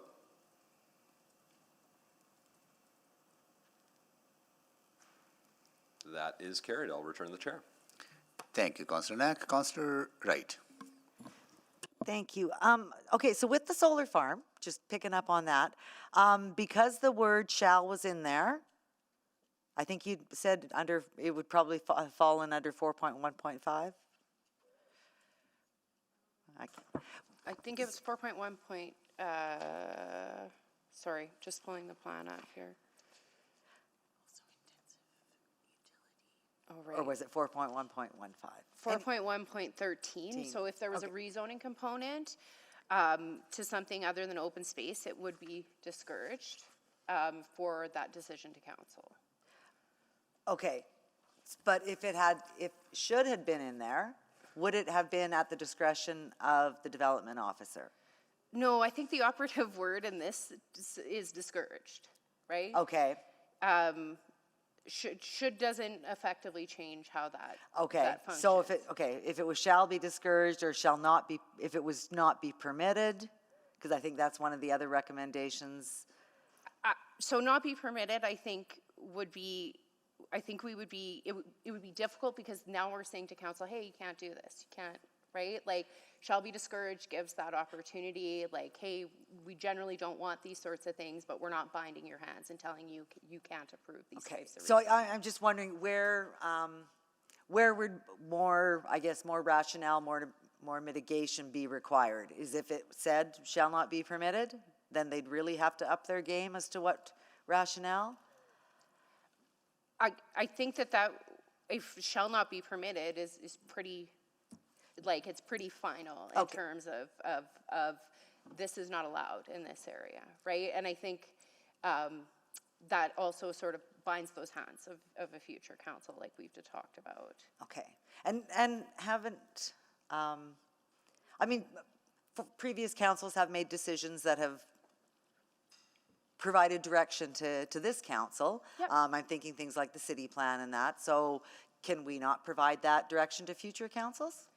I think that there is opportunity to provide direction. You could say this land should look like this. It should be open space. It should be residential. It should be these sorts of things, right? That's what's in all your statutory plans. This is saying, hey, council, you can't rezone. You can't do a plan amendment, or you must do a plan amendment, or you must rezone.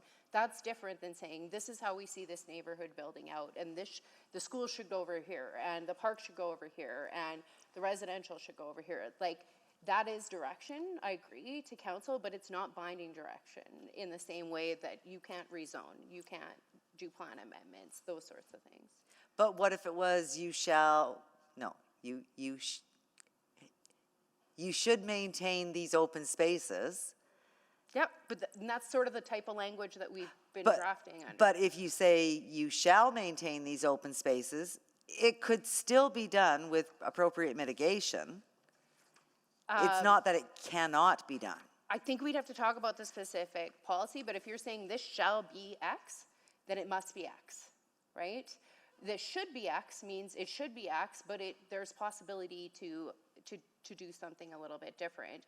And like we've talked about, there's direction on should and trying to find other practical means to, at the end of the day, achieve the results that the policy is intending to achieve. Councillor Wright, it's Kim.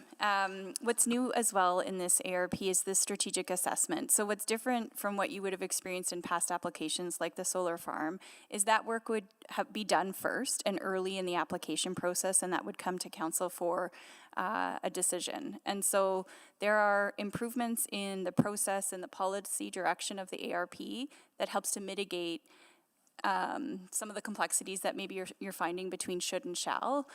There's flexibility in should in some ways. Shall, I can appreciate, is more directive, but there's still riverbanks here, I'll say, in terms of what the plan provides, in terms of checks and balances, particularly with the strategic assessment. Okay, well, and that's what I'm looking at, is to restrict that flexibility, that there is more firm direction as to what shall be done.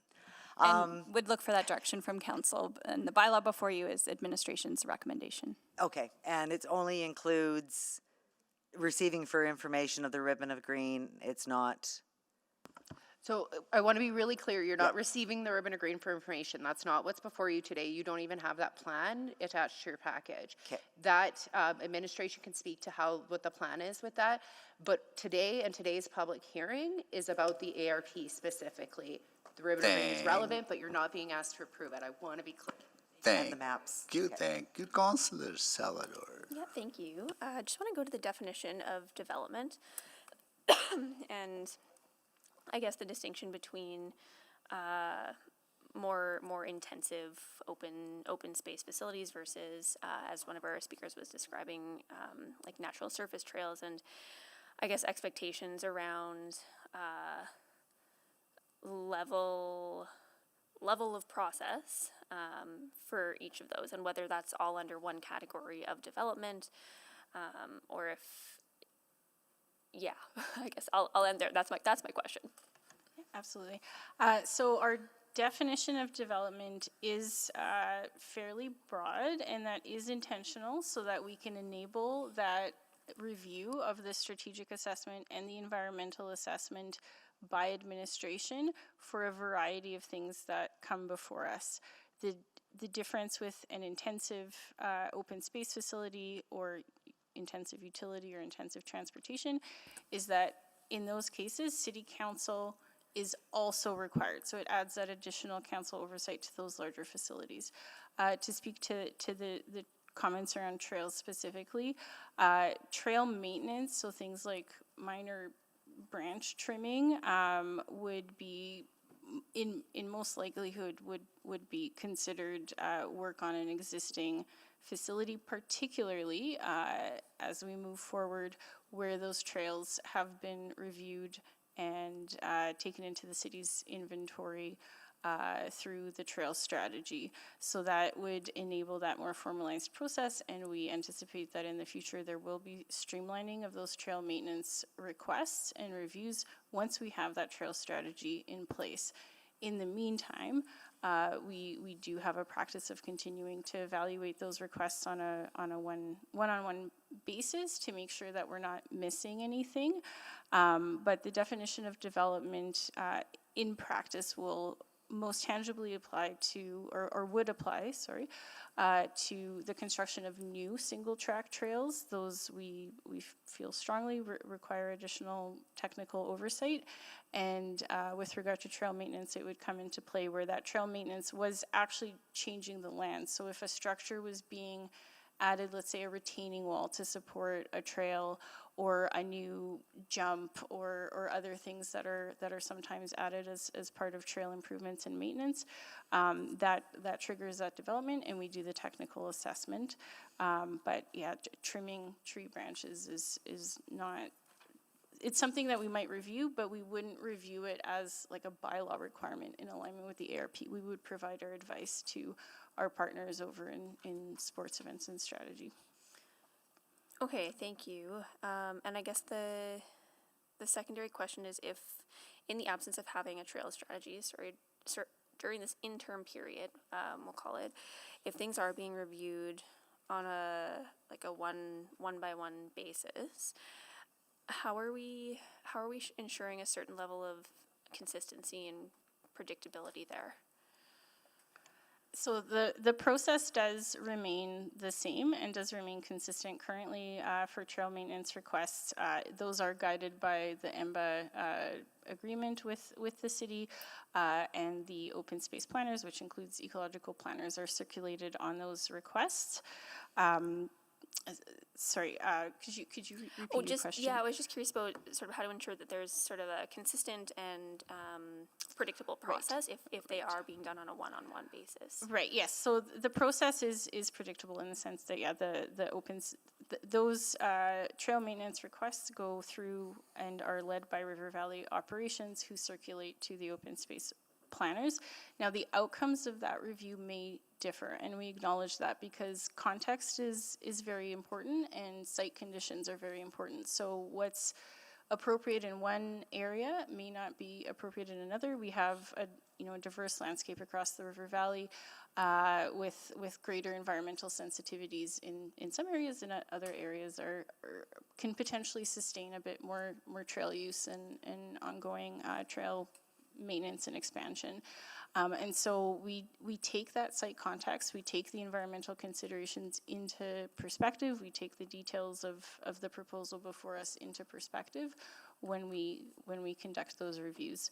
I'd also add that as part of our implementation planning, like we've certainly heard this feedback from the mountain biking community. We appreciate that greater clarity and I guess predictability is being requested, and we absolutely intend to build out the details of that to help inform reviews. Yeah. Councillor Stevenson? Yeah, thank you very much. So going back to those examples, I think the Nordic Spa was a good one. Fulton Creek, again, this wouldn't necessarily apply just because it was on private lands. Is that correct? Like, I think I'm just trying to understand again what can happen without it coming to council. If there wasn't a land use, if there wasn't a rezoning need, could something like a creek relocation happen?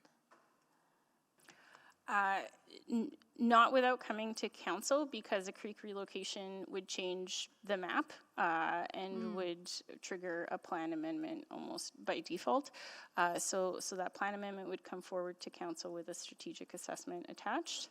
And then in the case of Fulton Creek, there was also a rezoning component.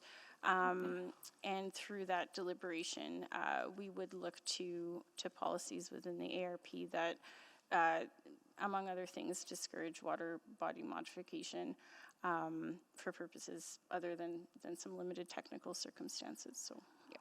Okay, that's very helpful. I think another theme that came up, there's sort of that, having council's eyes on some decisions, the question of monitoring and evaluation as well. Do we have any active reporting back to council in terms of, number of permits issued in the River Valley area, for example? Does administration analyze those trends? Do we ever have that type of monitoring? Formally, no. However, we have recognized the need for that and the strong desire from the public to have more regular reporting, not just about permits and applications, but the state of the River Valley as a whole.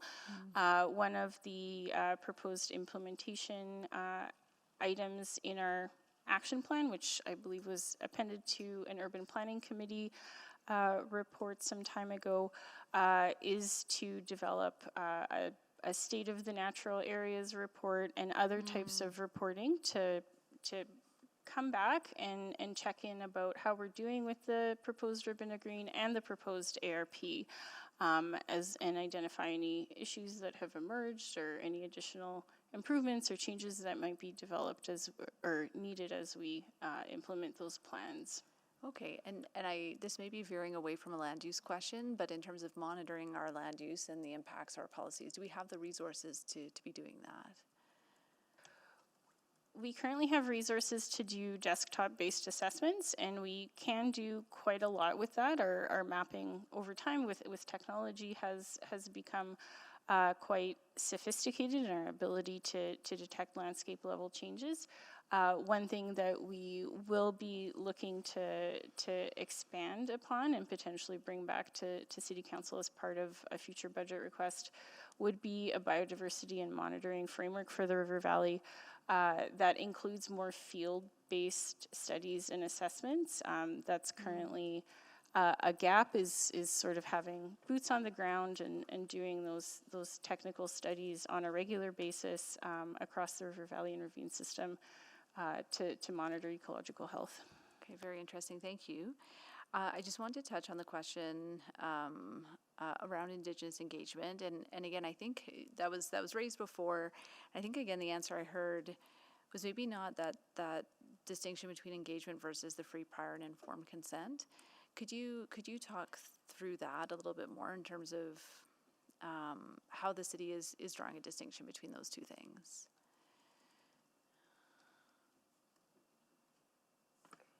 I think we do have IRO on the line, but I would just say from the legal perspective, there's no municipal duty, like a capital duty to consult, unless that is sort of,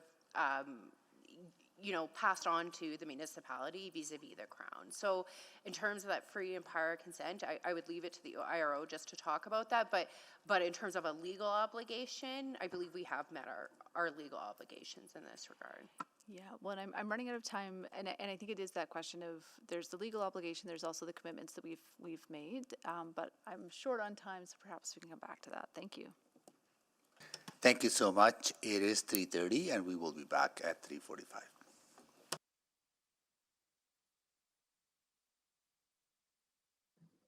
Is it possible to ask if there'll be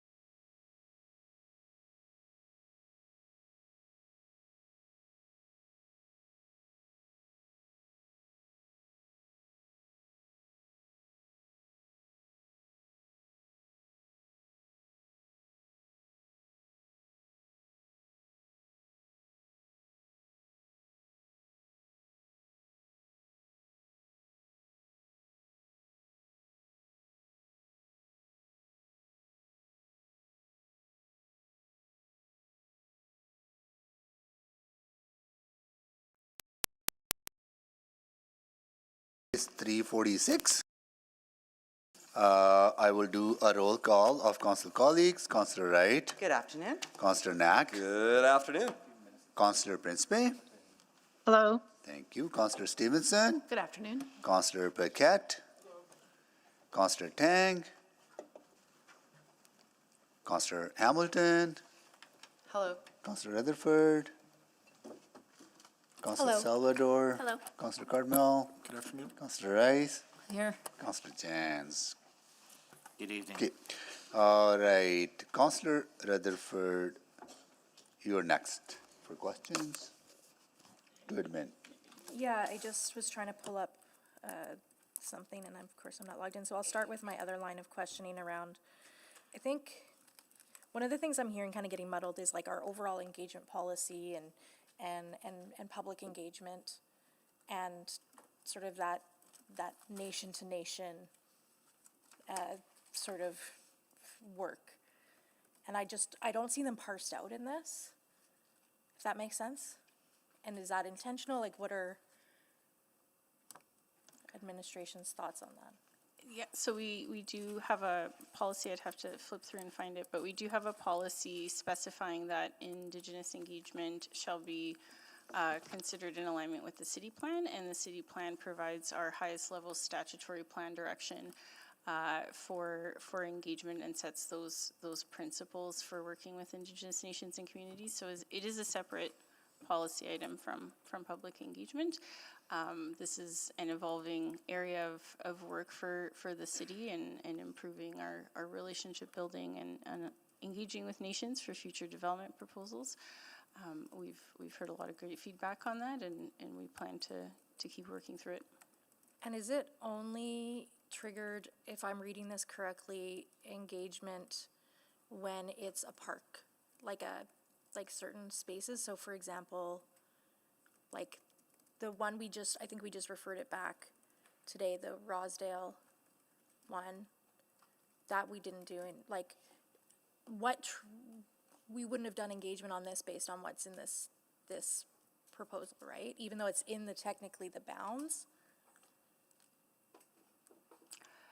So sorry, I did find the number. So it's 5.1.5 that specifies Indigenous engagement, and that does apply to, the need for Indigenous engagement in accordance with city plan, and that applies to development, rezoning, or plan amendment proposals, yes, on River Valley, open space or public utility on private land.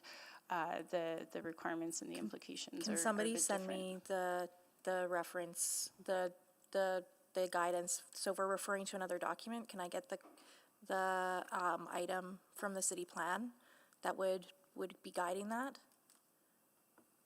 Yeah, just one moment. Thank you.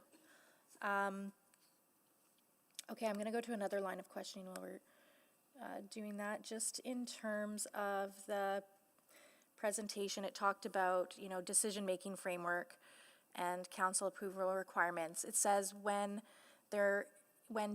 long-term or permanent environmental or community impacts cannot be mitigated. Who determines if it can be mitigated and to what sufficiency? So that role has been, the department responsible for River Valley strategic planning has been delegated that role within this plan. So that includes administration's technical experts, including ecological planners, geotechnical engineers, other subject matter experts. So that is a complement of various planners with specializations in ecology, hydrology, wildlife. But mitigation is kind of a soft word I would consider similar to should versus shall, right? Because mitigation is so subjective. You can mitigate it a little or you can mitigate it a lot. Where do you take your policy direction about what level of mitigation is sufficient? Again, that's determined on a case-by-case basis, so it really does depend on the site context. Generally, a guiding principle through an ecological review would be that where impacts are permanent, so for example habitat loss, so the full redevelopment of a piece of land that precludes further use by wildlife, further, biodiversity in that space, that would be a permanent adverse impact. And that's something that can't be mitigated by, for example, tree planting or Well, restoration. like, what about birds, right? Let's talk about birds, for example. Like, we can mitigate that with putting things on windows. Is that enough of a mitigation? Like, do you know what I'm saying? Like, do you get where I'm going with this, right? Like, I'll leave it there. I think I have a little bit of apprehension about some of that, but the discretionary pieces, but I'll leave it there. Thank you. Councillor Wright. Do we need a third round? Oh, third round. I'll move Oh, another yeah. round. Okay. Second. Okay, please vote for additional round.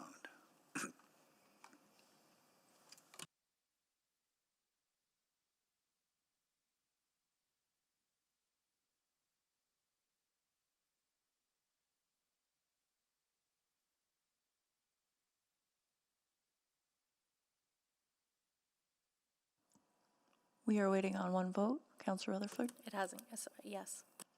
Thank you. We have all the votes. Display the votes, please. That is carried. Now, Councillor Wright. Thank you. Okay. So we've talked about different projects and where they would have landed with the should and shalls. We've got here today the bike skills park. Where would that be if we say shall going forward, or had we said shall?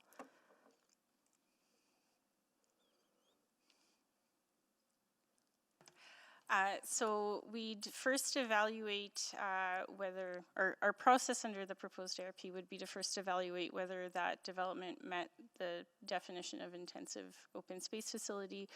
The size threshold would certainly come into play for that. I don't have the exact numbers in front of me. I think it would be close to that threshold. So I hesitate to speak unequivocally. To the 10,000 threshold? To the 10,000, yeah, but the cumulative impact of that of that proposal was quite large. So there's potential that, not cumulative impact, but the cumulative footprint. So there's potential that it would be an intensive open space facility, in which case it would be referred to City Council as it was under the old process. We would have the policy statement telling us to discourage it. That would, and that is a policy statement that I believe is a shall potentially. The intensive open space facilities shall be discouraged, I believe. So with that would basically set a very high bar for administration and proponents to bring that forward, and that rationale would have to be very strong, as Jesse said. That should the shall is quite strong language and it's mandatory, so administration would first discourage it. With that proposal specifically in mind, given that it was already identified and supported by the Queen Elizabeth Park Master Plan and identified through various city plans and strategies, and ultimately administration did support the facility, it could very well be brought forward in front of council with a continued administration position of support, but that would be for council to weigh. Okay, but I mean, isn't that sort of the direction we want to have for our city, is to protect our river valley and ravine system? And so we should have those higher standards? We've heard from Edmontonians a strong desire both for environmental protection and recreation opportunities and active recreation opportunities, and both of those goals and objectives are found within the city plan. They're recognized within the Ribbon of Green strategic plan. So again, in the case of that particular development that was on the whole by administration found to support recreational use, support public access to the river valley, and so administration supported it. Okay, I've got a couple other questions. On the replacement attachment number 2, where it shows the maps, page 10, I'm looking at the Southeast District Plan, and there's no legend to tell me what all the dots and dashes and lines and everything are. So in the current land use concept map, There's a few areas where it's got the black lines and little hash marks around the Fulton Creek, and it's also got, I guess, down by the Gold Bar Capilano Park area, it's got black lines around that, which aren't appearing in the proposed concept map. Can you tell me what's happening there? Are we not protecting the lands around? Apologies, are you referring to the maps in item 3.2 by any chance? Because that is a separate item. It is, but isn't this what we're doing with this bylaw? Also then approving the maps in those other items in 232? So 3.2 is a separate item, but it is related, Councillor, right? So I'm just looking. I thought it's, we're approving 3.1 subject to the maps, which will then, subject to the maps that will be then become these new bylaws. Mike? Sorry, 3.1 just deals with the ARP and the ARP maps. 3.2, 3.3, and 3.4, which are being dealt with together, are separate maps. They deal with the district plans, the overlay, and some area structure plans in the area. So they are two separate items, but one has to be heard after the other, and they're connected insofar as your plans have to be consistent. So if this gets approved, then those could potentially be approved. If this gets referred back, those would need to get referred back. So they're not, it's not the same application, but because your plans have to be consistent. Okay, Thank you. My time's up. You know, we have a long agenda to finish, right? So I would say we speed up things a bit, right? So to get going. So Councillor Stevenson.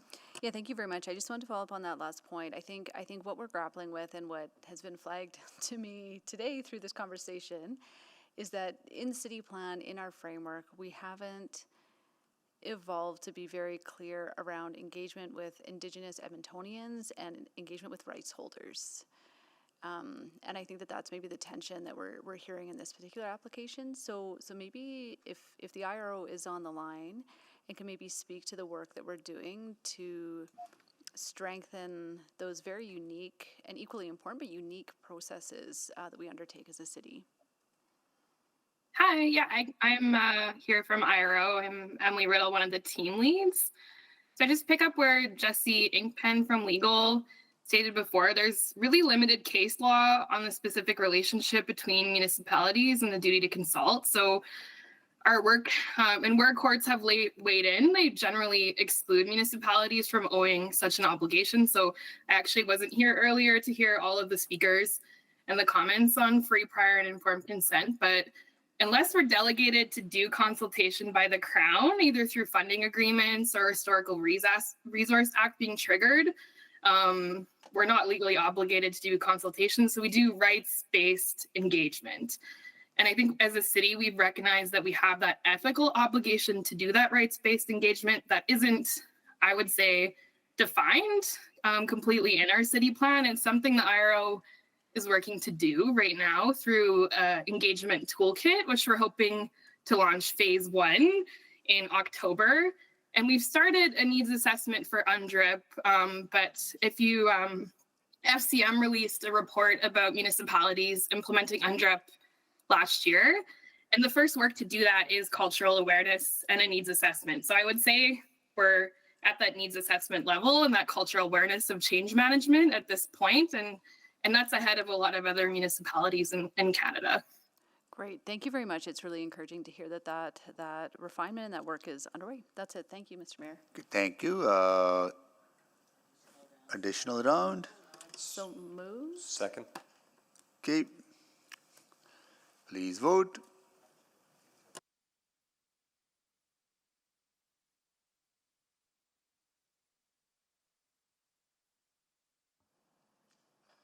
We have all the votes. Display the votes, please. Okay. Councillor Wright. Okay, I would like to put a a motion on the floor, which is still in a draft kind of state. I would first propose that administration prepare an unfunded service package for the fall 2025 supplemental operating budget adjustment to develop the trail strategy, and that bylaw 20996 be referred back to administration to strengthen and clarify the policy language specifically around, and I don't know if you want me to state all the different sections or just what has, this is the part where I'm. Councillor Wright, I think it would be helpful for both council and administration to have the clarity on which sections you're looking to change. Okay. So just want me to say the sections, or do you want me to say what changes? What do you want in the motion? Both would be helpful. Okay, so that the word should be deleted and substituted by the word shall in the following sections: 4.1.2, 4.1.5, 4.1.8, 4.1.10, 4.4.5, 5.1.3, 5.2.6, and that the words shall not be supported or shall be discouraged be deleted and substituted by shall not be permitted in the following sections: 4.1.4, 4.1.11, 4.1.13, 4.1.14, 4.1.15, 4.2.3, 4.33, 4.44, sorry, 4.4.4, 4.4.6, and 4.4.1, and that the bullet points at the beginning of sections 3.0 be amended to include the bolded words: ensure the environmental protection and restoration of the North Saskatchewan River Valley and Ravine System, and provide public access to the North Saskatchewan River Valley and Ravine System for celebration and wellness in a way that respects ecological health.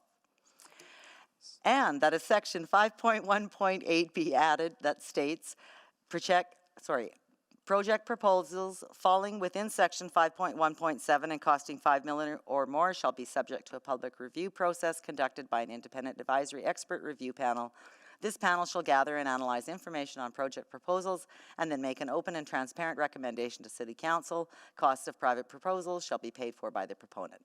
And that section 5.2.6 be amended to the following with changes in bold: in considering the strategic assessment as outlined in Appendix 1 for development, rezoning, or plan amendments subject to policies 5.2.2, 5.2.3, 5.2.4, and 5.2.5. City Council shall ensure that any approved proposal meets the objectives and policies of this plan, requires a river valley and ravine system location, and is in the public interest. And that the strategic assessment by the city's ecological planners occur at the outset of a proposal rather than late in the process. There are now many examples. Okay, just wait, we'll leave that part. That 5.1.4 be replaced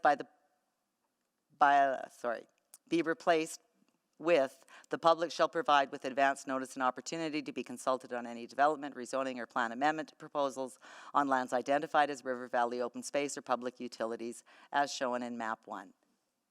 Second. That's a very, very lengthy and complicated, confusing. It definitely is, and I wish that I could have just done referral, and I don't think we have time to absorb it and understand the implications. So, actually.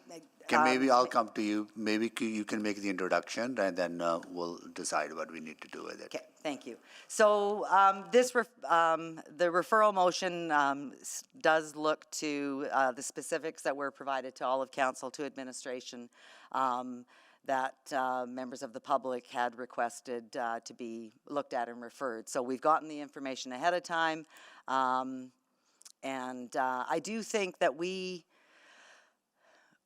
are able to provide more specific direction to not only this council, to administration, but to future councils and administrations, as well as how we should be protecting our river valley and ravine systems. So I would also, the first part of the motion as well is, I know we have talked many times about and even had unfunded service packages brought to us for the trail strategy program, and I think that's something that also should be considered in conjunction with the Ribbon of Green and the River Valley ARP. Okay. I would suggest the funding be subsequent, because it's not related to this, so that could be a subsequent motion, so we just focus on the ARP, right? So is it okay to take that out? Sure. Okay, Yep. thank you. I think it's difficult to have all of that on the screen. Can we have printed copies of the motion available for council members, please? If We are possi- just awaiting for the wording, Councilor Wright, if you could send that in the chat, please. Yeah. It's what I sent you earlier.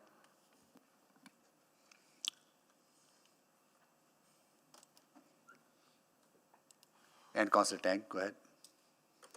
While we're just waiting on that, and I know the mover just removed the service package aspect, but I just want to get clarity because one of the speakers just referenced that administration is intending on bringing that service package anyways forward this fall.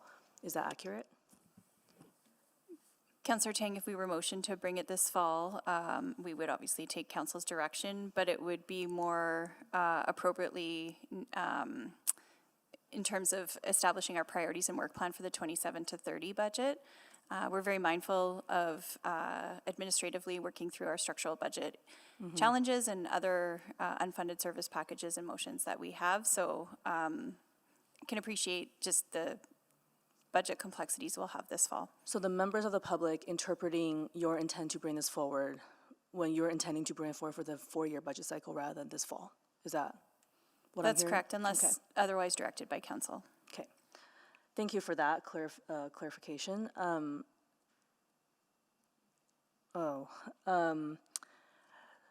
guess also to administration, how urgent is this ARP?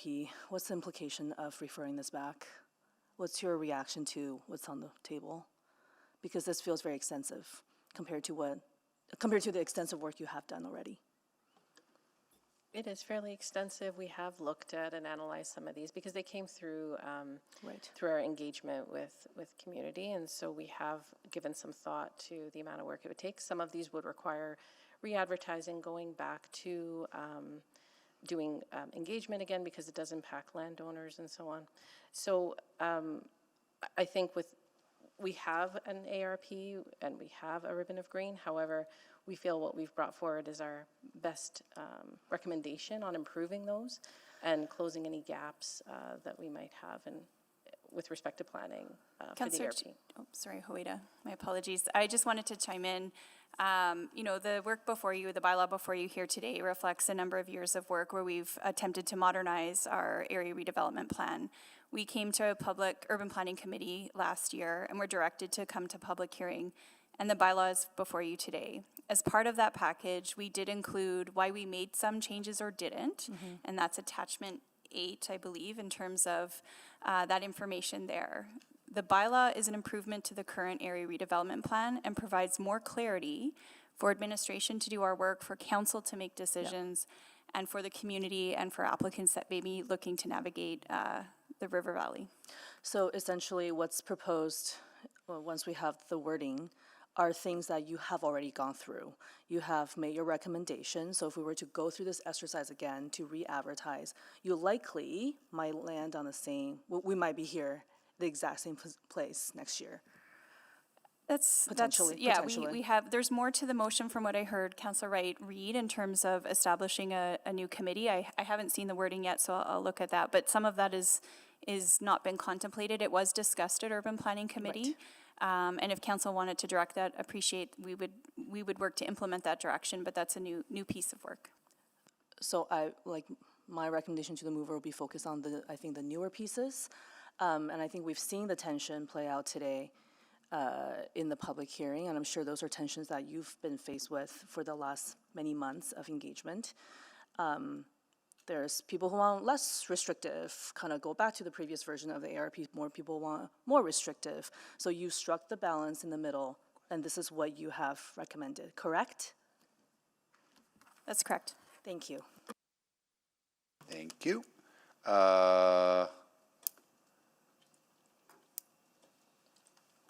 Sorry, point of order. Can we just take a recess to get the actual wording? I can't even formulate questions at this point because Yeah, we're just waiting for how long is it going to take for us to get the copies? We're just about ready. It looks like it's coming up. We can't see it on the screen. It's in the chat too. but I think it's important for public to see it. Well, you're going to get us copies, right? Yes, sending in the chat. Okay. Printed copy would be helpful. It's very difficult to cross-reference this with the, what the ARP is, right? So, yeah. This would require quite a bit of break, right, to understand, right? So, maybe what I would suggest that we can pause this, get to the next item. Or if people like or we can just. Can we just, Get copies? could you just take a recess for 5 minutes, get copies, let us Yeah. digest it? Sorry, I'll put my mic on. For me to be able to participate in Yeah. this fully, I would like to see it and be able to read it and understand it. Just Yeah. give 5-minute recess. I don't want to go to another item. These people have been waiting here all day. They want to come back for new information. So I just think a 5-minute recess would help for Okay. everybody to be able to participate. Okay, maybe I'll go to Councillor Piquet. Do you have specific questions or have a broader question? Broader question, then I'll go to you, and then in the meantime, we'll get 5 minutes to get the copies printed. Councillor Piquet, go ahead. It is related to the motion, but it's not going into the specifics of the Okay, motion. go ahead. then. Okay. Yeah. So I guess just more broadly, what I would like to know is, in this motion, does that trigger more public engagement? Yes, it would. Okay, and that's like the MGA required engagement that we're talking about.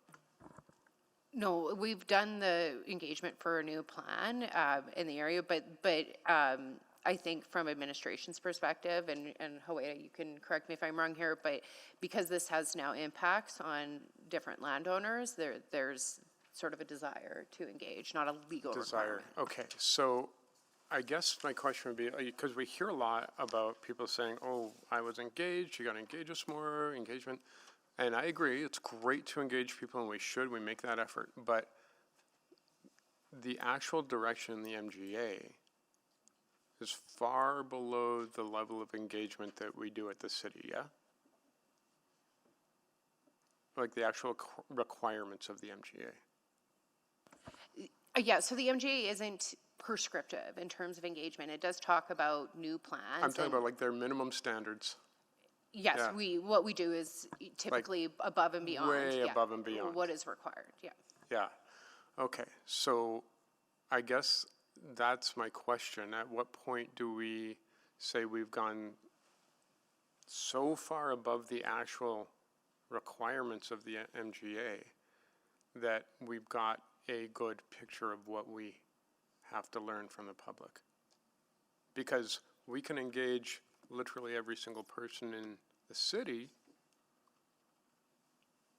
but at what point does it become, diminishing returns? Like we get the picture. And do you feel that we kind of got there on this? That we got to the point where we got a pretty clear picture? We do with what was presented to council. Councillor, are you suggesting, based on what's on the floor as a motion, have we engaged sufficiently on that? Is that what you're? I just mean in the original work that the work that is before us, that this motion is saying, okay, maybe go back and do some more. The work that is before us that you presented, did you feel like you got a very clear picture of the positions of the public? Yes, absolutely. Did anything in this public hearing surprise you and you heard it and you're like, oh, we didn't even hear anything about that? No, all of the things that we have received and heard today, we have discussed previously with stakeholders. Okay, thank you. Councillor Knack, can you take the chair, please? I've got the chair. Just maybe broad question to the mover. So changing from should to shall, your intent is to restrict kind of recreational activities in the river valley? Not restrict, but I think put more onus on the proponent to provide stronger mitigation and rationale than something just should. Well, maybe this to the legal. What I understood from legal is that shall is you shall do X or you shall not do X. Correct, it's mandatory. It's very very, mandatory. very prescriptive, right? Yes. There's no flexibility with shall. Right? Correct. You would Right. need to amend the plan to get some flexibility. So that's a pretty substantial change. Yeah. Right, and what I understand is that our goal is to protect the river valley, but at the same time, make sure that Edmontonians are able to enjoy this beautiful, beautiful asset and that we have. Like, it's not to exclude from enjoyment, right? That's correct. So there's two objectives: to preserve and protect the river valley and provide access. Right, and that's you feel that after extensive consultation with various stakeholders, rights holders, indigenous communities, not to the level that's still satisfactory, but you done consultation, you arrived at this more of a kind of balanced approach, right? Or whatever term, not compromise, but I mean, more of a, you're recommending approach that you think balances those needs. Yeah, I prefer not to use the word balance. Okay, because what would that be? I feel that what we've struck here is an understanding of the site-specific needs and an understanding of what needs to be, what type of regulation should be applied where. Yeah. And I'm feeling confident that what we've put before you is our best work in terms of the consultation, the technical work. It's been 4 years of work that we have done on this plan, so I'm feeling confident. And would you anticipate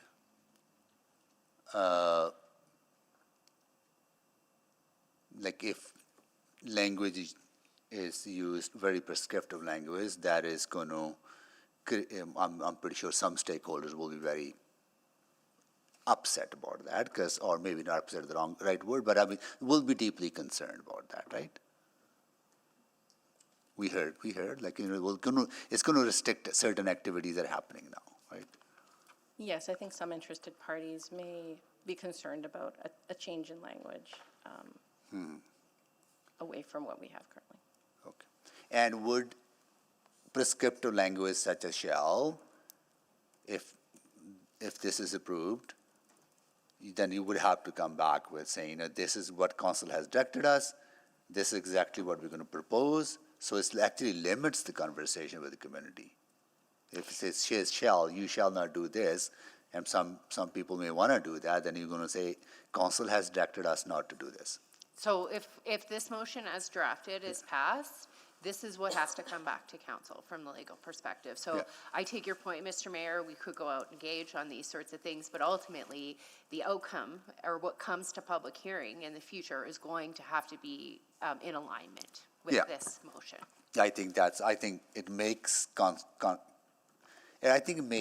consultation and engagement in somewhat meaningless in a way that if that's the desire, just give this direction, right? And I think engagement will be productive in this case. Okay, I will take the chair back. I'll return the Councilor chair. Cardinal. Thank you. This might be out of order, but we heard from EMBA today, and in the final presentation, there were 3 things that were asked for. The reason I'm asking this, maybe I should just preface this way. I just heard that if this motion on the floor passes, then that means we're going to have to re-advertise. And presumably, correct. Will we require any re-engagement, or is it No, that wouldn't be triggered, but certainly re-advertising in this, with this large of a change and. But not necessarily re-engagement, because this is such a prescriptive motion that there's not much to talk about. From a legal standpoint, there's not a requirement to re-engage, but there is a requirement to re-advertise. And to the mayor's point, what has to come back has to comply with this, right? Council, if this was to pass, that's the direction, right? Yeah, so if this changed, it came back to a future public hearing, it passed 3 readings, then anything subsequent to that needs to meet all of these requirements.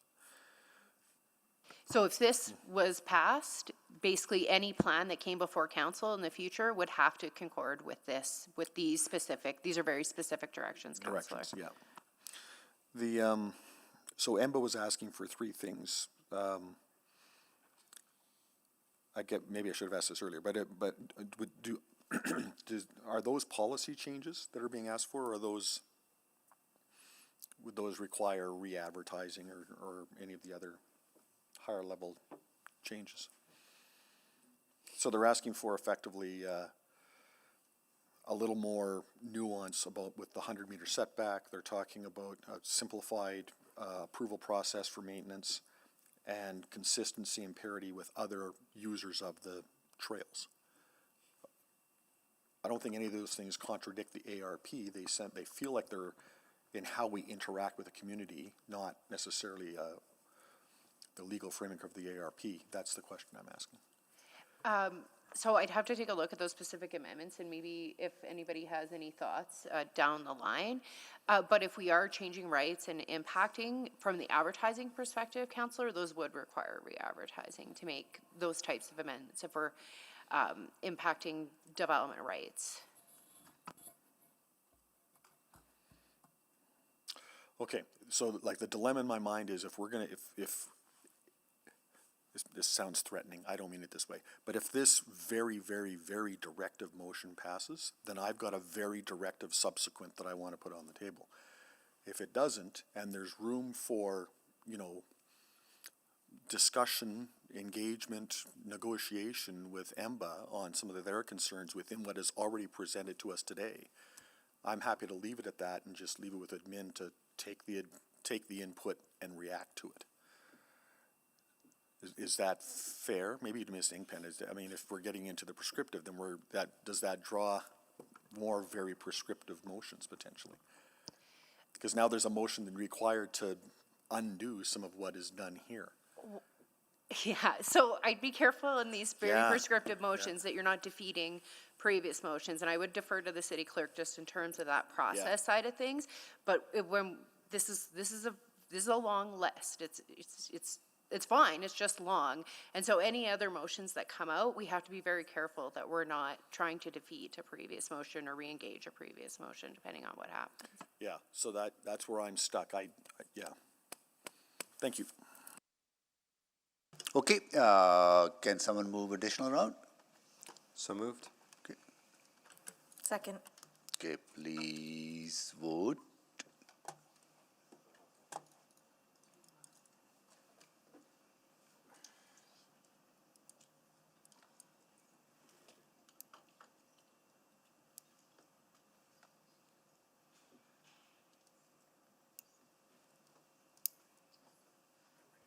We have all the votes. Display the votes, please. That is carried.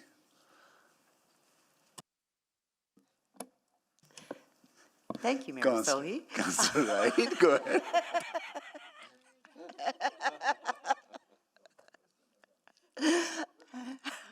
I'd almost forgotten my question too, but I did remember it.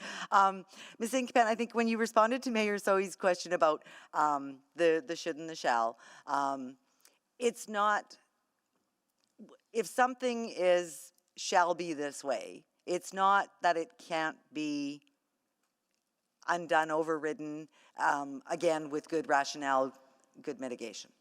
So it would require a plan amendment. Okay, so it's, but if it's not in perpetuity, if that's the question. Okay, and is that done at council's approval, or is that done at like a development officer approval? It depends what provision we're talking about. Okay, right. Okay. But shall would then make it council's decision, because it would have to come back. Not on a development permit, right? Development permits are always the decision of your development authority. So if you give direction to your development authority that they shall not approve something, for example, that shall not be approved. In an exercise of discretion, they would look to the plan and the plan would tell them, nah, right? But would they advise, and is that a legal term? Nah? Okay. I'm sorry, I shouldn't be so colloquial. My apologies. But could they tell the proponent that they shall not do this, but if they want to change the plan amendment, they could go through that process? Or sorry. Yeah, an individual can bring an application to amend a plan, and but whether or not that would, be something that would receive support from administration, like that is a costly and extensive process. But it would provide that sort of really close second look before wanting to make a change. That. Yeah, and if the shell was in the plan, an approved plan, any change to that shell would have to be approved by council. Okay, thank you. Thank you, Councillor Wright. So we have a referral on the floor. We have concluded all the questions on the referral. Right, clerk? Right, and now we are ready to speak.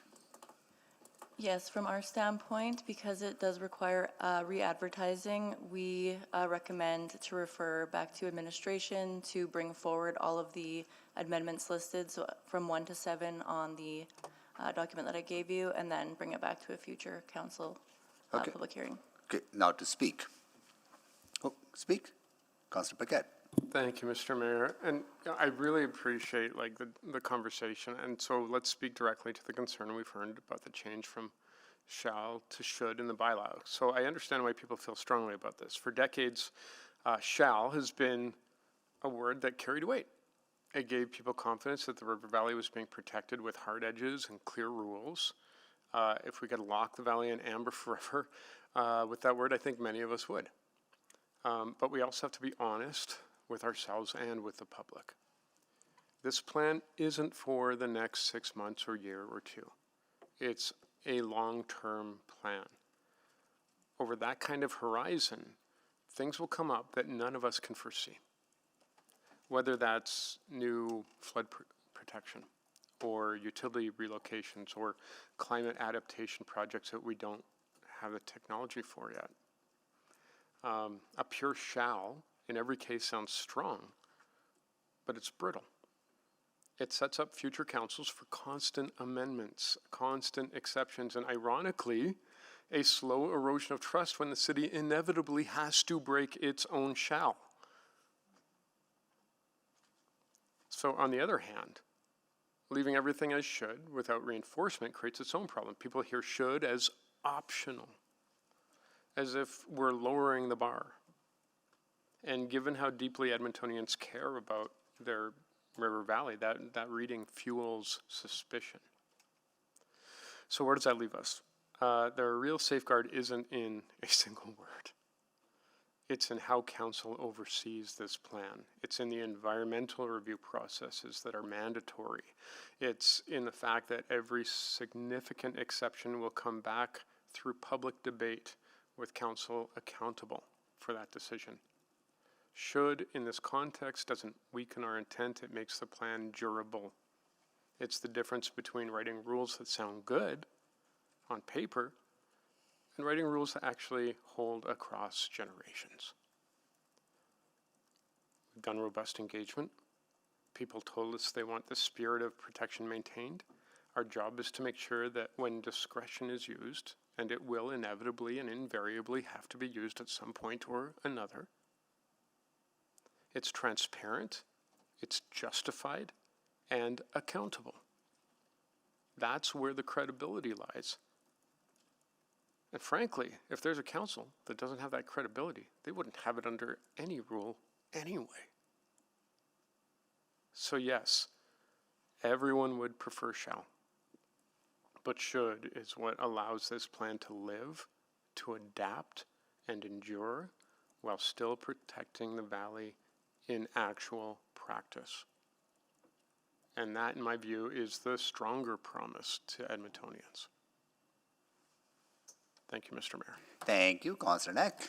Thanks, Mayor Sohi. So I don't view this as maybe the same, this is a life-changing debate on a word. And I guess I'll share why. I mean, I think over the years we've amended a ASP that had, a low density residential into medium, and that required a plan amendment, and it came through council, and we had that debate, and at times we've approved it, and at times we haven't. We've used the word shall in many of our land use documents before. This is not a new word for any council. To me, and maybe why I don't view it as such a big deal, I guess I'm going to say almost either way, in the sense is that this is really asking who's going to make the ultimate decision if we're looking to do something unique or something special. Because the way it's worded now, it doesn't necessarily come back to council on everything.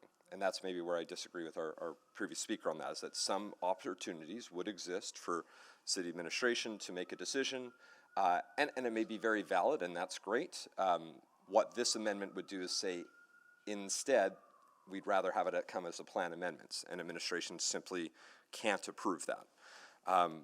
Both are potentially very valid. There's not a part of me that would, I'm not worried that admin's gonna start like letting fast food restaurants go open up in the River Valley or anything like that. Like this is, but I understand the importance of this, and we've had a lot of significant chats over the years. So the way I view this, using shall, I don't think this is going to result in, every 3 weeks a public hearing on an amendment on the River Valley bylaw. I would see it more as a likely scenario that once in a very rare occasion we would have that opportunity if there was something special that was coming before. So for me, I'm comfortable with this because I think, considering the importance of the River Valley, as somebody that's in some cases voted for a few things that have gone through this, in some areas where we haven't, I think it's worthwhile having council have that final say when we're talking about this. So I'll support this amendment. A gentle point of order, Mr. Mayor? What is it, Councillor Paquette? I do acknowledge that I was the previous speaker, even though I wasn't named. But I didn't say all decisions. I said specifically, and I wrote it down, significant exceptions. And I My believe apologies that, to the previous. Thank you. Thank you. Thank you. Councillor Rutherford? Yeah, I've been going back and forth with this one because I actually do think that this is a point in time when putting in a little bit more guardrails and less discretion is the point in time to do that. And that's where I lean. I know there's a lot of people that love mountain biking, for example, in our River Valley. I get that. But there's a lot of areas that are getting damaged because of that work. And we need to be more clear about where they can build trails and where we are not going to allow trails. As one example, I apologize if I'm making enemies in the room today. I approved the bike park though, so give me a break. But so I keep going back and forth because I think that administration has done a lot of thoughtful to add flexibility, to add adaptability. But we've also seen that kind of bite us with a few other things where we've added flexibility and adaptability, and now we're saying we're living documents and we're regressing on those. So I don't know why we wouldn't be inclined to say, if we have flexibility and adaptability in other bylaws, why this one, the most important, I think it was like the public engagement said 70% plus of Edmontonians identified the River Valley as like one of the most important assets in Edmonton. Does anybody remember that engagement?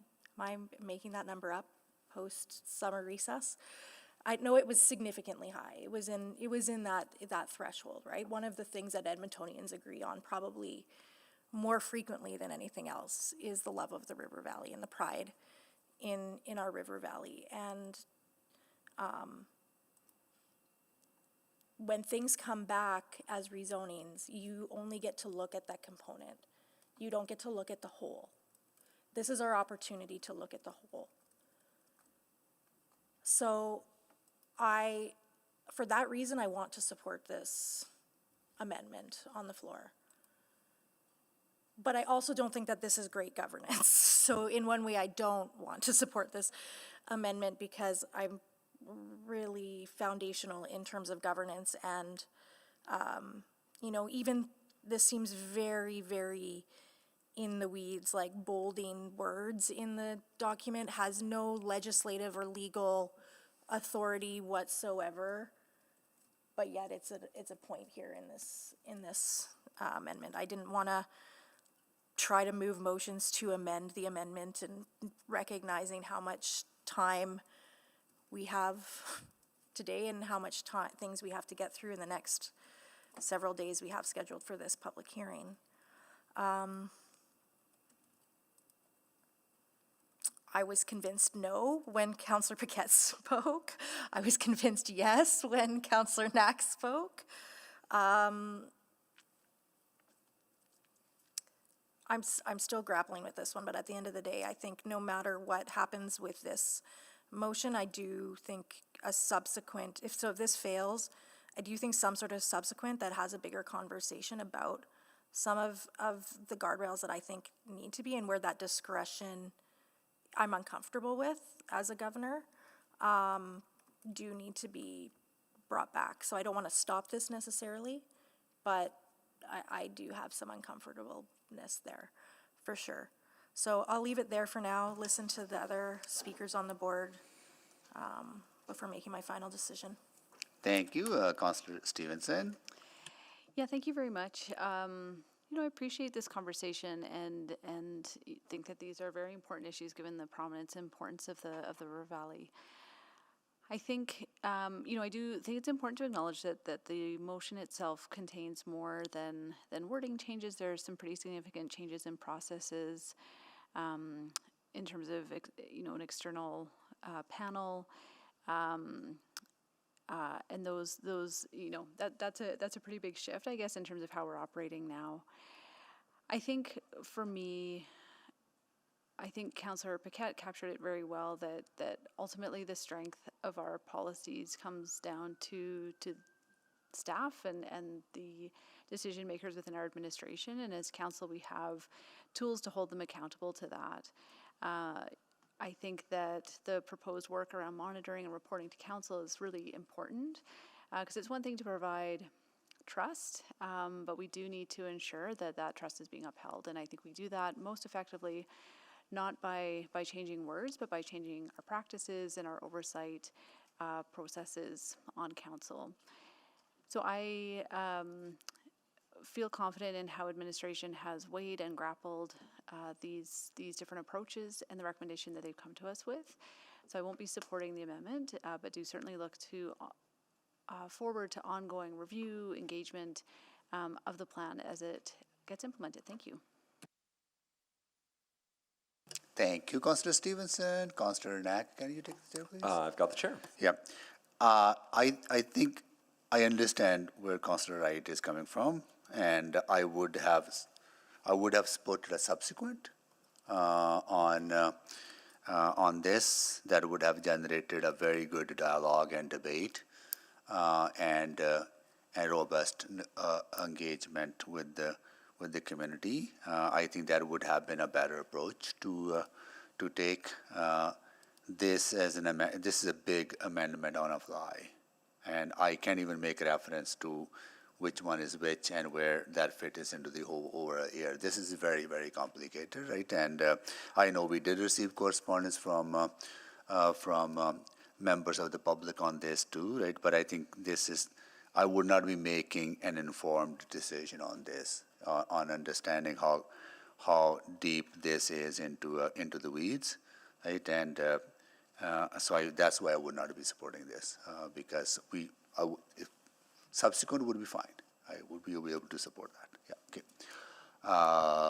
Councillor Wright. I'll return the chair. Councillor Wright to close. Thank you very much. And yes, I was wanting a more general motion, basically for administration to address the recommended amendments, but in working with administration, they had wanted specifics, so that's why the specifics were provided. So, I don't think there is anything wrong about being specific and wanting to protect our river valley. It is, one of our, or it is, I think, the gem of our city. I've grown up with it. I want to protect it, and I like I said, I don't see anything wrong with being more prescriptive like this is, and making sure that councils now and of the future have that sense of management over our river valley. I do appreciate that. Yes, it could have been a little less specific, but we've got other plans that have been in place that have guided us as council, and things like the city plan, things like our zoning bylaw renewal, which was how old? 40 years or something, and we've managed to make, and our administration has managed to make changes to that, which we have adopted. I think by changing some of the words from the should to the shall, I think that gives us the opportunity then as the council to have maybe a sober second thought on what we should be doing in our river valley. So I would still encourage my colleagues to support this long-winded, specific motion. Thank you. Okay, thank you. Okay, please vote.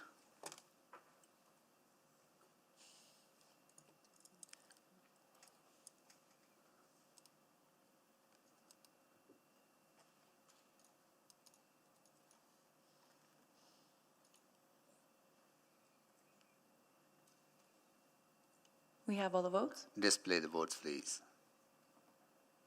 That is defeated. Okay. All right. Now we are back to where we were, which we did conclude the questions. Were there anyone else on the list of? Okay, we'll go back to the list.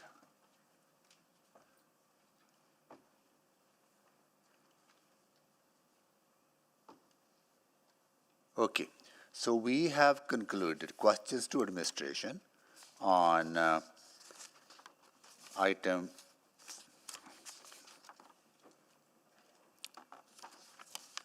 3.1. At this time, I will ask if council members have any questions to administration, to members of the public in favor, and members of the public in opposition on any new information arising out of the previous conversation.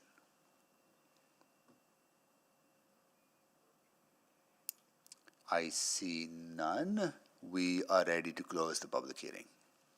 Would someone like to move to close the public hearing on this bylaw? So moved. Second. Councillor Rice and Councillor Hamilton moved. Okay. Please vote. Just slightly confused. So a councillor has to ask for someone to speak? Absolutely. The new process is that if council members have any questions on the new information, they can ask those questions. In this case, council did not have any questions on new information. So thank you so much. We are voting on closing the public hearing. Please vote.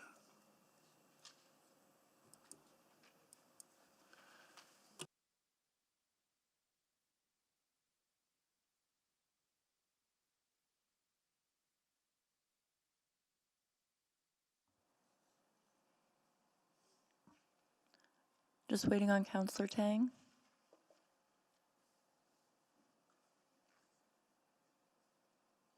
I know she was joining remotely. Oh, we marked her absent. We have all the votes? Display the votes, please. Oh, sorry. Oh, there you are. Oh, sorry. Yes for me. Okay, thank you. Please vote, all 13 in favor. Okay. Now we are ready to move first reading and first, second, and third, right? Okay. Who would wants to move? I'll move first reading. Okay. Second? Second. Who wants to second? Just second. Second. Oh. Andrew, you seconded? Sorry, I was looking this way. I didn't get the. Okay, please. There it is. Please vote. Oh, sorry. Speak. Speak to the. Okay, Councillor Stevenson. Yeah, thank you. I just wanted to say a quick thank you to administration. While a bylaw of this scope is probably impossible to get perfect, I think there's some really solid work that's gone on for it. I think we heard very clearly about the ways in which this strengthens our processes from the existing state, and I think that iteration and that step forward is always welcome. I also think that this is a product of many different Edmontonians' inputs and feedback. So again, very grateful to the many people who have stayed involved with this process over the many years and provided their really important perspectives.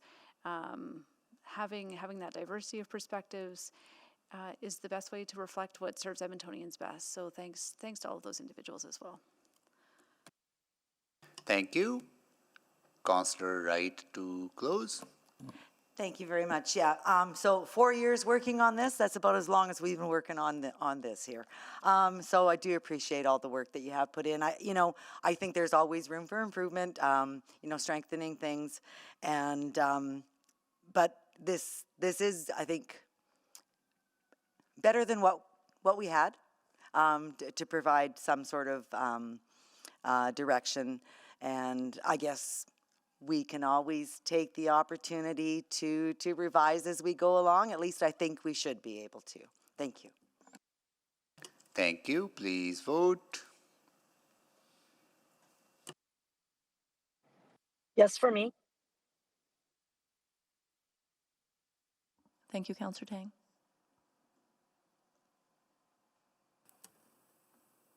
Just waiting for one more, Councillor Rutherford. Yes, thank you.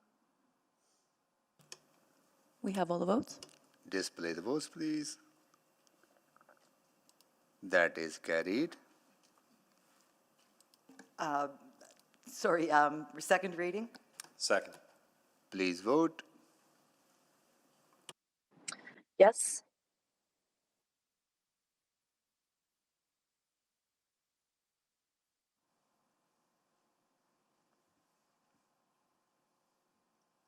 Just waiting on one more, Councillor Wright. Sorry, I'm a yes. Thank you. We have all the votes. Display the votes, please. That is carried. I'd like to move consideration of third reading. Second. Please vote. Yes. Thank you, Councillor Tang.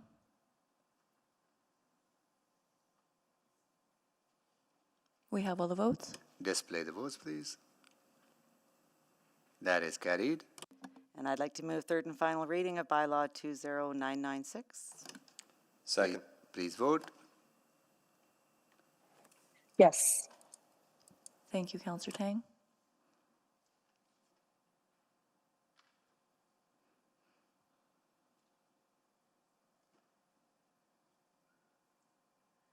Just waiting on one more, Councillor Rice. We have all the votes. Display the votes, please. That is carried. Councillor Wright, you also exempted 3.2, 3.3, and 3.4. Mayor, can I do that? Mayor, can I do the subsequent for Oh, this yeah. item for 3.1? Yes, you can, yep. So I'd like to move that administration prepare an unfunded service package for the fall 2025 supplemental operating budget adjustment to develop the trail strategy. And just Second.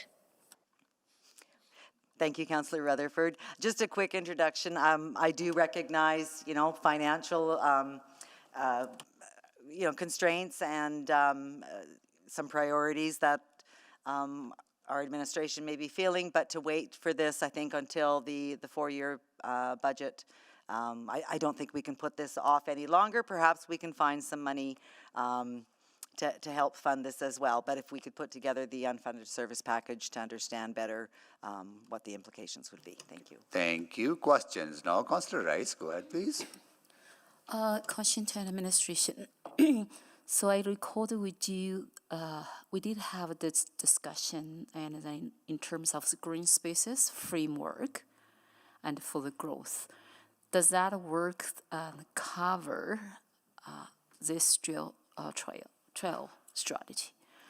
So for me, and before we were going to put a larger budget here, I just want to understand, did we have the work already cover this and with the existing resources? Councillor Rice, are you referring to the unfunded parks that we submitted as part of the council memo? I did not have information here exactly, but I recalled back to the 2023 or 2004, there are few discussion regarding something related to this. So that is why I try to follow your brain and to think about if you are aware of is there any work already and underway already and started. So on the trail strategy, we started scoping what could be part of the trail strategy, how much it would cost, and those types of things. So that is what we could bring forward as part of the unfunded service package, a little bit more information about what would go into the trail strategy. So that means, does that mean we do not have existing resources and or budgets to develop this strategy? No. And, no. So we, then what is the cost? And if we are going to put this unfunded package, what is the budget? Do you have estimate So when number? we brought forward an unfunded service package for the 23 to 26 budget, and I believe it was in the realm of $700,000 at that time. Okay, so it's just a $700 to fund the staff or to fund, what's 700,000 specifically used for? I'll defer to Angela, as she was the one who did some of that scoping.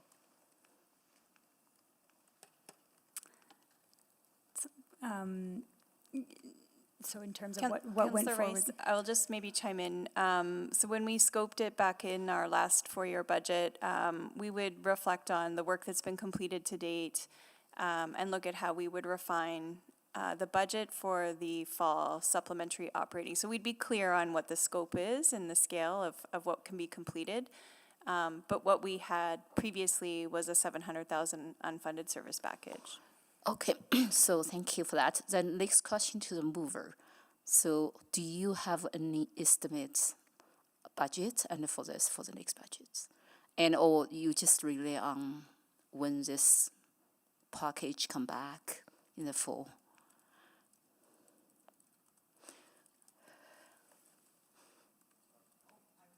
I'm sorry. What was your question? Okay, so my question, I know everyone probably is tired at the end.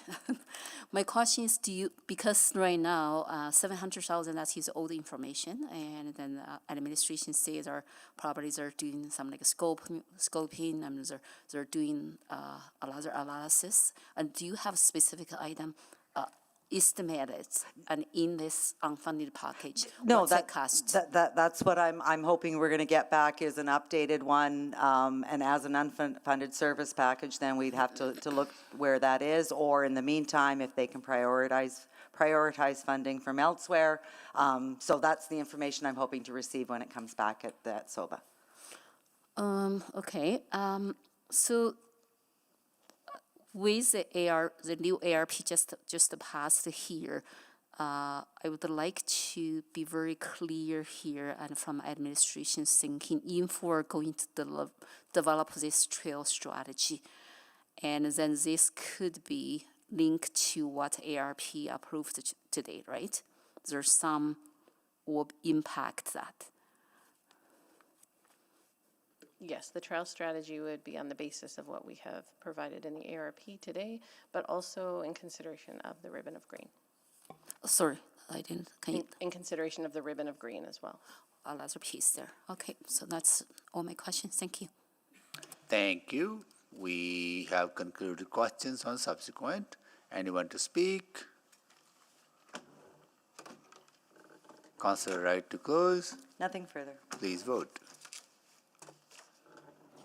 Yes. Thank you, Councillor Tang.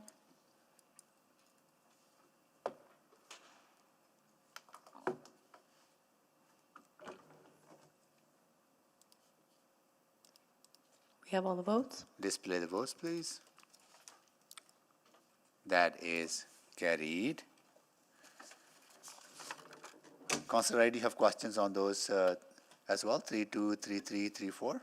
Yeah, I did want some clarity on them. Okay. Okay, next items on the agenda are Charter Bylaw 21097, 21100, and 21099. They're all cross-referenced. Would there be presentation on this? right? We do have a short presentation. We have 4 minutes? I think so. Go ahead. Yeah. Good afternoon. My name is Corey Churchill, General Supervisor with Urban Growth and Open Space. This application proposes to align the mapped boundaries of the North Saskatchewan River Valley and ravine system with the most current and accurate spatial data. It will update the zoning bylaws North Saskatchewan River Valley and Ravine System Protection Overlay, 7 district plans, and the Edmonton Energy and Technology Park Area Structure Plan. Next slide, please. This application is the third and final phase of a project to ensure the River Valley and Ravine System is protected by updating the boundaries of the overlay. Phase 1 addressed the southwest portion of the city and was approved in 2018. Phase 2 addressed the central and northwest portion of the city and was approved in 2019. This final phase addresses the northeast, central, and east portions of the city. Through public engagement, no feedback was received. Next slide, please. This application will ensure that the River Valley is accurately delineated and protected through regulations of the overlay, and that land uses and statutory plans are in alignment. An amendment to the Edmonton Energy and Technology Park, ASP, is required to align the boundaries of the River Valley with the overlay.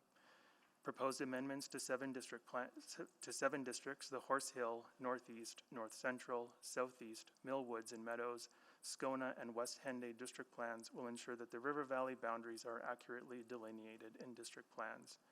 This application aligns with the city plan's Big City Move, Greener as We Grow, by protecting and maintaining the River Valley and Ravine System's key role as an environmental protection area. Next slide, please. Administration supports this application. It more accurately reflects the boundaries of the North Saskatchewan River Valley and Ravine System. It aligns the overlay, district plans, and area structure plan with the most current locational data for the River Valley and Ravine System, and it aligns with the city plan's Big City Move, Greener as We Grow, by protecting and maintaining the River Valley and Ravine System's key role as an environmental protection area. Thank you. Thank you. There is no one opposition, no one in favor, and what we will do when we come back after dinner at 6 o'clock, we'll go to questions to administration. Okay, unless you have a quick question, in 2 minutes. Can you answer me in 2 minutes on the map for attachment 2, page number 10? Because there's no legend, so I don't know, with the black lines that are on the current, what is that indicating? What is that showing me?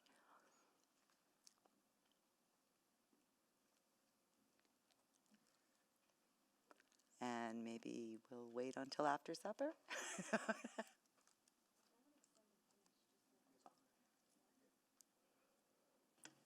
My apologies. I would need to look at the attachment to confirm. Okay. Okay, then see you after supper. Yeah, we'll be back after. Just a point of order. Oh. Mr. Mayor? Yeah. If possible, I know there are folks waiting for items that we are unlikely to get to this evening, and it might be helpful to just provide some clarity around that. Okay. This will be done in 5-7 minutes, then hopefully. 3637, 38, oh, the separate items. 39. I don't know how far.